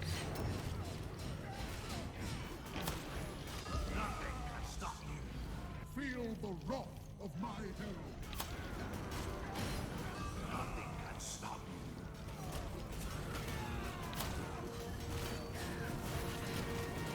Nothing can stop you. Nothing can stop you.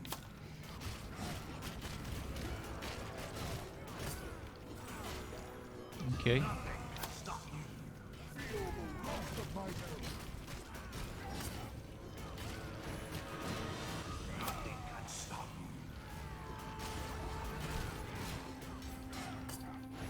Whoa, look at how many enemies I'm seeing on the ground here on the minimap. Alright, let's check this way. I'm loving it when the map gives me one of those mini quests that show me where some of the rooms are, so I kind of get an idea of the whole map and where the boss might be.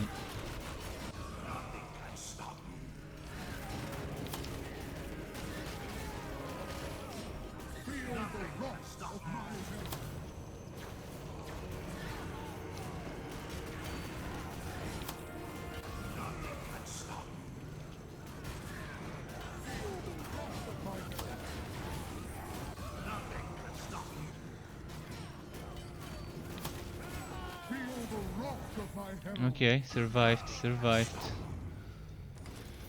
Barely. Oh, look at those little insects. Wait, am I wearing the insect cursed charm?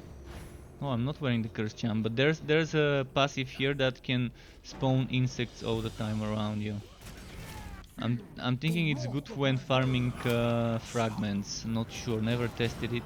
I think when farming fragments you might wanna have this cursed charm, so you can keep spawning those insects and they can keep giving you fragments.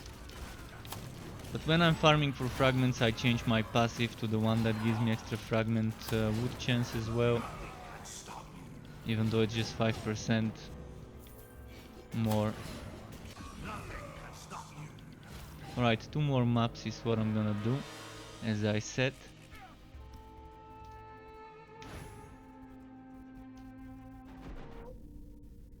Exactly midnight now. And my teammates 180 already.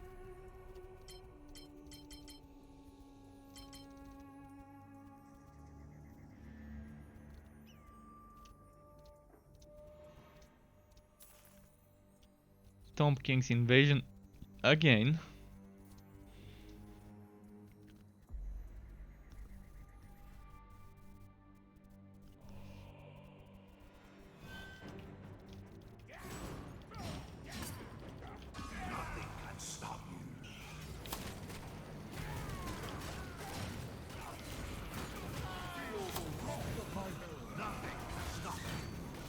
Okay, let's see 16 there.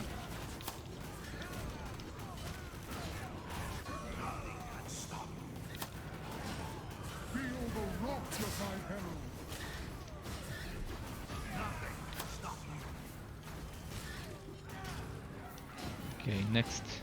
Moving on.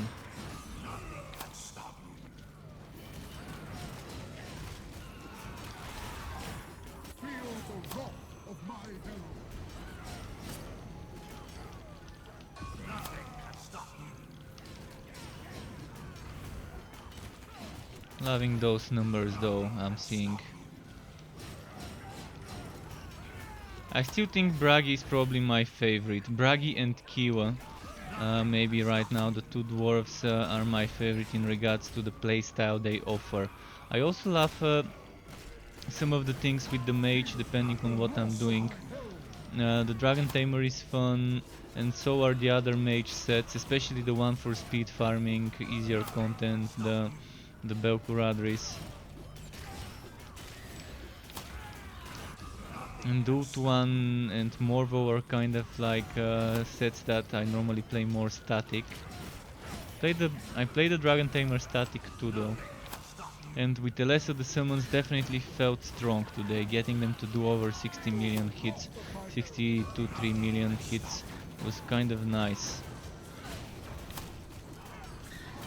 So the game is actually becoming much more balanced, but it took a lot of time. It took like what, 9 months since June to get this game in such a state.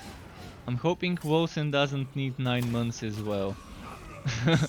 just hoping that it doesn't need 9 months to optimize balance and do the viability of different builds to kind of feel equal. I mean, I'm not asking for super well balanced as long as things just feel okay for the late end game content. Because right now this game also has a lot of weak skills. As I showed you, the spin to win just doesn't feel good enough.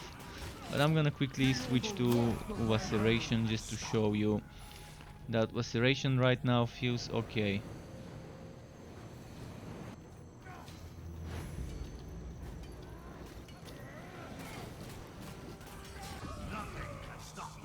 Okay, let's see on this enemy. That's without max rage. Let's max out my rage. Let's find some more enemies. Let's do it on the boss.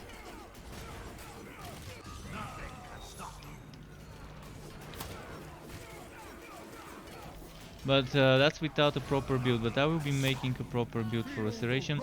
But earlier I was able to do like an hour and a half, 2 hours ago. I'm not sure exactly when I tested, but I managed to get 49 million on a restoration hit without changing my passives or anything, which was the weirdest of everything. But yeah, I need to remove that laceration. Kind of equipped it at the wrong time during the boss fight. Now I'm doing 10 million hits with it, which is still not bad. But I think I can get a good laceration build now with some of the changes that have been done. I just need the ring for damage reduction and I need good health drain. Those are the two things I think that could make a laceration build work well. Some health drain and the new ring that gives you, what was it, 50 damage reduction, or was it 40? I think it was 50 damage reduction, but keeps draining your energy. Let me remove that though.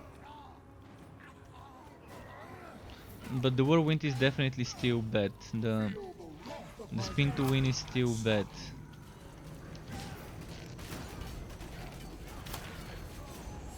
I have to remember tomorrow to write in the Discord channel my suggestion on how to make the spin to win a decent skill. Making it benefit from movement speed bonuses and moving faster through the map with it, and making it that the more movement speed you get, the more damage it does. Let's say for every 1% movement speed, 2% damage.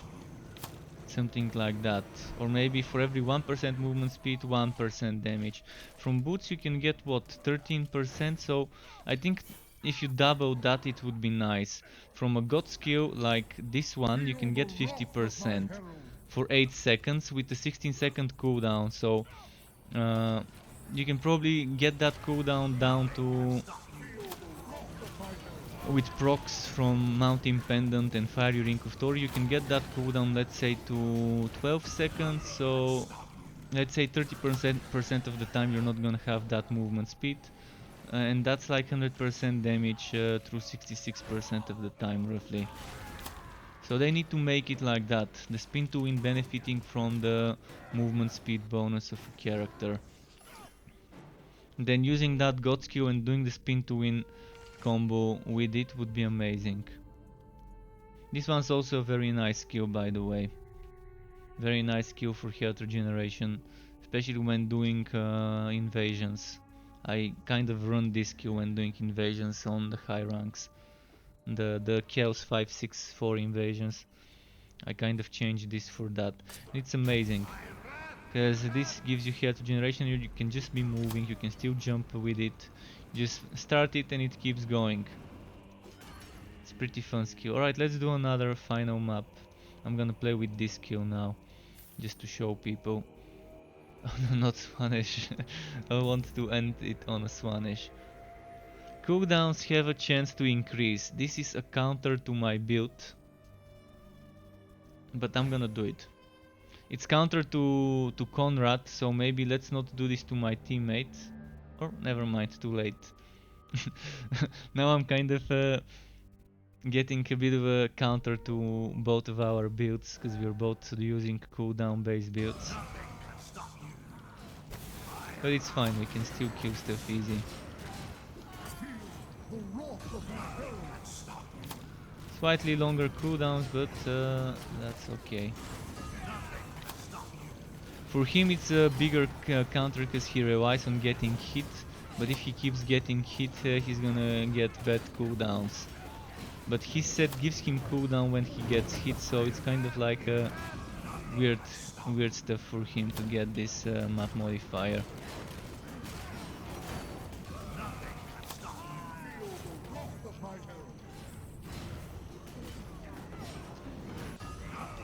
But I love doing the Forges invasions because I haven't done those maps as much as I've done the others.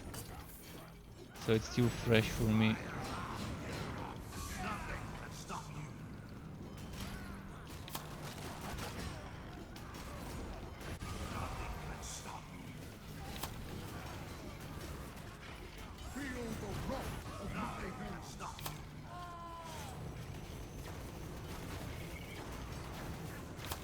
Come on, explode, big guy. There we go.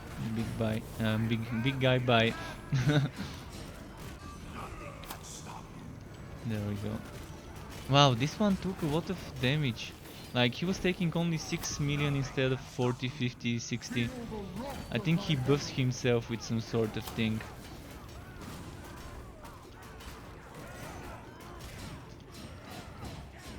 See here and here.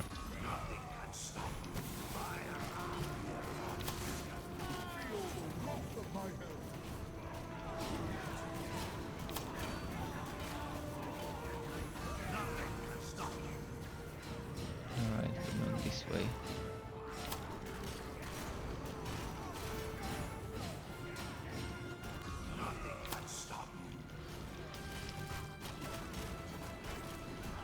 But yeah, Bragi feels so fun if you like that leapy, jumpy, dashy playstyle. You can jump, you can dash. You can do a lot of stuff with him. I still think he is the best DPS in the game. When it comes to DPS, taking the survivability out of the equation. Even with the survivability in the equation, if you do enough damage, most cases mobs, the enemies would be dying before they can one-shot you. Even if it's one-shot you once. And now with padded armor, his survivability is much better. Padded armor is such a great addition with the Forges update for every character to be able to push the harder difficulties. Feel the wrath of my herald.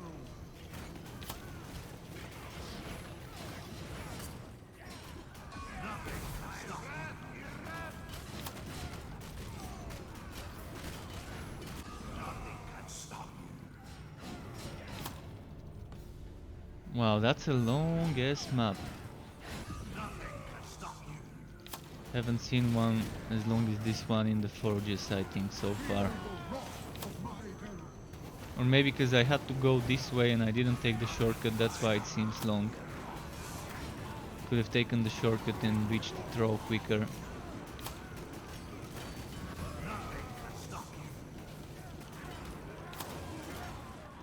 By the way, when I'm using the flamethrower, if you've noticed, when I'm using the flamethrower, I'm doing a lot of crits, which keeps proccing my Fiery Ring of Tori, and I'm doing a lot of hits, which keeps proccing my Mountain Pendant. Which is nice if you don't really want to be using the Code to Oath. Yeah, if you don't want to be using Code to Oath to be sacrificing HP, and if you don't need that damage boost and crit damage boost buff, it's a good alternative to have Blood of the Mountain.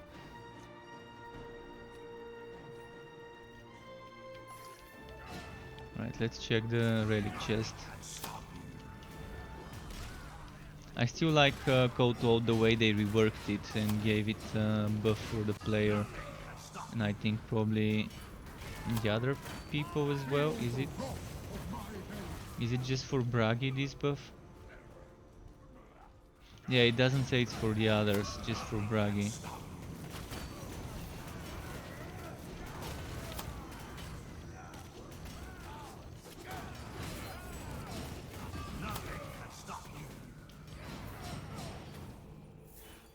Well,